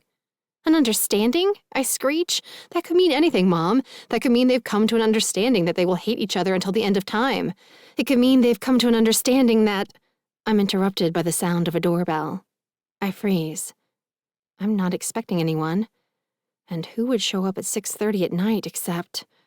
Mom, I have to go, I say, my heart pounding faster as I head for the door. I think Nash is here. Call you soon. I hang up, dropping my cell on the entry table as I rush for the front door, throwing it open to find Joy Geary on the front stoop. My hope curdles faster than milk left out overnight. Oh, hi. I lift an awkward hand in greeting. Nash isn't here right now, but I know he's not. Joy cuts in. He was at my house earlier. He asked me to stop by. Is this a good time? She glances over my shoulder into the house. Sure, of course. I step back, motioning her in. Felicity's just finishing up her supper. Can I get you hot tea or something? Yes, please, Joy says in an almost pleasant voice. Nash has some lemon tea I like. Great. I bustle into the kitchen to put the kettle on, while Joy settles herself into the chair next to Felicity's. My girl greets our new arrival with a happy squeal, and Joy smiles perhaps the first truly joy-filled smile I've ever seen on the woman's face. Instantly, Nash's mother becomes 100 times more approachable. Nash has your smile, I say, the words spilling out before I have a chance to second-guess them. Joy shifts her attention my way, her smile fading only the slightest bit. He does. He also has my stubborn streak. That's why I told him he had to go talk to your father, even though he didn't want to. It's not good enough just to get my head on straight, she says, with a wink in Felicity's direction that makes the baby giggle. I pause, too shocked to say anything for a moment. Was that a joke?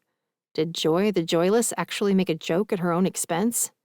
My daughter called me yesterday, Joy continues, her gaze still fixed on Felicity, taking a piece of the peach the baby offers to share with a graciousness that makes my heart feel lighter. Apparently, my son is a miserable wreck without you. And lighter still. I know that's at least partly my fault. And I'm sorry, Joy says. Mamas always think they know best, but sometimes we're wrong. I'm sorry I said those things to you the other night.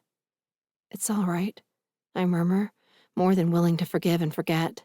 No, it isn't, she insists. I was scared Nash was going to get hurt, but I was the one who ended up hurting him. I should have taken the time to watch the two of you together before I jumped to conclusions. If I had, I would have seen that he's so deep in love, nothing I can say will change his mind about it anyway. I love him too. I pour tea for both of us and bring the mugs to the table. I promise you I do. I pull out a chair across from hers, and I promise I'll do everything in my power to make him happy. I realize that our marriage was sudden, and we haven't been together very long. But I know Nash and I are going to last. Joy glances down, studying the steam rising from her cup, the intimacy of the conversation seeming to make her a little nervous. I married my husband 6 weeks after we met. I was only 16 and my mama swore I'd be back home in a month. But Pete and I will have been married for 32 years this December. Sometimes you just know. I smile.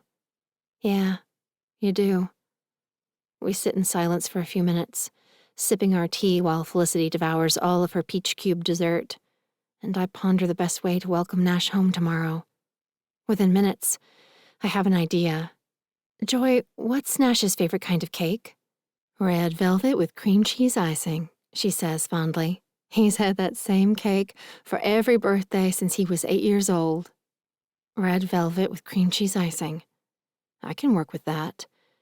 And if I start tonight, by the time Joy and I finish our tea, I have an idea of what I'd like to do.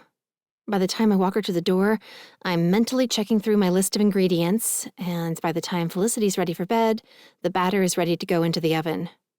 I stay up half the night baking, but I'm still up and out of bed early the next morning to do some last-minute shopping, determined to give Nash a welcome home he'll never forget. I can't wait to see him again. Even better, I can't wait to hear him promise he's home to stay. Chapter 26. Nash. Friday is the longest workday of my entire career. By the time 3 o'clock rolls around, I'm checking the clock every 5 minutes. So anxious to be home, I can't sit still for more than a few seconds at a time. Mom said her visit with Aria went well, and I feel good about the conversation I had with Bob. We agreed to be mutually respectful, even if we might never be great friends. But I haven't talked to Aria all week. I have no idea what she's thinking. Maybe the time apart made her realize that she jumped into this relationship too soon. She might want to take a step back. She might have decided I'm an asshole for leaving, and that she and Felicity are better off without me. I certainly feel like an asshole. All our time out accomplished was to make it abundantly clear I'm more hooked on Aria March than exercise and late-night ice cream combined. The thought of living the rest of my life without her is soul-crushing. I've almost called her cell 100 times, but I've forced myself to stay away from the phone. She might still be thinking, and I should have the self-discipline to give her space to do that, especially considering I'm the one who thought we needed time apart. Stupid asshole, I mutter. What's that? Kelly, one of the new IT staff, pushes through the glass door to my office. Did you call for me, Captain? No, sorry, I say. Just talking to myself. Any updates from your department? Yes, all good news. We're making excellent progress, Kelly says. The new system should be up and running by next week. Good. I glance at the clock over Kelly's shoulder. Still another hour and a half to go. Damn it. Anything else? I ask, my irritation with the clock audible in my voice. Yes, well, everyone outside wants you to go home early, Kelly says, pulling my focus back to her flushed face. They say you're being a huge grouch, and you should start the weekend now. And they sent you in to deliver the message? I scanned the room full of desks outside my office, but not a single staff member or officer dares to meet my narrowed gaze. Everyone seemed to be working especially hard this afternoon, in fact. They said you wouldn't yell at me because I'm new. Kelly's pitch rises slightly as she adds, They were right, weren't they? I'm not in trouble. You're not in trouble, I assure her, scooting my chair back. But tell them I'll be back Monday morning, and, grouchy or not, I'll be staying the entire day. And if I find out anyone else left early today, heads will roll. Got that? Yes, sir. Kelly practically trips over her own feet in her haste to leave my office. Have a good weekend, sir. I don't reply. I can't make any predictions about the goodness of my weekend or of my life. The only way either is going to be tolerable is if Aria says yes. Yes, she'll stay. Yes, she'll forgive me. Yes, she'll be mine, for keeps. She's working an event until 4 today and won't be back at the house until 4:30, so I kill time by swinging into the flower shop. I plan to pick up the same flowers I bought her for the wedding, but the store is out of calla lilies. The prettiest flowers left are the roses, but red roses seem cheesy and impersonal for some reason. I almost go with the white, but they remind me of my grandmother's funeral. So, in the end, I grab a dozen of the yellow and head for the house. I'm still early, but that'll give me time to get the roses in a vase, get out of my holster, and clean up a little before Arya gets back. I pull into the driveway and jog up the front steps, so sure the house will be empty that I don't bother knocking or ringing the doorbell. When the door slams shut behind me and Arya screams, I'm so startled I almost drop the roses and reach for my gun. Nash! Arya cries out. "Yeah, it's me," I say, my heart still racing. Oh my God, you scared me. She calls from the kitchen with a nervous laugh. We finished up early, but I didn't expect you for a half hour. "Sorry," I say, moving through the living room. "I didn't think you'd be back until..." I round the corner into the kitchen and my words die in my mouth, shriveling up and floating away, leaving me with no clue what I'd been planning to say. It's impossible to hold on to the capacity for speech with Arya looking like that. You like? She asks with a grin as she props one hand on her hip, emphasizing her curves. Her barely covered curves. I nod, my eyes flicking up and down, from her wild hair loose around her shoulders to the white corset cradling her breasts, to the lace panties and garters holding up stockings that stretch down her long legs before disappearing into red stiletto heels. Red heels on red. I don't think I've ever seen anything sexier. I was going for wedding night take 2, but I couldn't find my white shoes, she says, lifting one leg and twirling an ankle. The heel circles in the air. My mouth goes dry. I'm all about the red, I say. I heard that about you. She turns, treating me to a view of her lace-covered bottom that makes the air in the house suddenly feel too warm. That's why I made red velvet cake.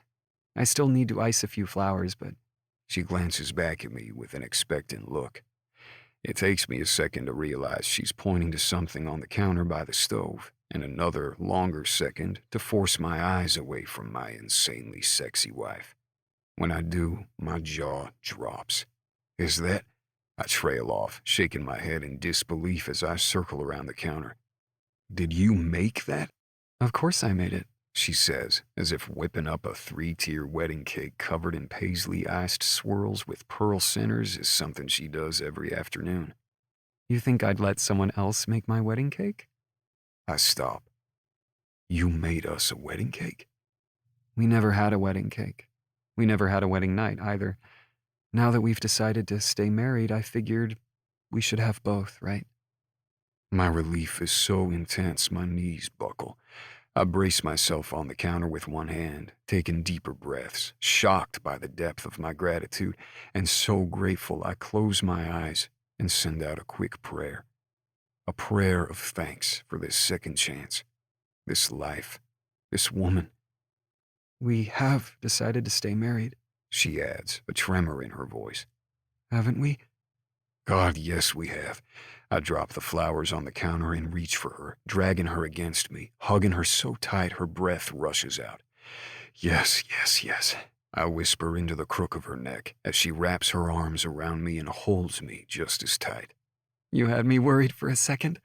I was so relieved I thought I was going to pass out, I say, laughing as I kiss the top of her head. I'm so sorry, Arya. I never should have left. It was the stupidest thing I've ever done. Very stupid, she agrees, kissing my neck, making me shiver.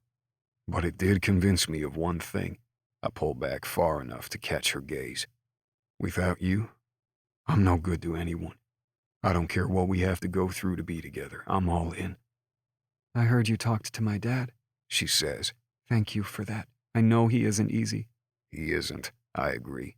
But we had a good talk, and we're going to play nice from now on. You are too important to both of us to do anything else.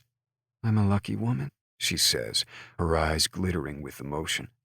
No, I'm the lucky one. I love you so much, and I'm going to spend the rest of my life proving it. Without another word, I sweep her into my arms and start for the bedroom.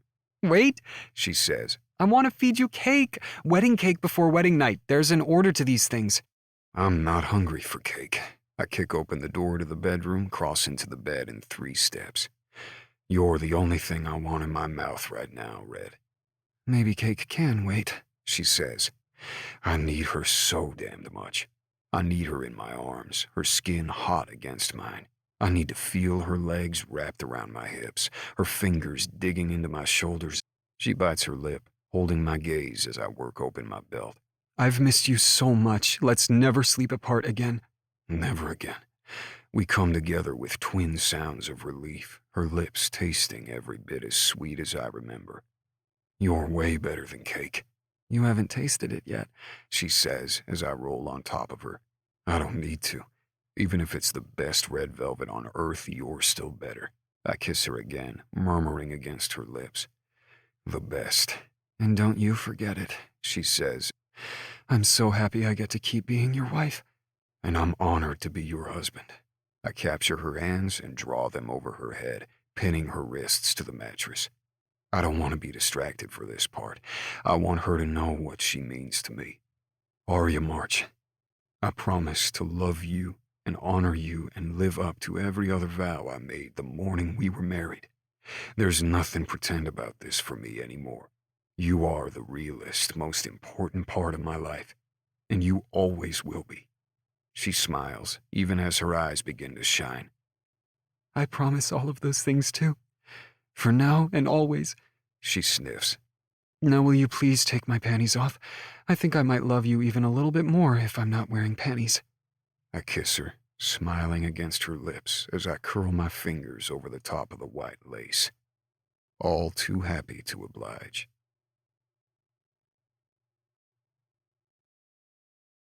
Chapter 27. Arya. His kiss. God, his kiss. Nash kisses are the best kisses. They set my heart on fire and make me ache with the most exquisite pleasure pain I've ever known. Pleasure, because everything Nash does to me makes me feel, oh, so good. Pain, because close never seems close enough. Even with his skin hot against mine, and my fingers tangled in his hair, and his mouth everywhere, I've been dying for him to kiss me. I still want more. I still want him closer. I want to breathe his breath, to feel our hearts beat in perfect rhythm. And soon the world fades away, until there's nothing but the two of us, together and close and perfect. So perfect and sweet. Sweeter and sweeter, our bodies straining harder, faster, until we fall apart and put each other back together again. Hours later, after we've christened the shower, eaten cake off of each other's fingers, and then decided eating cake off of other body parts would be even more fun, I lie on the living room carpet with my head on Nash's chest, too exhausted to move anything but the lazy fingers I trace through his dusting of chest hair. I'm glad you don't shave your chest, I murmur. Why would I do that? Most bodybuilders do. I'm not a bodybuilder, he says. I'm a fitness enthusiast. Is that right, meaty? I smile, my cheek still on his chest. That's right, Red. He cups my bottom through my sleep shorts. I'm also an Arya enthusiast. I giggle. No way. We can't bang again. You'll break my privates. Wouldn't want to do that, he says seriously. I really like your privates. A lot. I could tell, I say, still grinning. I like yours too. I will call him Mr. Magic, and I will love him and pet him and give him kisses. Kisses? Nash asks, in a voice so hopeful and eager I can't help but laugh. I push up on one arm, arching a dubious brow. Seriously? You think Mr. Magic can handle kisses right now? Hasn't he had enough? When it comes to you, he says, kissing my forehead, there's no such thing as enough. And that's how we end up christening the couch. And it is wonderful. Almost as wonderful as this man. We hope you enjoyed Falling for the Ex by Lili Valente. Keep listening for a free sneak peek of Falling for the Bad Boy, Melody and Nick's story. Chapter 1. Melody.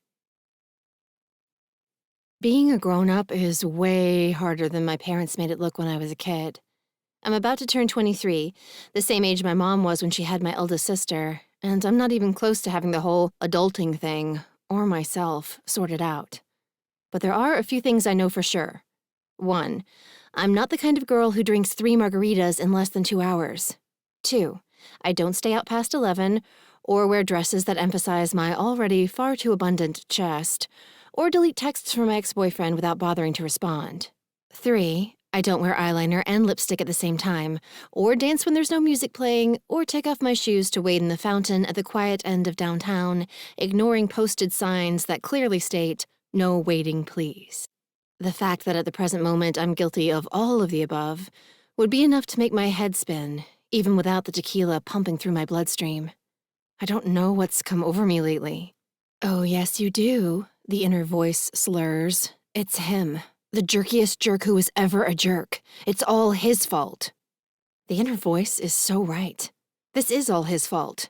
Him, Nash Geary, the bad boy who kissed me senseless against his car a month ago, awakening the sleeping sex beast inside me, only to treat me like a sweet baby sister ever since. Before Nick and I locked lips, I had no idea I could feel hungry for someone's kisses. Sure, I liked kissing, but I didn't hunger for it. Hunger was for food, cheese, avocado toast, and extra dessert in particular. I was a fool. A naive, ridiculous fool, twirling innocently through the world with no idea that she would soon be starved to death for another taste of Nash Geary's lips. That's what it feels like. Starving. I would literally give up cheese for an entire year for a chance to make out with Nick again. But he's decided to be a huge, hairy, kiss-withholding jerk. Okay, he's not a jerk. He's mostly nice, but even his niceness is awful. A sucker punch to the ego every time I try, and fail, to pique his interest. And I have tried to pique it. Boy, have I. But no amount of flirting, or cookie baking, or cute dress wearing in his vicinity has caught his eye. He seems to like hanging out with me. He's always underfoot in the kitchen at work, stealing a taste of my dish in progress, teasing my sisters, and laughing at my jokes. But his feelings seem purely platonic. Ugh, platonic. It's enough to sour even my usually cheery disposition. I kick a leg in frustration, sending fountain water spraying onto the sidewalk, inches from where my best friend Kitty is still standing. "Hey, watch it." "Sorry," I say, laughing as she points an accusing finger at my chest. "I thought you were in already. Get in." I will not. Kitty, one of my oldest besties, shakes her head, sending her long brown ponytail swishing back and forth. It's against the rules, and I might drown. I glance down and back up at her with an arched brow. In less than 2 feet of water? Maybe. She hiccups and grins. I'm pretty tipsy. Kitty only had 2 margaritas, but her cheeks are flushed and her blue eyes glassy. But then Kitty weighs about 40 pounds less than I do. I'm a curvy girl, a state of being that's not likely to change anytime soon. I love to cook and to eat what I cook, and what my sisters and coworkers at Ever After Catering cook, way too much to ever fit into a size 2. Cooking is more than a job. It's one of my passions. And for a long time, it was enough. All I needed was my family and my lucky apron, and I was a happy camper. But now... "Do you think I need to lose weight?" I ask, staring down at myself, shocked again by how enormous my breasts look from this angle. Really, the universe could have pulled back on the boobs a little. Small woodland creatures could get lost in that cleavage and never be found. Good thing I stay out of the woods most of the time. "Oh, shut up," Kitty says with a snort. "Quit being crazy. You're gorgeous. Every guy in the restaurant was staring at you when we walked out." "Really?" I wrinkle my nose. I hadn't noticed. But I also haven't been paying much attention to the male population lately. I've only been interested in Nick's attention. Or lack thereof. Totally. Kitty reaches back, tightening her ponytail with a firm yank. I was invisible, as usual. A hardcore tomboy who owns her own auto repair shop, Kitty hates girly things with a passion I reserve for loving cheese. And I rarely see her out of jeans and a t-shirt. Tonight is no exception. But Kitty makes dark-washed jeans and a tight black tee look edgy and cool.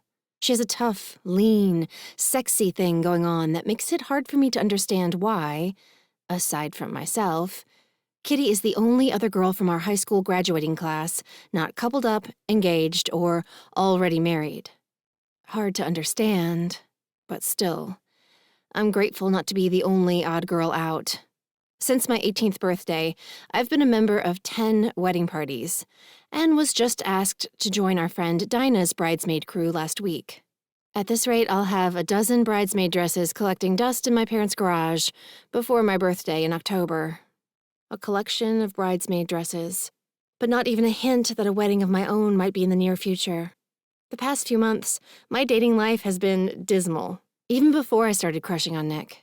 Every allegedly sweet boy my matchmaking Nana set me up with proved to be more annoying, self-centered, and uninspiring than the last.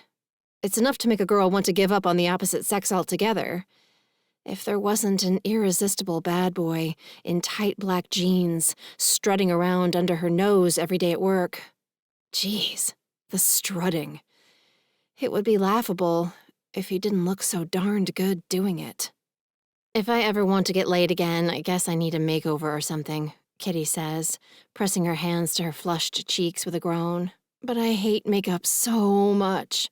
You don't need it. You're pretty the way you are, Mama. Right. Kitty rolls her eyes. You are, I insist. If I liked girls, I'd be all up in your business. I think you're smoking hot. And I think you're drunk. And falling out of the top of your dress. Kitty snorts and points at my chest.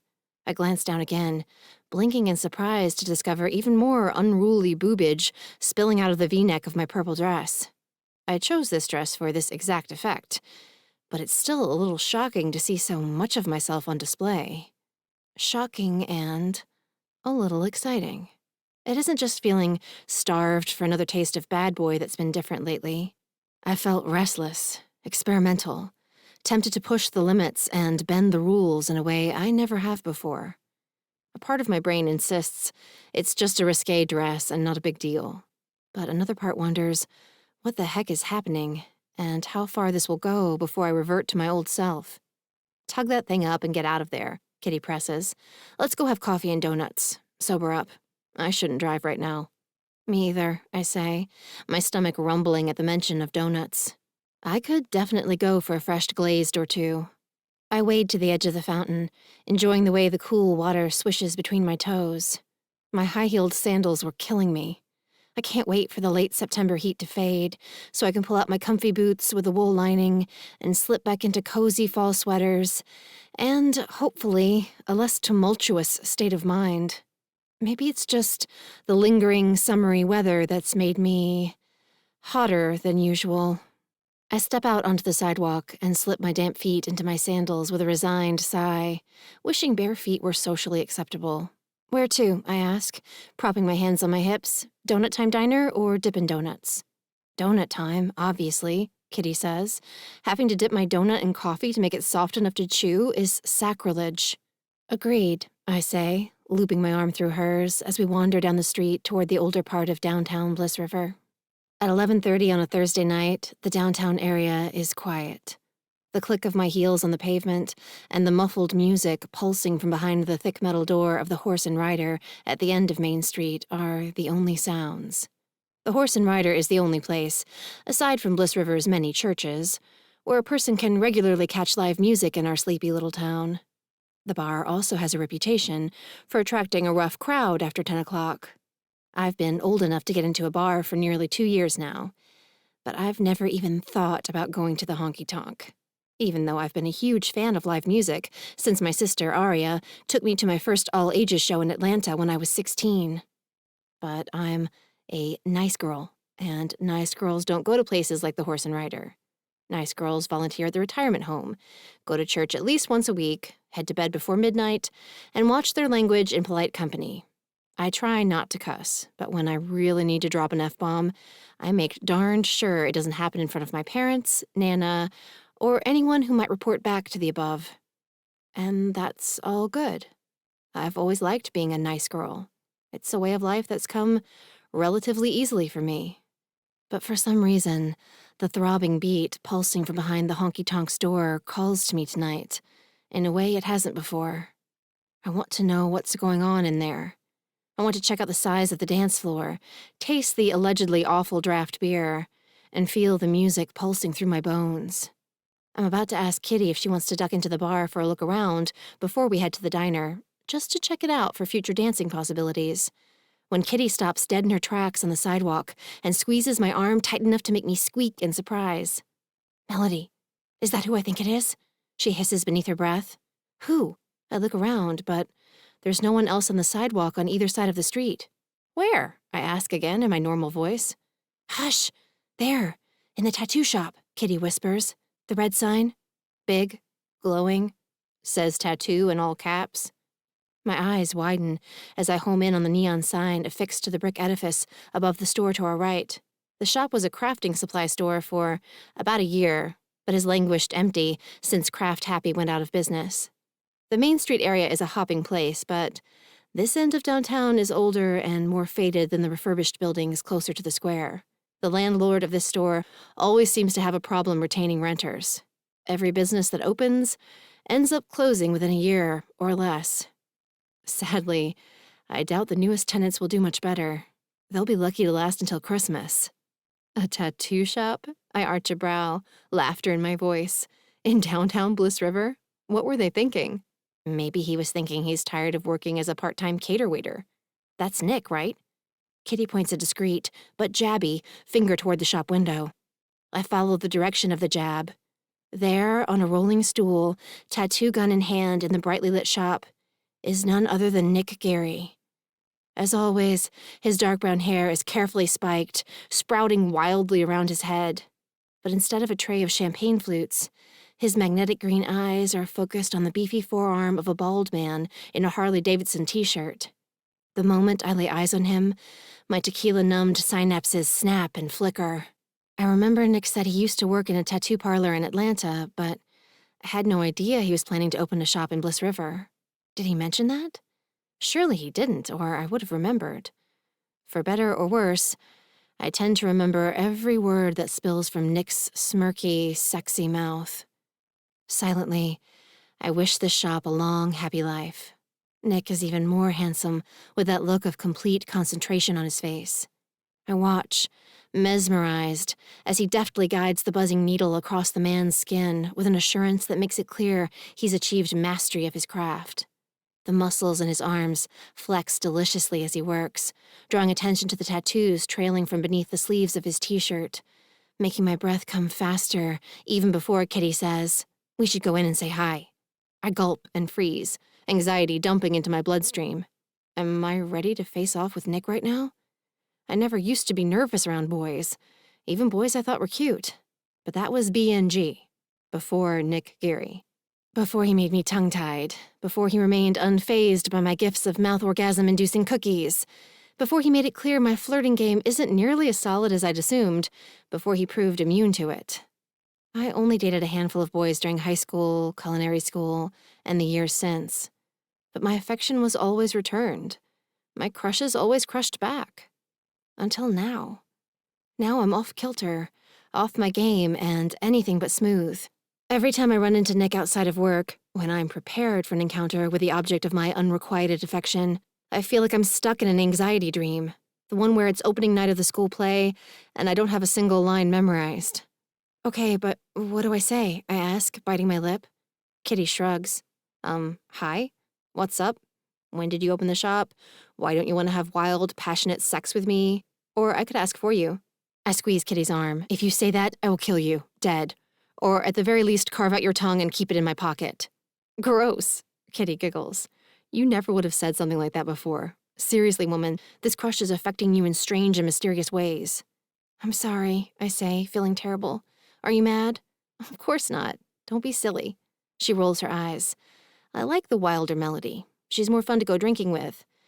But you need to face your fear." She tugs me toward the door. "Come on, let's go in. I'll say I'm thinking about getting a tattoo. I want to meet this boy who's too dumb to see how awesome you are, and make sure he sees you in this insanely hot dress."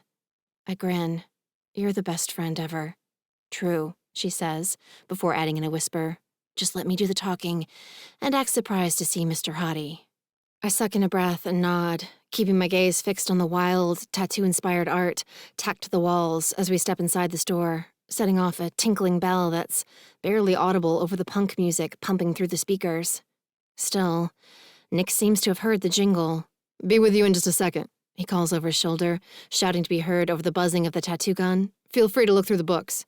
"Cool, thanks," Kitty answers, winking at me before stepping up to the wooden counter, where several binders filled with laminated pages of tattoo designs sit next to a thicker binder with Nick's original work, written in permanent marker on the cover. With a quick glance at Nick to make sure he hasn't seen me, I reach for the last binder and flip it open. Inside is page after page of gorgeously drawn and executed tattoos.